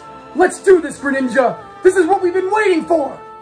Ash Greninja transformation activates once again, and the battle becomes super intense. The Pokemon are moving at super fast speed, and to the audience, it looks like two lightning bolts charging at each other. Greninja is putting in its all into countering Charizard's insane strength, but Charizard ages. The two Pokemon continue to clash over and over again, and Ash even starts to feel pain. He realizes that while the transformation has been mastered, Alon's aura must be negatively affecting it, so he has to end this now.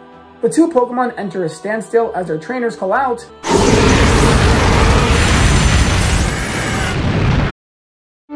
When the smoke clears, both Pokemon are standing.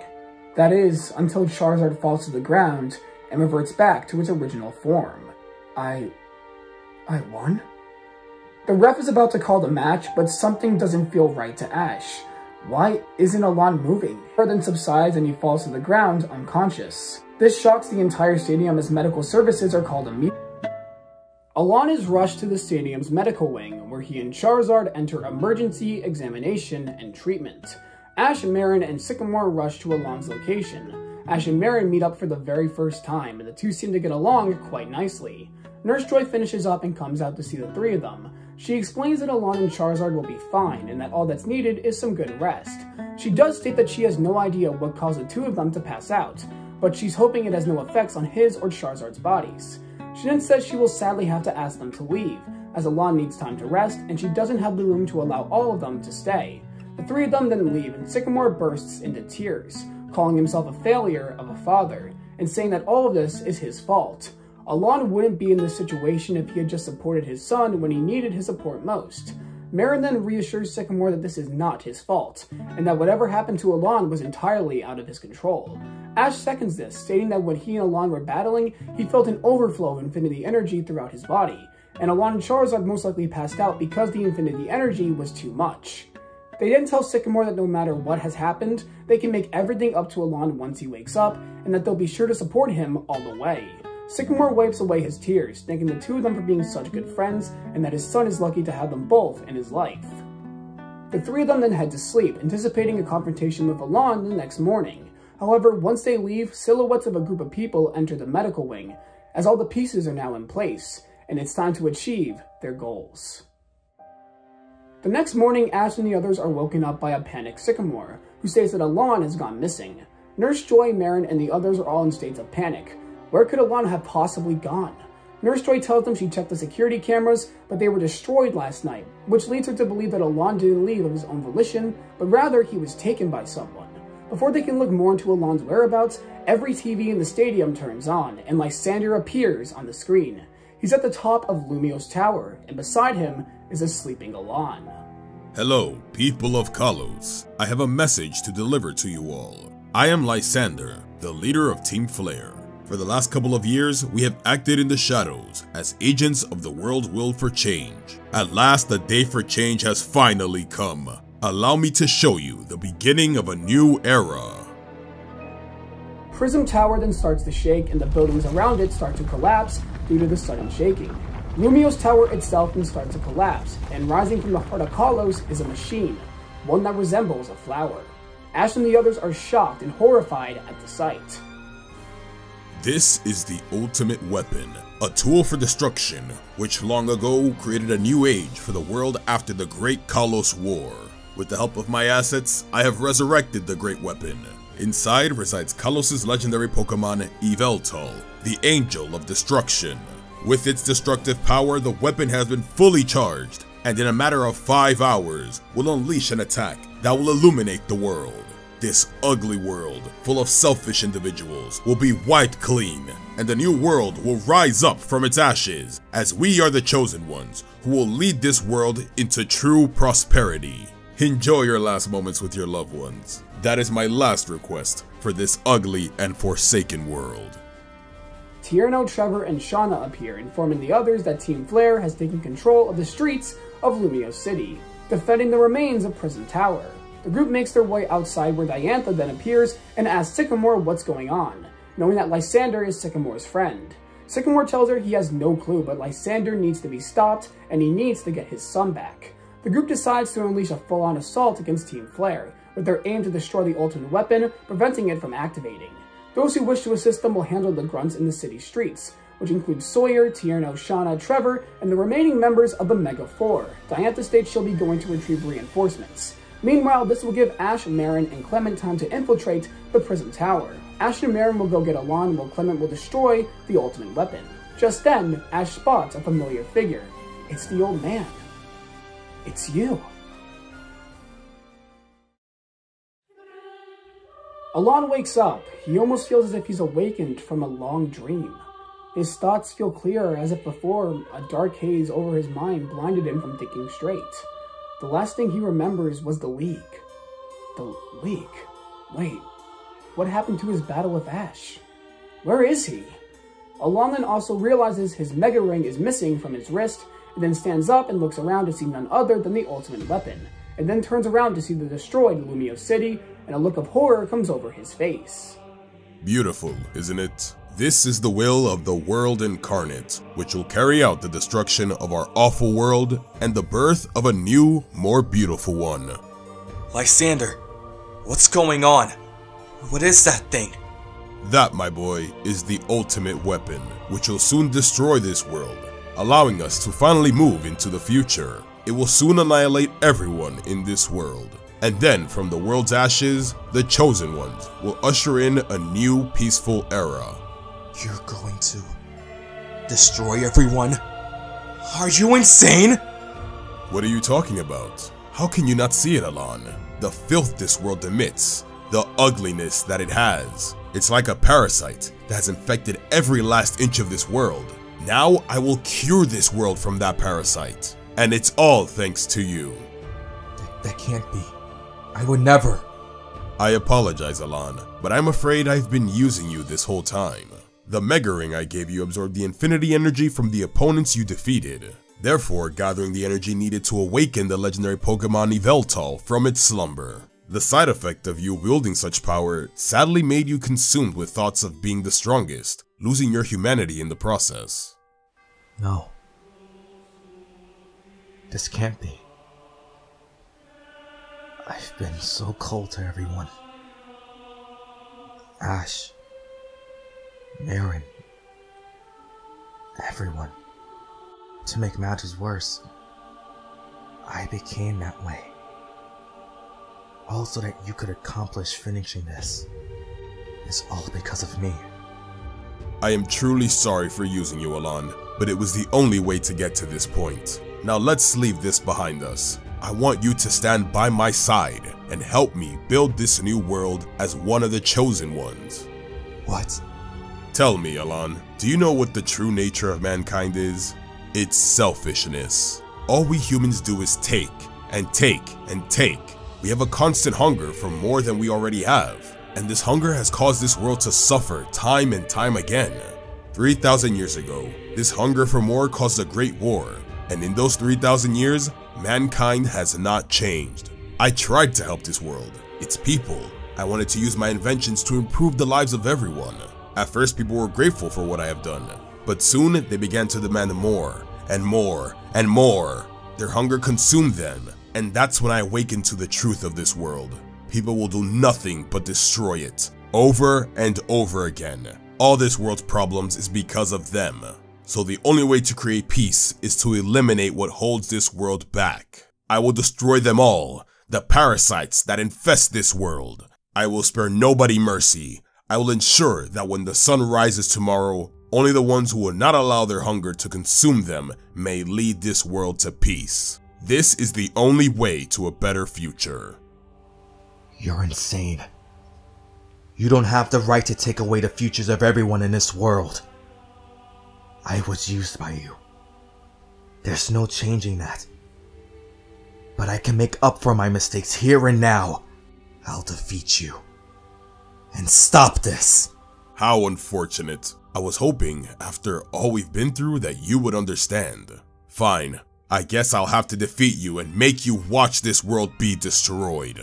Maybe then, when the world has been purified, will you understand. Alon sends in Charizard, and Lysander sends out his partnered Pokemon, Pyroar and Gyarados. The battle for the world's future has finally begun. It has been some time, boy. What are you doing here? Tell me, the ultimate weapon, is it connected to Ragnarok? Is this the destruction you said the world would face? No, this is only the beginning. The Pokemon inside the great weapon is Yveltal, otherwise known as Ragnarok. You plan to destroy the ultimate weapon, correct? And you believe you will ensure a future for this world by accomplishing this. What are you trying to say? I am saying that the future is not ensured. Destroying the weapon means potentially unleashing Yveltal upon this world. If that happens, it will rampage across this world and turn this world into a plane of emptiness. What will you do to counter this? You're assuming! Right now, what's important is destroying the weapon. We don't have time to worry about this. If this Yveltal is awakened, we'll just stop it. You are a fool, boy. Yveltal can only be defeated by its equal, Yggdrasil, the legendary Pokemon Xerneas. That is the only way. I come to you people now for assistance. Help me awaken Xerneas from its slumber. AZ then explains he knows where Xerneas is sleeping, but he cannot accomplish this alone. Sycamore then states he will go along with him, saying that they can use his helicopter to get to Xerneas' location faster. Serena and Bonnie also decide to go with him, as they believe they'll be more useful doing something like this instead of fighting against Team Flare. AZ thanks them and everyone goes their separate ways. The group then attacks Team Flare, making their way through the streets of Lumiose City, fighting against an army of grunts. Everyone is giving it their absolute all to save the world from the ultimate weapon. Eventually, the group makes it to the base of Prison Tower's remains, and standing in the way of them is the scientists of Team Flare. They say they cannot allow anyone to interfere with Lysander's dream, and that this is as far as they go. The remaining members of the group, Ash, Marin, and Clement, then engage in a battle between them, but they are outnumbered as more Team Flare grunts start to surround them. Just then, a Blaze Kick knocks a bunch of the grunts' Pokemon out, and Blaziken Mask appears. The remaining members of the Mega Four then make their way to the tower's base. Ash is grateful for this, as they head towards the ultimate weapon. The three of them then enter the tower, and Clement states he'll be going to handle destroying the weapon, but that they need to focus on rescuing Alon. Ash and Marin thank Clement and they go their separate ways. Clement then finds Clembot, who somehow survived the tower's collapse. Clembot then leads Clement to the main control room of the weapon, and there stands Team Flare's head scientist, Xerosic.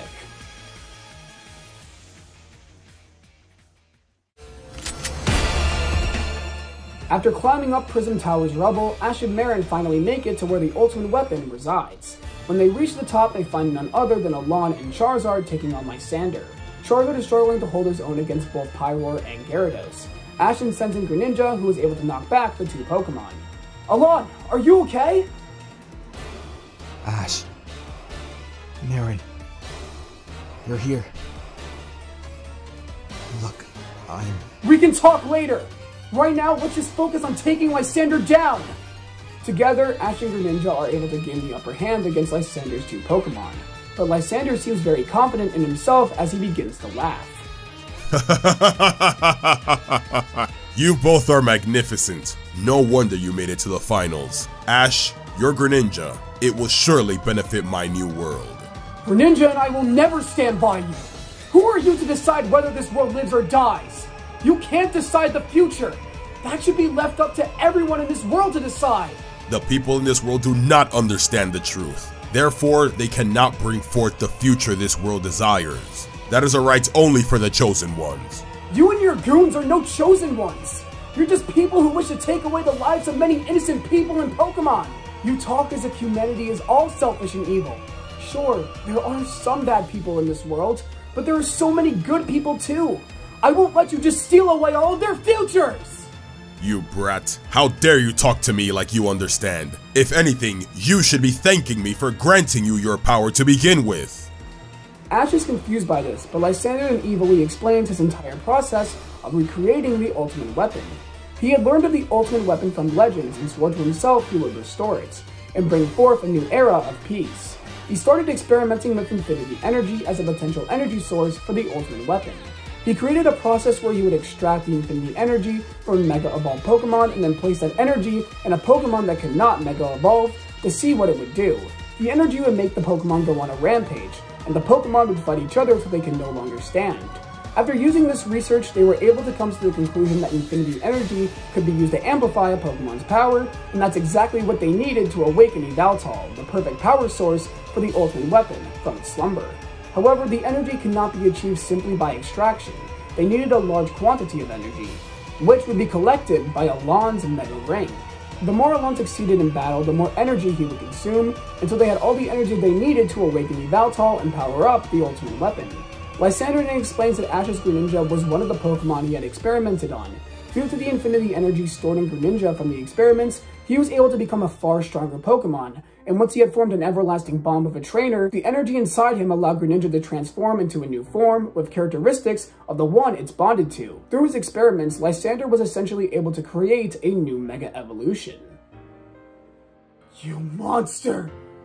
You made all those people and Pokemon suffer for this! I refuse to let you continue to use this world's people and Pokemon to accomplish your own selfish goals! I'll end you here and now, Lysander! For the sake of our future! For the sake of tomorrow! Try if you like, but your desire for this world's tomorrow will be destroyed by this world's true desire for a new age. Lysander then activates his Mega Ring, which looks very similar to the machines used by Team Flare during their experiments. The energy then spreads to Gyarados and Pyroar, who becomes consumed by a sinister energy, and Gyarados then becomes surrounded by a bright purple light.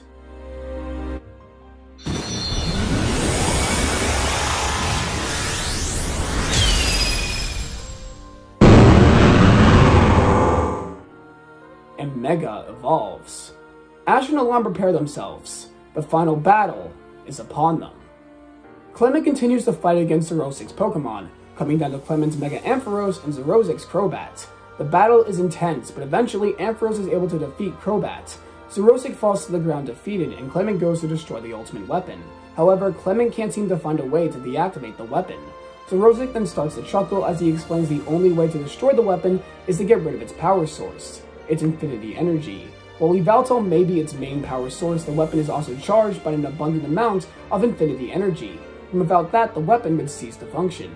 No person or Pokemon could possibly contain all that energy. Clement is at a loss.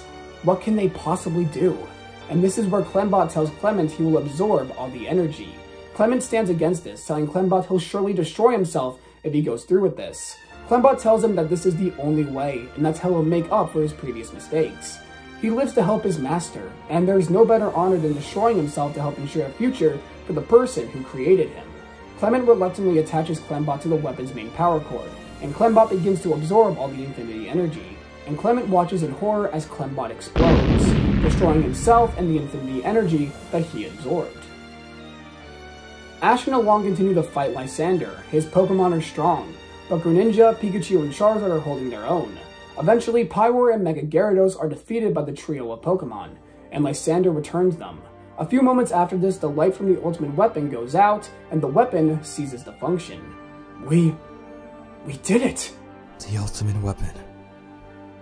It's no longer working. Clement, you did it!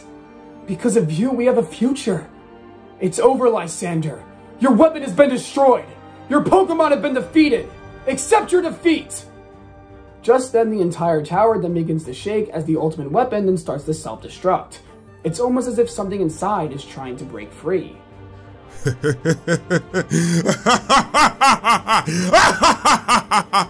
You are all fools! You have condoned this world to a new era, but not one of life. You have doomed this world! What are you talking about? Ashton remembers what the old man said about Yveltal, and then his face becomes one of horror. Ragnarok. Good. You understand. The world will become lifeless, nothing will exist, and an endless void will take the place of the world you know now. My dream of a beautiful world has been taken from me, but at least I'll leave this world knowing all you parasites who have done nothing but destroy each other will cease to exist. Lysander then approaches the edge of the tower. Alon goes to stop him, but Lysander jumps off, and his life comes to an end. Alon and Ash look up at the deactivated weapon as its destruction approaches. Alon, whatever comes out of that weapon, we have to stop it, no matter what! Got it. Let's go.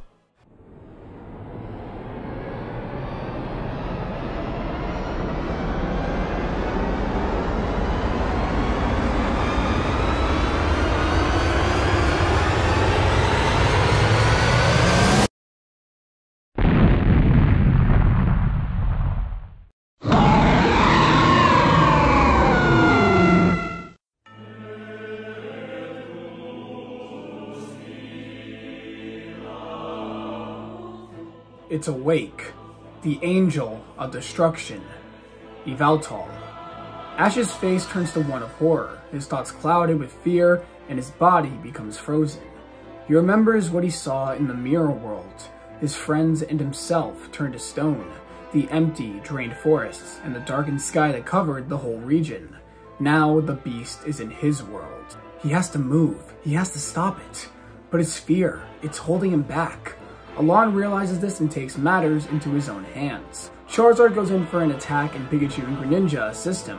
They are strong in their own right, but Yveltal is able to push them back due to his insane power.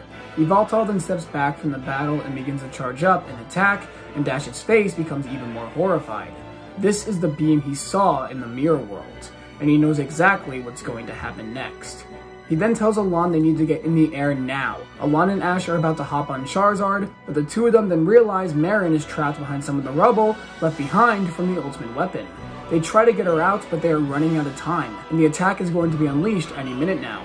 Marin tells Alon that it's okay for him to leave her here, and that she's just happy he's back to being himself, as that was the only thing she ever wanted to see. She tells him she knows he will save her and everyone else, so it's okay to leave her here. With tears in his eyes, the two get on Charizard and fly into the air. Just then, Yveltal unleashes an Oblivion Wing.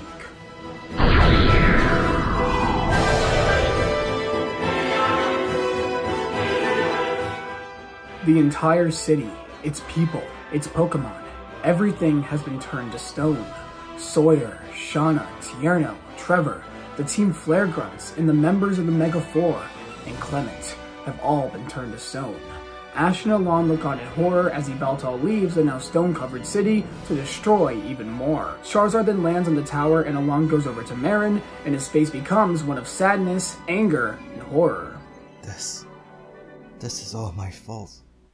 If I hadn't let Lysander use me the way he did. If I hadn't been such an idiot. This could have been avoided. How could I have been so stupid? This isn't your fault. Lysander never cared about it being specifically you, Alon. He would have found someone else to take your place if needs be. This was always going to happen, so there's no need to beat yourself up over this. Everyone in this city. They're all stone. Their future snatched away from them. I've lost people too, Alon. So, our objective is clear. We stop Yveltal, and we take back this world's future! We're in a forest somewhere in Kalos and AZ. Serena, Bonnie, and Sycamore, despite not being anywhere near Lumiose, have felt the power of Yveltal's awakening. They hope that everyone is safe and state they need to hurry and make their way to Xerneas as fast as possible. My worst fear has come to pass. Perhaps this is my divine punishment for my sin. And now the whole world will face its consequences. The group is confused by AZ's statement, but AZ tells them that he will tell them everything. The truth about Kalos, its legends, and how things have come to be the way they are. When Kalos came into existence, so did its two legendary Pokemon. As society began to thrive on a new continent, a great battle broke out between the two almighty creatures. One desired life in the future, and the other wished for an eternal now carved into everlasting stone. With the help of the region's people, the Pokemon of Destruction was sealed away, and for 5,000 years it has remained dormant. 2,000 years later, the same region became enveloped in a great war, all due to the selfishness of man. The king at the time wished to end the war, a cycle of hatred, but was hopeless in doing anything. One day, the king was given a tiny box, and inside was his beloved Pokemon, who had lost their life on the battlefield. The king began to construct a machine to bring the Pokemon back, but required a massive power source. That power source was Yggdrasil. The man had brought his Pokemon back through the machine, but the man had become consumed with rage. A hatred of the world consumed him, and in his anger, he transformed his machine into the ultimate weapon and fired it at the region. The war came to an end, but at what cost? The lives of so many people and Pokemon were lost, and the legendary Pokemon that was supposed to grant Kalos life had transformed it into a shell of its former self, sealed away for eternity. The king's Pokemon saw what he had become and left him. All left was the husk of a once great man, who was doomed to walk an eternal road of hopelessness. The king. It's you! Yes, because of me the world is in the state it's in now. Honestly, it would be better for the world if I was dead. Mister, I could never possibly understand your feelings, but I do know one thing. Without you, this world would be gone. Sure, you made mistakes in the past, but now you're helping us save it. Without you, we wouldn't know where to find Xerneas, and we wouldn't be able to save this world. So don't say the world would be better off with you dead, because that's just not true. Thank you, young lady. For your words, they are very kind. Eventually, the group makes their way to the heart of the forest, where a white tree rests in the middle of a spring. There it is, the legendary Pokemon Xerneas. AZ tells them for thousands of years it has slept here, where the weapon was fired during the war. AZ tells them the only way Xerneas can be awakened is if someone of truly pure heart reaches in to its slumber. Bonnie then remembers her strange dream. Was that Pokemon Xerneas? Bonnie asks to try and she reaches out to Xerneas, saying that humanity may have done bad things to it in the past, but now they need them. That if they are a Pokemon of life, they can't allow all the life in this world to disappear. As Bonnie pleads for its help, so too does Sycamore and Serena. AZ watches in awe as he sees how the future of humanity could potentially accomplish what he and his people cannot, to walk hand in hand with Xerneas, the Pokemon of life.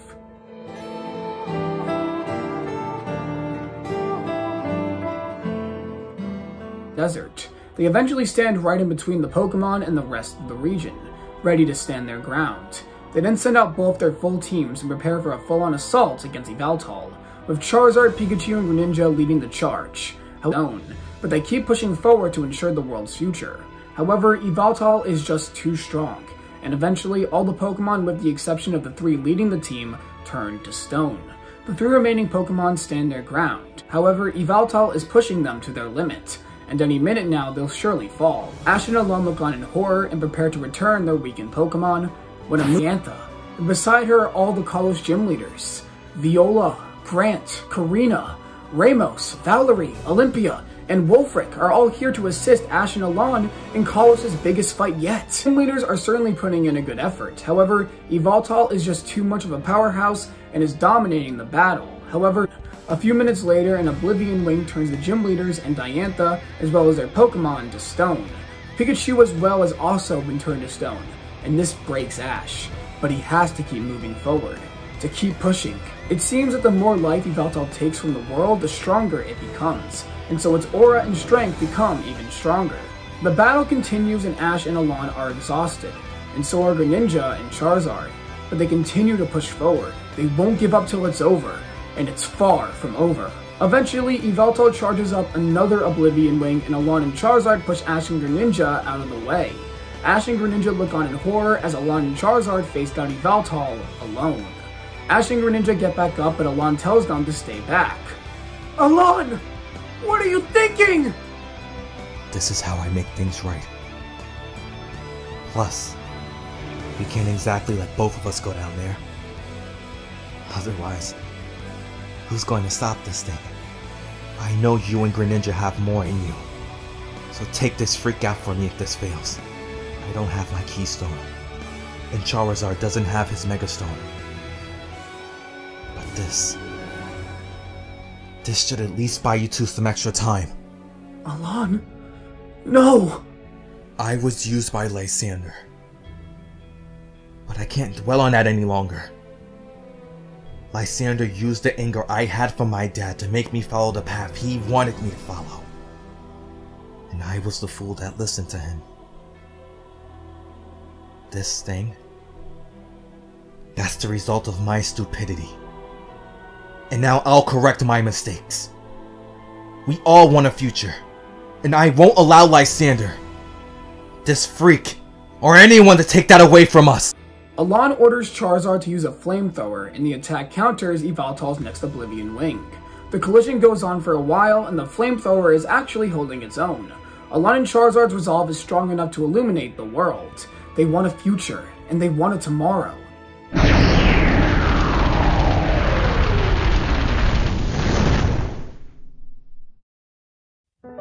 However, eventually Oblivion Wing gets the advantage and directly hits the trainer and Pokemon, turning them to stone.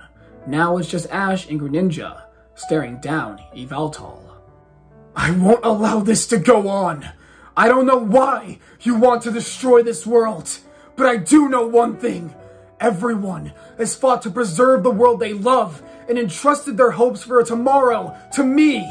Sawyer, Tierno, Shauna, Trevor, Professor Sycamore, all the gym leaders I battled, Marin, Bonnie, Serena, Clement, and Alon. I will carry on their wills, and I will stop you!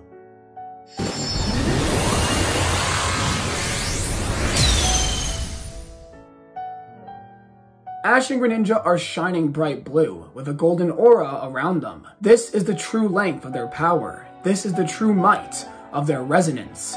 The battle continues and it quickly becomes super intense. Not only does Greninja match Yveltal in speed, but also matches it in strength. Greninja's attacks significantly damage Yveltal, and Yveltal is starting to struggle. Eventually, Greninja summons a giant golden water shuriken, even bigger than the one at the Kalos League.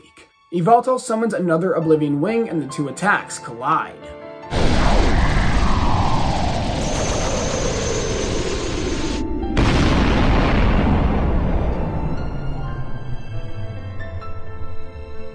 Ash and Greninja are lying on the ground, their aura completely drained, defeated. Yveltal is still standing. Ash looks on in horror. Have to move! Have to keep on fighting! Never give up till it's over! Never give up till it's over! I refuse to believe that it's over! Ash uses all of his strength to stand up, willing to even face Yveltal down by himself, but he quickly falls back to the ground. It's over. They've lost. Ash looks on to the bright light that will soon envelop him, the attack that represents Yveltal's will for an everlasting now. However, a bright light then consumes the desert once again. Grass begins to grow, and where water once flowed becomes bodies of water. All the people who had turned to stone are released from their prison. Ash feels a warmth come over him, and so too does every other person in Pokemon there. Gentle and elegant steps are heard as Ash watches in awe as Xerneas makes its way to confront Yveltal. Serena and the others are next to it, and Ash and Serena exchange an understanding nod. Due to its weakened state, it doesn't take too much effort for Xerneas to gain the upper hand. It envelops Yveltal in its light, and in a matter of seconds, Yveltal returns to its cocoon-like state. Xerneas then unleashes a wave of energy that spreads across all of Kalos, freeing all those who had been turned to stone. Ragnarok is over. AZ approaches Xerneas and smiles at the Pokemon. Thank you for giving this world another chance. Xerneas merely looks at AZ and then disappears in the blink of an eye, now willing to protect the world it had once been sealed away from. Sycamore then sees Alon, and tears start to form in his eyes as he walks up to his son. Halan, listen. I know exactly what you're going to say. We might never be able to get back to where we once were. But I think I'm finally ready to talk things out, Dad. I would love that. That's all I've ever wanted. AZ looks up to the rising sun and then spots something that catches his eye. It's a Pokemon. Not just any Pokemon though. His Pokemon. The rest of the group, Ash, Sycamore, Alon, Bonnie, Serena, Diantha, and the gym leaders look on as they see the man fall to his knees as he embraces his long-lost friend. Poet, it's been 3,000 years. Finally, you've come back. The two of them become enveloped in a bright light and disappear. Where did they go? They were finally able to move on, and now can finally rest. The group then makes their way back to Lumiose, as they have a lot of work ahead of them. Ragnarok might be over, but they still have a tomorrow they have to build together.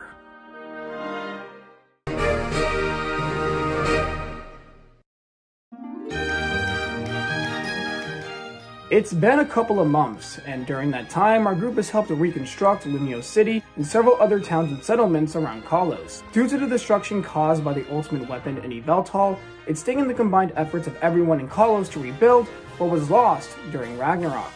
As for our main group, they're starting to think about where their futures lie, and if they lie, together.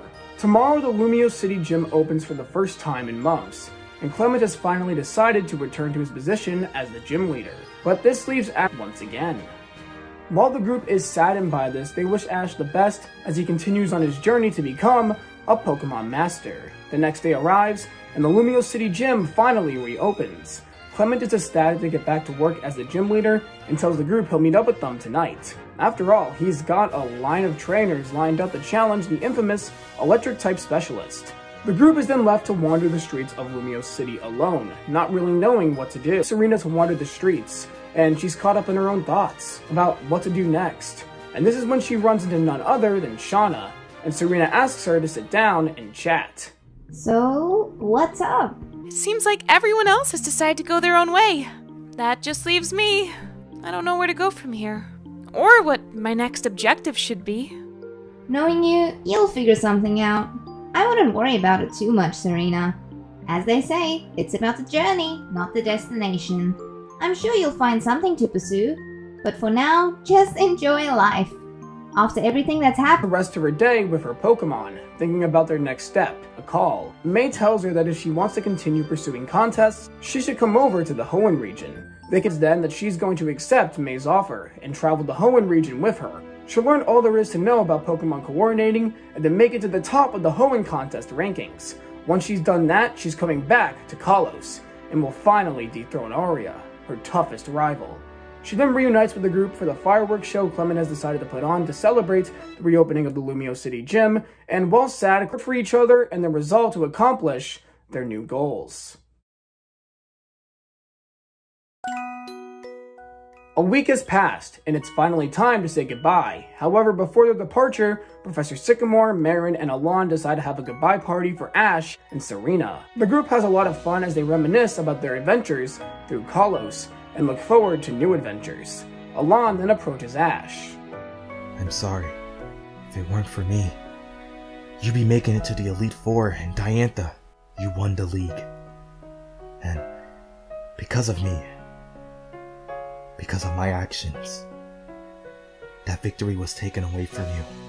Alon, we already talked about this. You weren't yourself back then, so the victory has no meaning to me. If you say so.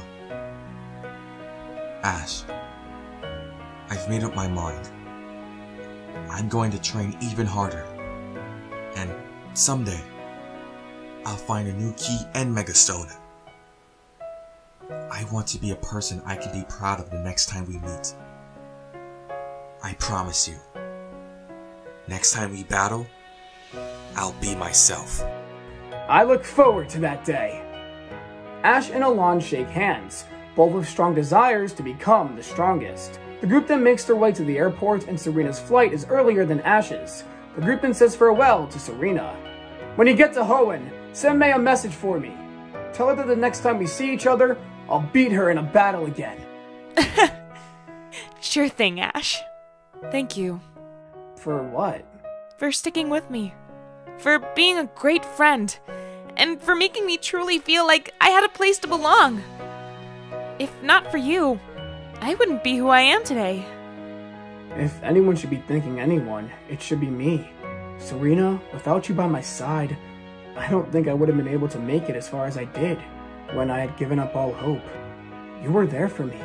You had my back, and you supported me till the end. So, thanks. I'll be off now. But there's something I have to do first. Serena then goes in and kisses Ash on the lips, which shocks everyone. Ash is flabbergasted, as that was the last thing he was expecting. Serena then leaves, blushing, and Ash waves goodbye to her with all his might, looking forward to the day they can see each other again. Ash and the others still have about 2 hours before his flight, and so Clement and Ash share one last battle between Pikachu and Bunnelby. However, as to what the end result of that battle was, I think I'll leave that up to you.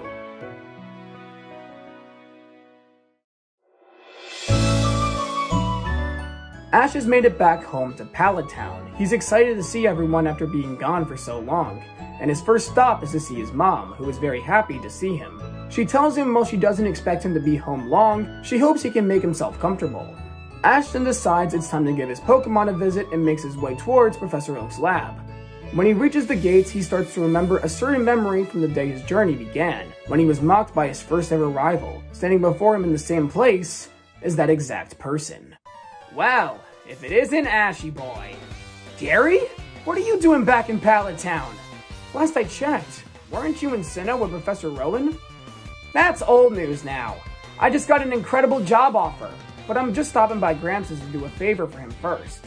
A job opportunity? I'll tell you more about it later, but Ash, what do you say to a battle? For old time's sake. It's like you read my mind. Ash and Gary then have a one-on-one battle. Ash sends out Greninja, and Gary sends an Electivire. Despite the electric type advantage, Greninja is putting his all into the battle. There is no tension between the two, only pure joy and excitement. They haven't seen each other in over 2 years, and to finally get to see one another again is exciting. Eventually, Ash and Greninja activate their resonance, and Greninja transforms once again, shocking Gary. Gary and Electivire continue to put up a good effort, but eventually Greninja gets the upper hand, and Electivire goes down, making Ash the winner. Gary smirks as he congratulates Ash on his win, telling him that he's certainly improved. Just then, Professor Oak shows up at the entrance to the lab. Ash, Gary, so good to see you two again. That was a wonderful display of power from both of you. Thanks, Professor.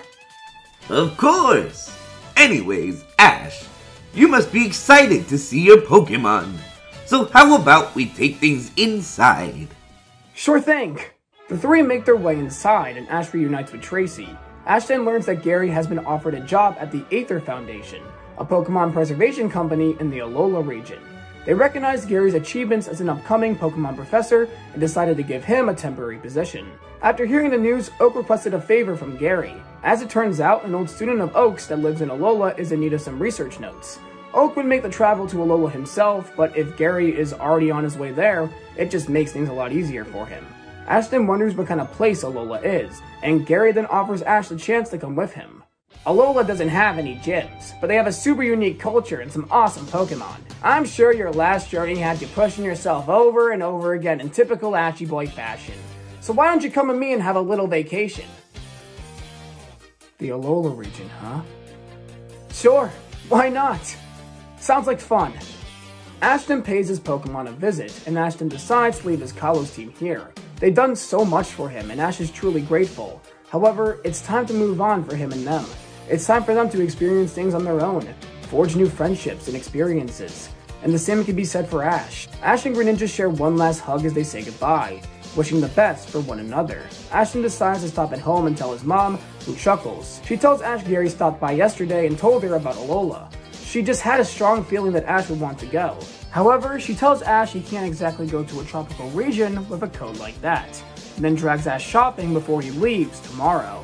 Ash and his mom get to spend some quality time with each other, and after a long, long shopping trip due to his mom's picky fashion sense, Ash ends up with a brand new outfit. Delia gushes at the sight of her son and how he's growing up so fast. The day he left with Pikachu feels like yesterday, and now he's matured so much and truly has become a young man she couldn't be more proud of. The next day arrives and it's back to the airport. Ash and Gary are about to enter the door to the airport where Ash will make his way through the Alola region. But before he enters the building, he looks up and admires the horizon. No matter where we are or what we're doing, we'll always be together in spirit. Our dreams, our ideals, and our hearts will always be connected.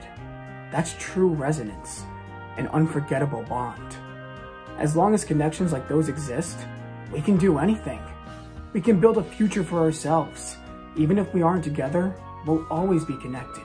As long as we follow that signal flare up in the sky together, I know we'll make that future a reality. Life is something to treasure, and I swear that as long as I live, I'll enjoy life the best that I can. That's a promise. That's my promise to you all.